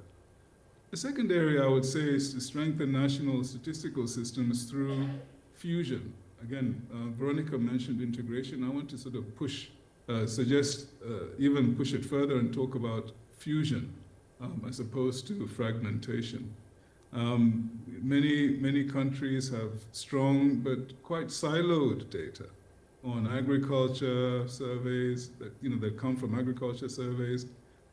As Bernadette mentioned here, DHS, LMIS surveys, price monitoring surveys, customs data, trader surveys, you name it. There's a lot of data being generated, and so I don't think there's a need for new data streams as such. Some of these data streams need to be strengthened and deepened, but really I think the first order and low-hanging fruit really has to do with integrating these existing ones. And again, we're seeing some good examples of this already happening. So COMESA's trade observatories, CADAP's country dashboards, we're seeing some food price and market monitoring platforms. And each of these show that when countries can fuse data sets, they can generate much richer insights on nutrition, on gender and markets, etc. And so we can see some novel kinds of insights around what the impacts of price hikes on women's dietary diversity, or what happens as a result of border delays. How do they affect women cross-border traders, etc. So you can see that when these data sets are put together in new ways, some novel insights come.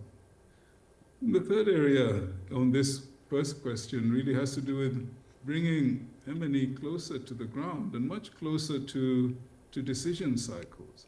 And so, oftentimes I think we're all guilty of this doing monitoring and evaluation, so as to complete a report, but not necessarily to inform some action.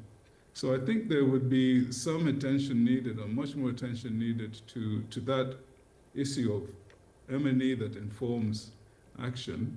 And again, there's some good examples of dashboards that are created for ministers showing real-time changes in food prices.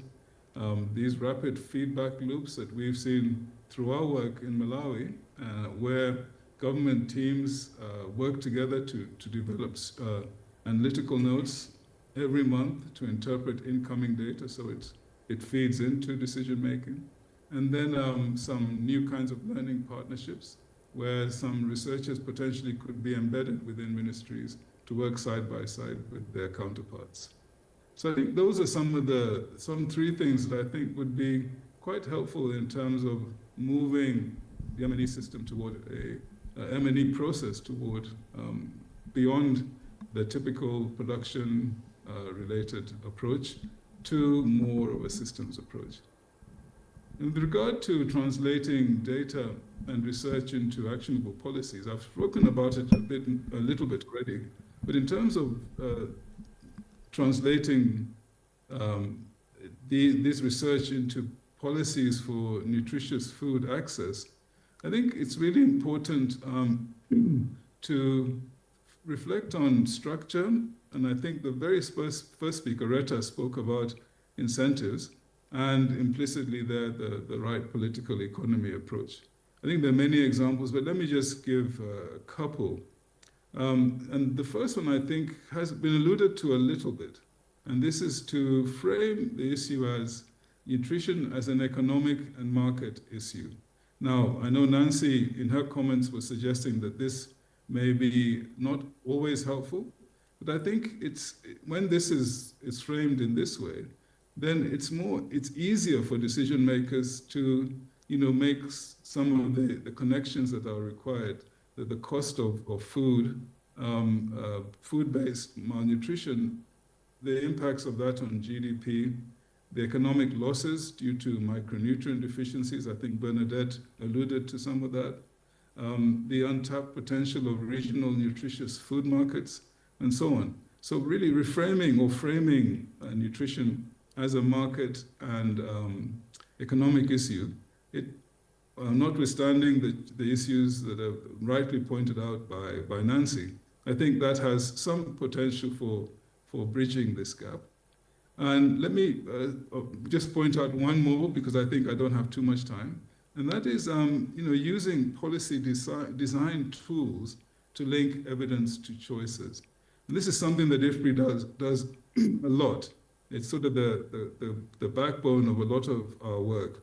And in terms of developing these structured decision tools that help highlight and identify trade-offs and the consequences of particular choices. So I would just mention one of our more famous models. This is the RIAPA model, the Rural Investment and Policy Analysis model, which we apply in partnership with governments across the continent to show how nutrition-sensitive investments affect consumption, prices, jobs, and poverty. And at the moment, we're working quite closely with AUDA NEPAD and the AU Commission on embedding some of this framework within the rollout of the Kampala Declaration. So, budget tagging and expenditure reviews that show where public spending either supports or undermines nutrition and gender goals. So having that quantified can be very, very helpful in terms of translating research into policy trade-offs, which then can be managed by decision makers. So I guess my bottom line would be that these moving M&E monitoring systems toward measures that really matter, but also measures that are policy, that have traction in policy decision making in real time. I think that's really critical. The good news is that the tools exist for the most part. The data also, for the most part, are available. The issue is integration and really that commitment to coordination and engagement among the different stakeholders to make that potential real. Thanks so much. Let me stop there. Thank you very much. And add-on to the discussion is data availability. And I hope that the ECHO will reach statistical institution and allow for monetary evaluation enhancement. Thank you very much.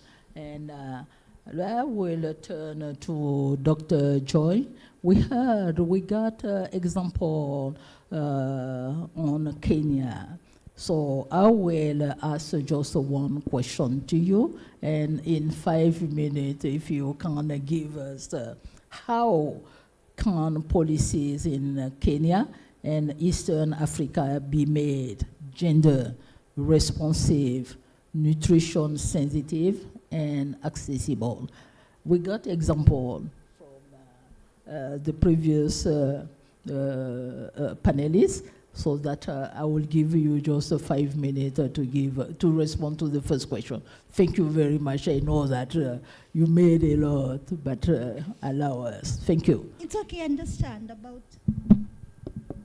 about being the last to talk. Most of the times a lot of things have been said, and secondly, there's no time, so you are supposed to be brief and punchy.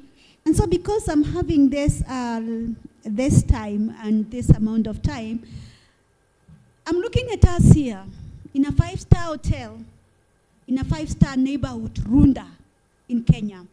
Runda is where who stays. Every 3 hours, we are being fed with all sorts of food, fruits, vegetables, proteins, name it, completely spoiled. And then we come back here and we're discussing about nutritious food and healthy foods. How befitting. But we are talking about, we are in Africa, where we are the least developed countries being found, or rather where they are found. What we are talking about today can look like champagne problems to a lot of people. Do you know what a champagne problem is? It's a problem of privilege. Okay, you are looking at me. Good, I have your attention. Now, this is what I wanted to say. What I want to say is, reframing food and nutrition can only make sense if you look at it that it's a first order condition and a sufficient condition. So what's the first order condition? The first order condition is productivity, food production. I don't have the latest statistic, but I have the 2019 statistic that says that about 19% of households in urban areas will be sleeping hungry today. They don't have any food in urban areas. Well, 27%, and that figure can go up during droughts and other climate weather fluctuations, can go up, will go hungry today. So what do they want first and foremost? If you passed and found somebody sleeping hungry with a bag of rice or a bag of maize flour, they will say thank you and they say you are God sent. They'll not ask you, and where are the eggs and the fish and the fruits? They'll not ask that. So what am I saying? Policy should be cognizant of these two levels, because this is where we are. As you talk about food and nutrition, talk about food productivity, because it all starts there. And then from there now, you can start building on the education that we heard about. When I was small, it's amazing. We used to have this, I grew up in the rural areas, a very marginalized area, I will not say which one, but completely marginalized. And we used to have these white spots on our nails. I later learned that it's a deficient problem, or when you lack zinc, you get them, or some other nutrient. But do you know what we say they were? Every friend you get a white spot. So if you are very social, you're going to have so many white spots on your nails.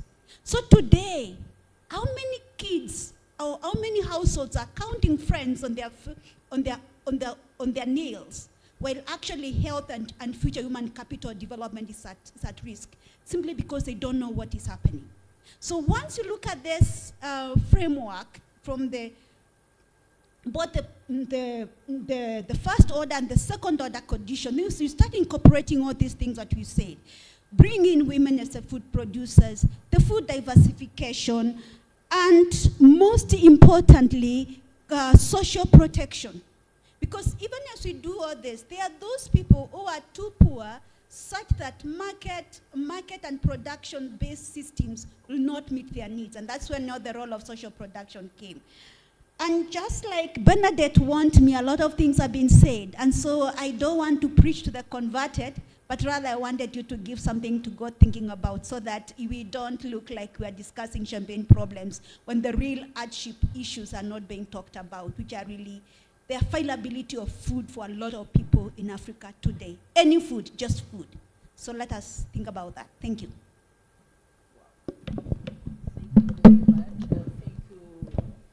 Thank you, Dr. Joy. I'm sorry. It's all right. I ate up your time, but well, I will get.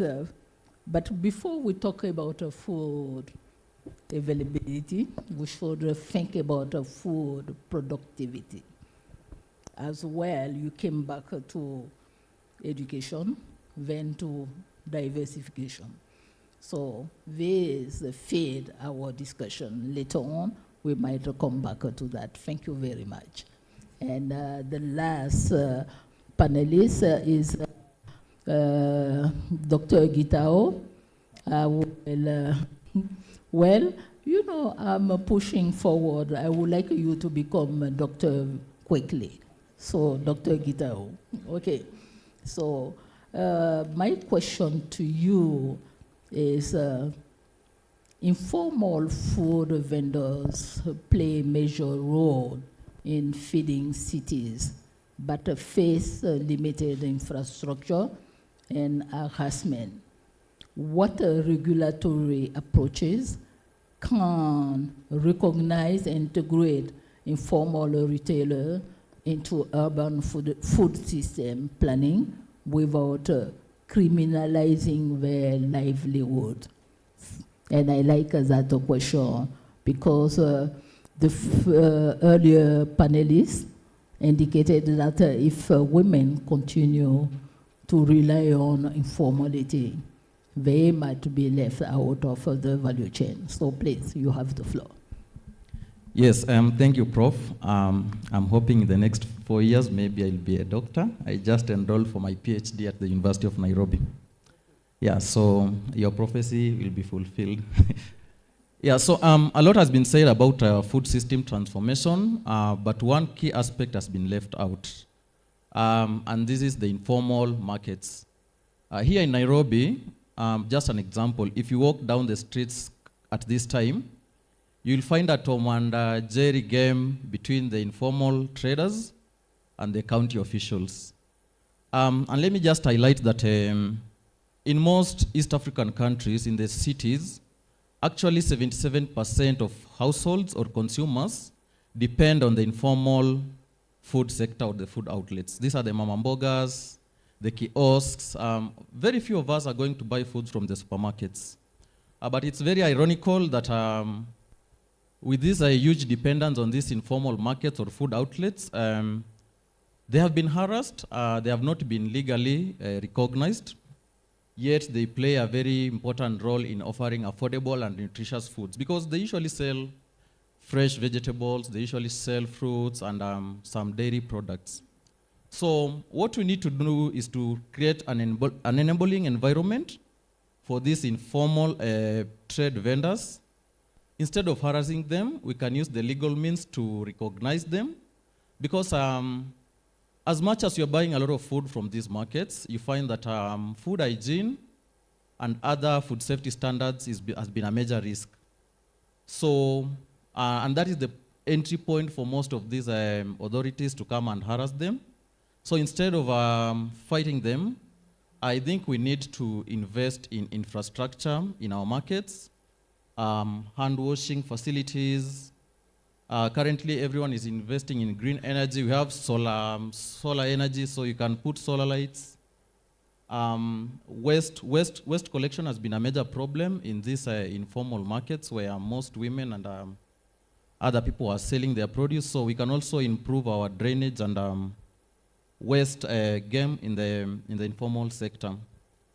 Then we can also leverage on the vendors association because they can form a platform for negotiation between the county or the government officials and the traders. So we can leverage on some of the associations to channel their complaints. Then let me just mention something about the youth. In Africa, over 60% of the population is made of the youth. And interestingly, actually here in Kenya, we're very much far ahead in terms of our tech-savvy population. The youths are, okay, some of them are stubborn, but most of them are innovative and entrepreneurial in spirit.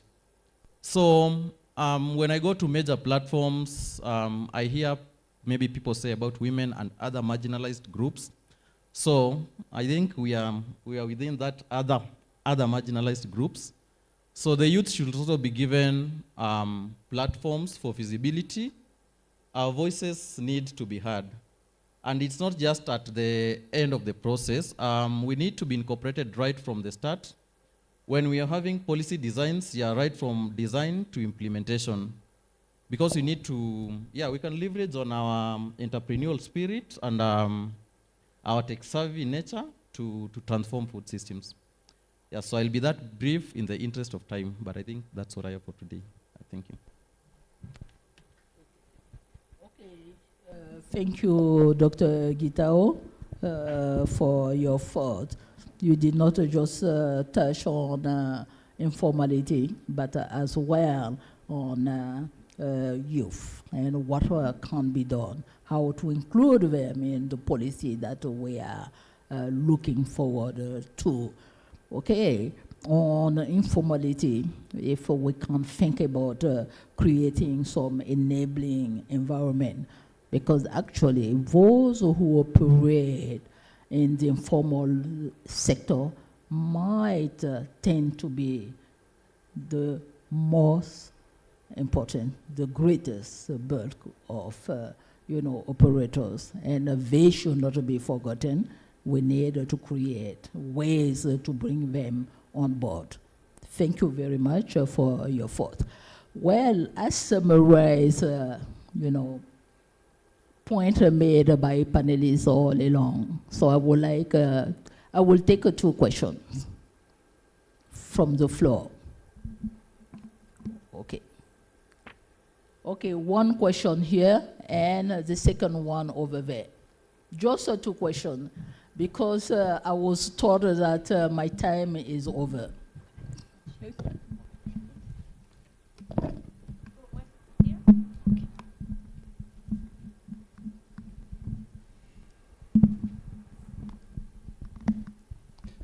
Thank you very much. My name is Korir Edwin from the county government of Uasin Gishu. And I'm from the Directorate of Trade, where markets are domiciled. And I feel from yesterday and today, they've been talking about issues of markets where it directly affects us. But my question is very practical and very open. What next from here? If I use Uasin Gishu as the context, we are in the process of reviewing the market policy. And on the 17th of this month, we did a public participation whereby we expected input from the players in the market. We also received inputs from the BMOs, the Business Management Organization. But none of the inputs touch on issue of gender, on issue of nutrition. Now that we have now the results from the research that was done, how will we incorporate now the recommendation with the policy draft that we have? So my question is very simple and practical. What next from here? Thank you. Okay, thank you very much. Again, my name is Shagre Zodu from Addis Ababa University. I just want to use this opportunity because this is a policy dialogue where policy makers are sitting here. I may not get the opportunity to ask them back home. So there have been questions I've been asking myself, and I just want to get an answer from policy makers that we are talking about affordability of food, prices, and other things. So if this is becoming a challenge for Africa to eat nutritious food, becoming expensive, can policymakers tell me why does African countries export foods while the local needs are not met? I know there are going to be a transaction for the fuel, for the pharmaceuticals. There might be reasons that I'm listening, but when I see it even in our country that women's farmers used to consume their own products because they produce it at household, they used to get healthy diets, have you understand? For example, milk in Ethiopia, for example, it is a taboo for a woman to sell it outside. It's for the family, it's for the kids. She used to get that earning, and the nutritional benefit used to be for the family. But now when you change milk into a commercial level, now it's moving away from the family and getting into somebody else. Meat is much cheaper to export it than consume it locally. For example, Ethiopians, we are raw meat eaters. The price of locally is much profitable than exporting it. But the demand of government, he forces you to oil seeds. You know that Ethiopia is rich in oil seeds, but we import palm oil from Malaysia or other countries. And in the contrary, policymakers will tell you that because of unhealthy diet, you are dying 50% of a non-communicable disease because of sugar, saturated fat, trans fat, and other things. So I'm asking this for the policymakers. Why not we make this trade-off? Have you understand? For me, this is a zero-sum trade-off. We are losing our health. We are not eating nutritious food, but we are exporting the food, and the revenue is coming back to home, and mostly it is invested in something of luxurious or not even to the targeted things. Have you understand? So for me, for a country to be prosperous, the first thing that we need to do is that our society have to be fed well first. So for a policy, because I can't really ask you, it's always a question that I ask, why are we feeding someone else while the continent or ourselves or households, women's are starving like this with price escalation and different things? I wish I could get answer from policymakers. Thank you very much. Thank you for your question. Further one? Okay, please go ahead. Good evening. Thank you. I know you had said two, but I can request to ask this question. My name is Makore Wilson from the African Food System Transformation Collective. And I've been listening to a number of presentations made by the presenters and also the policymakers. And one thing I'm observing is that there is a disconnect between the researchers and also the policymaker, whereby you find that the policy researchers make good recommendations, but also we don't have that interaction between the researchers and the policymakers, at least to be able to understand how best to implement them to actualize the recommendations. So I'll have a question which I had framed different for the presenters, but now to the policymakers. Within the context of transforming African food systems through gender-responsive retail market policies, what specific policy or regulatory commitment could your ministry, I assume a majority of you come from ministries, make should philanthropy partners choose to invest to ensure that scalable improvements in women's access to safe, nutritious and affordable foods can be achieved within the next 12 to 24 months? That is basically to show how ready we are to accommodate philanthropy funding. Thank you. Thank you very much. I think I will restrict to three questions. And questions were posed to policymakers. And I'm glad I'm not a policymaker. So I will let the policymaker in 2 minutes give your thought on the... Just a comment. Oh, wow. There is a question back there. It's not really... Maureen, you said that it's time. So don't take the microphone around. So please, sir, yes, please okay. go ahead with your question. Thank you. Mine is not a question really, but a point of information.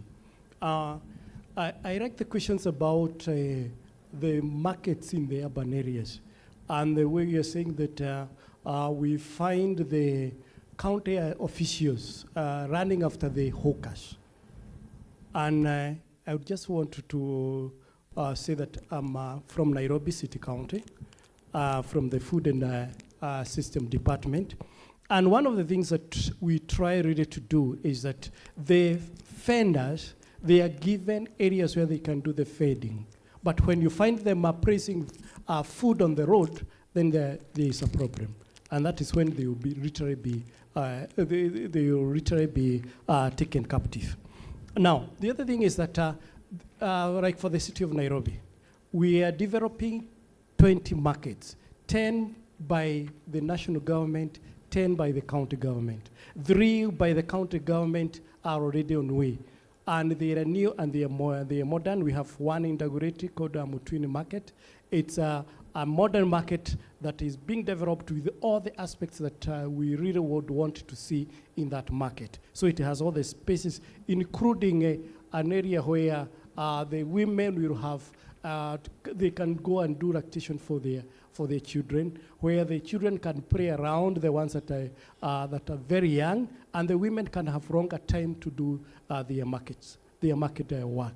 So that is important. Another thing is that we are also working with stakeholders and partners to improve the physical infrastructure. A case in point is City Park market, whereby one of our stakeholders has provided a solar-powered storage facility. And we are looking at how we can also do that in our other markets. So we are trying to provide that. The other thing is that you are again also working with the stakeholders to work on the waste, food waste at the marketplace. And we find that this waste is sometimes as much as 99% organic. And then we are looking at it as not as waste, but as a resource in the aspect of a circular bioeconomy, such that we see that waste and then it is made into other products like compost, which can also go back now to the farmers and provide jobs for the youth and also provide the compost that is also required by the farmers within the urban space and so on. So these are some of the things that we are working with, not really as a question, but just as a by the way. Okay, thank you for sharing your experience with us. And one point, key point that you raised is food waste. And we would like to hear decision policymakers on these 3 points that were made from the floor. So please, I will start from the right, 2 minutes each. Thank you. Thank you very much. When it comes to policies, for example, what can be done to increase this nutritious food? I talked about production, that's okay. I want to take on the question on philanthropy because I spent the last 5 years, actually I just returned to the university this month, working with development partners in issues of development and gender. And there's a lot of work that which is happening to improve food processing, reduce food waste by the philanthropic community out there.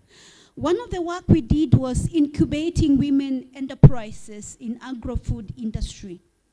That is helping women add value to these raw foods like the raw rice, the bananas, the cassavas, just to be able to make them prolong the shelf life, especially things like fruits, things like cassava, things like bananas, among others, add value addition, but not just value addition, while ensuring food safety and standardization.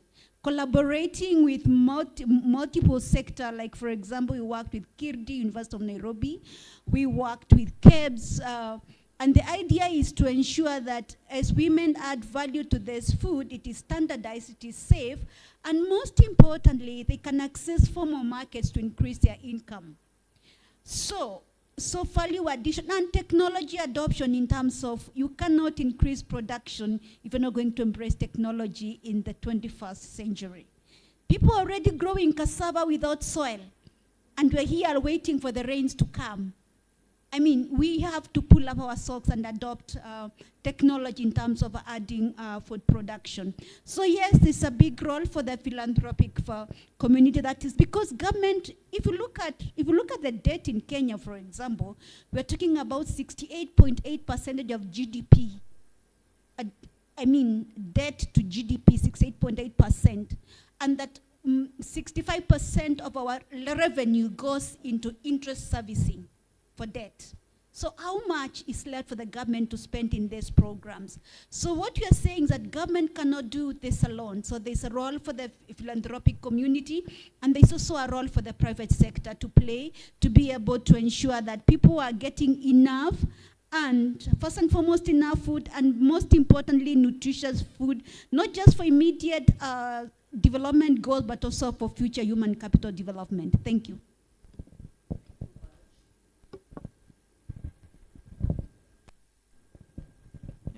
Yeah, okay. So let me shed some light on the issue of why we are still exporting food. The answer is based on, there are two famous economists, Heckscher and Olin, who say that countries should export goods that intensively use their abundance factor. Now in Africa, agriculture is labor intensive. We have land, we have labor. That's why we export tea, we export coffee, and other goods that are labor intensive.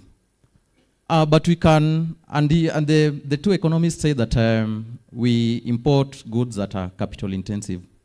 But I don't agree, because I believe we can kill two birds with one stone. The solution lies, instead of exporting, we can invest in this capital. That includes value addition, because why should you export raw materials to a country, then they add value, then you import that in the form of import goods? Yet, there is room to invest in machinery, there is room to invest in other value addition equipment, so that instead of exporting, we make value and we have the whole value chain right here. But the big problem, in 2012, the heads of the states for the EAC, the East African Community, met and they adopted the East Africa Industrialization Strategy. I believe, and many economists believe, that no country can prosper without significant investments in industrialization and manufacturing. So there was this strategy by the East African Community to adopt the East African Industrialization Strategy. But it's been 2012 minus 2025 minus 2012, there's nothing that's happening. So that brings out a very big problem. the gap between policy and practice. We have a lot of policies in our shelves, in the libraries of our universities. Policies are there, but we need practice. So the final takeaway is that Africa will only prosper if we close the gap between policy and practice. The moment we put practice in place, then we will be where we want to be. Thank you. Mr. Wigari.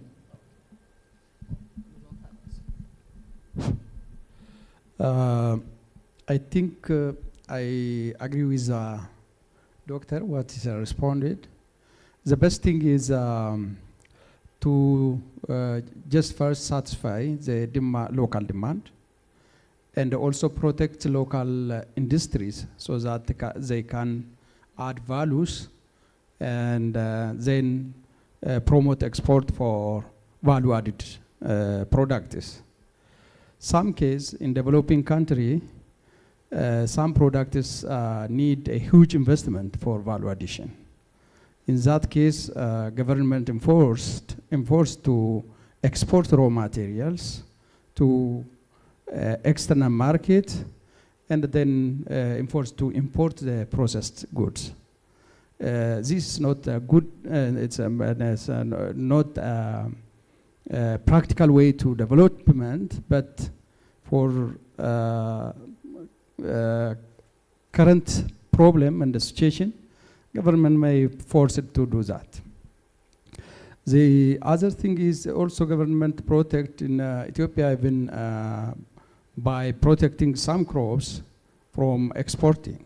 For example, if you take teff, raw teff is not export to any country to protect local consumers as well. I think I want to add this only.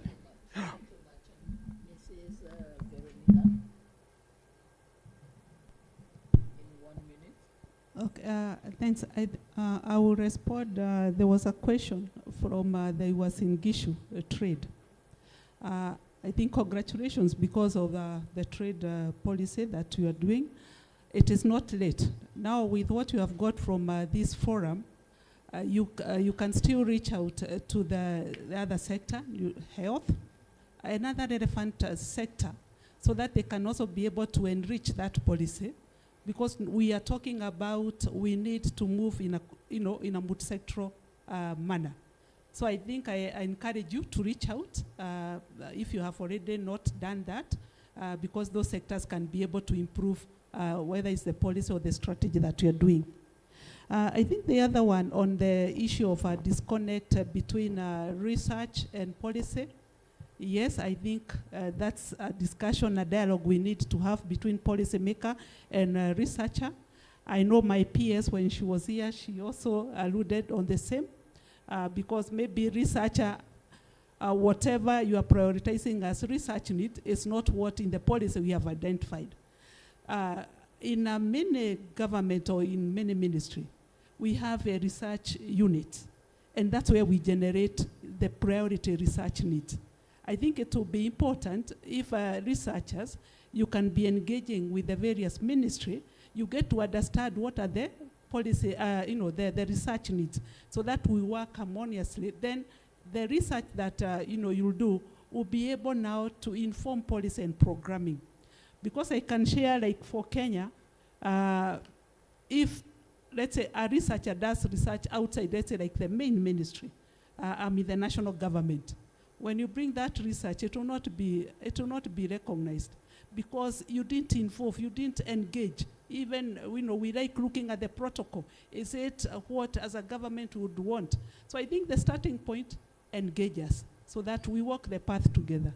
Thank you. Thank you, ma'am. Please, Mrs. Okay.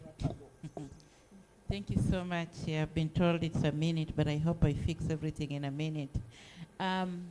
But I'll start by saying that the wider food system has to be understood because it has social, cultural, behavioral issues around it. What we see in Kenya is that food is being mobbed from the villages and brought to the city So food in the city is even cheaper than food in the villages, which is a very big challenge. So it's not even an export issue. It is a very big problem even in the villages, because I come from a heavy vegetable production and eating area, but all our vegetables come to Nairobi. And so I get vegetables cheaper in Nairobi, and I have to carry vegetables back home. So you see, there is a very big nutrition challenge. This other thing is about our behavior as Kenyans.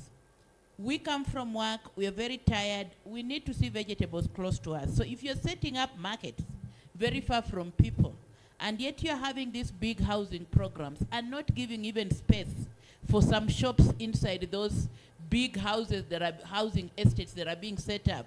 So where would you get these vegetables? So you end up getting to the house, you have to just order for your meat and then just eat that. So our markets must be closer to the people. That is our behavior. We want to buy food close to us. So when you are setting up that market policy, please consider the housing programs to have vendors close to them, but also ensure that markets are very close to people. We want our food closer to us, as close as the granary. You all know why the granary stopped being outside. And my mother keeps on moving this granary closer to her bedroom. So you understand why food has to be closer to your room. So make those food markets closer to the people. The last thing I want to talk about is actually on philanthropy. Miss Nancy, make it short. Yes, I will. Now this one will be shorter. Thank you. Okay, now how to make it shorter is the problem. So there's a lot of work by philanthropists to look at the food system, and they're coming in to fill the gap because public sector finance is reducing.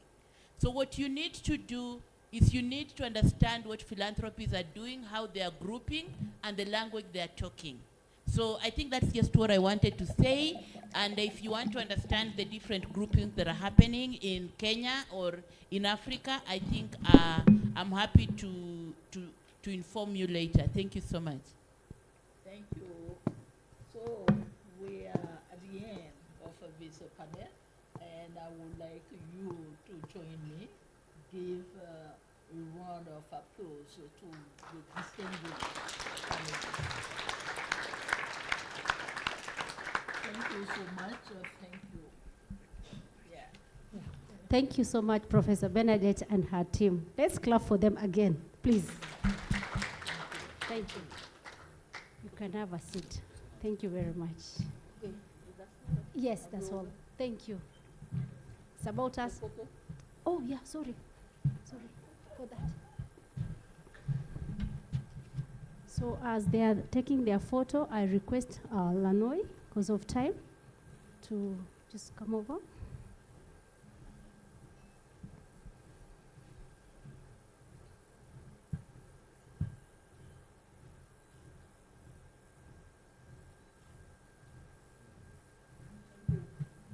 Yeah, thank you very much. So thank you so much for your patience. I know time is not on our side.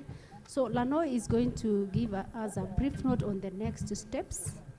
And karibu Lanoy.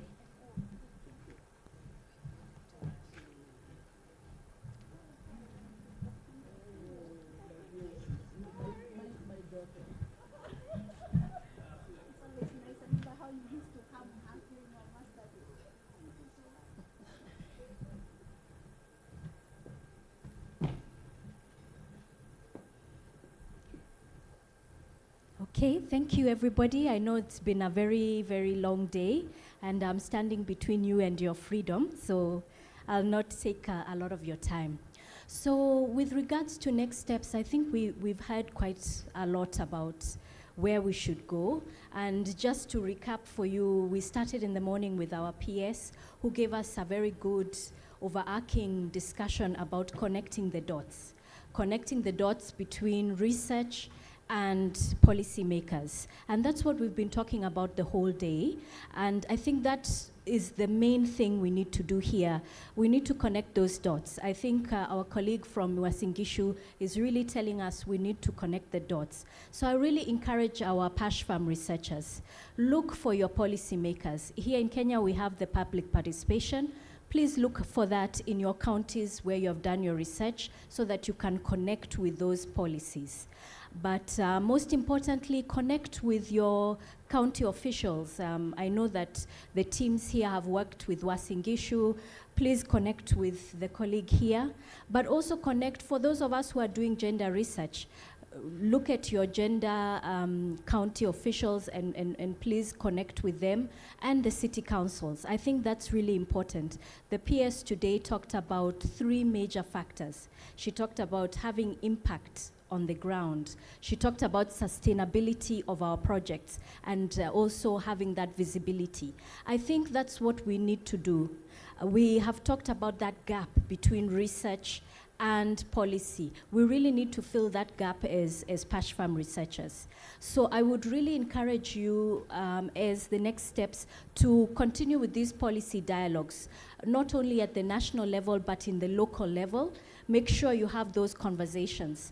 Make sure that you have that impact, that whatever you're thinking about in terms of your recommendations and policy initiatives, that there are things that will be sustainable and have visibility.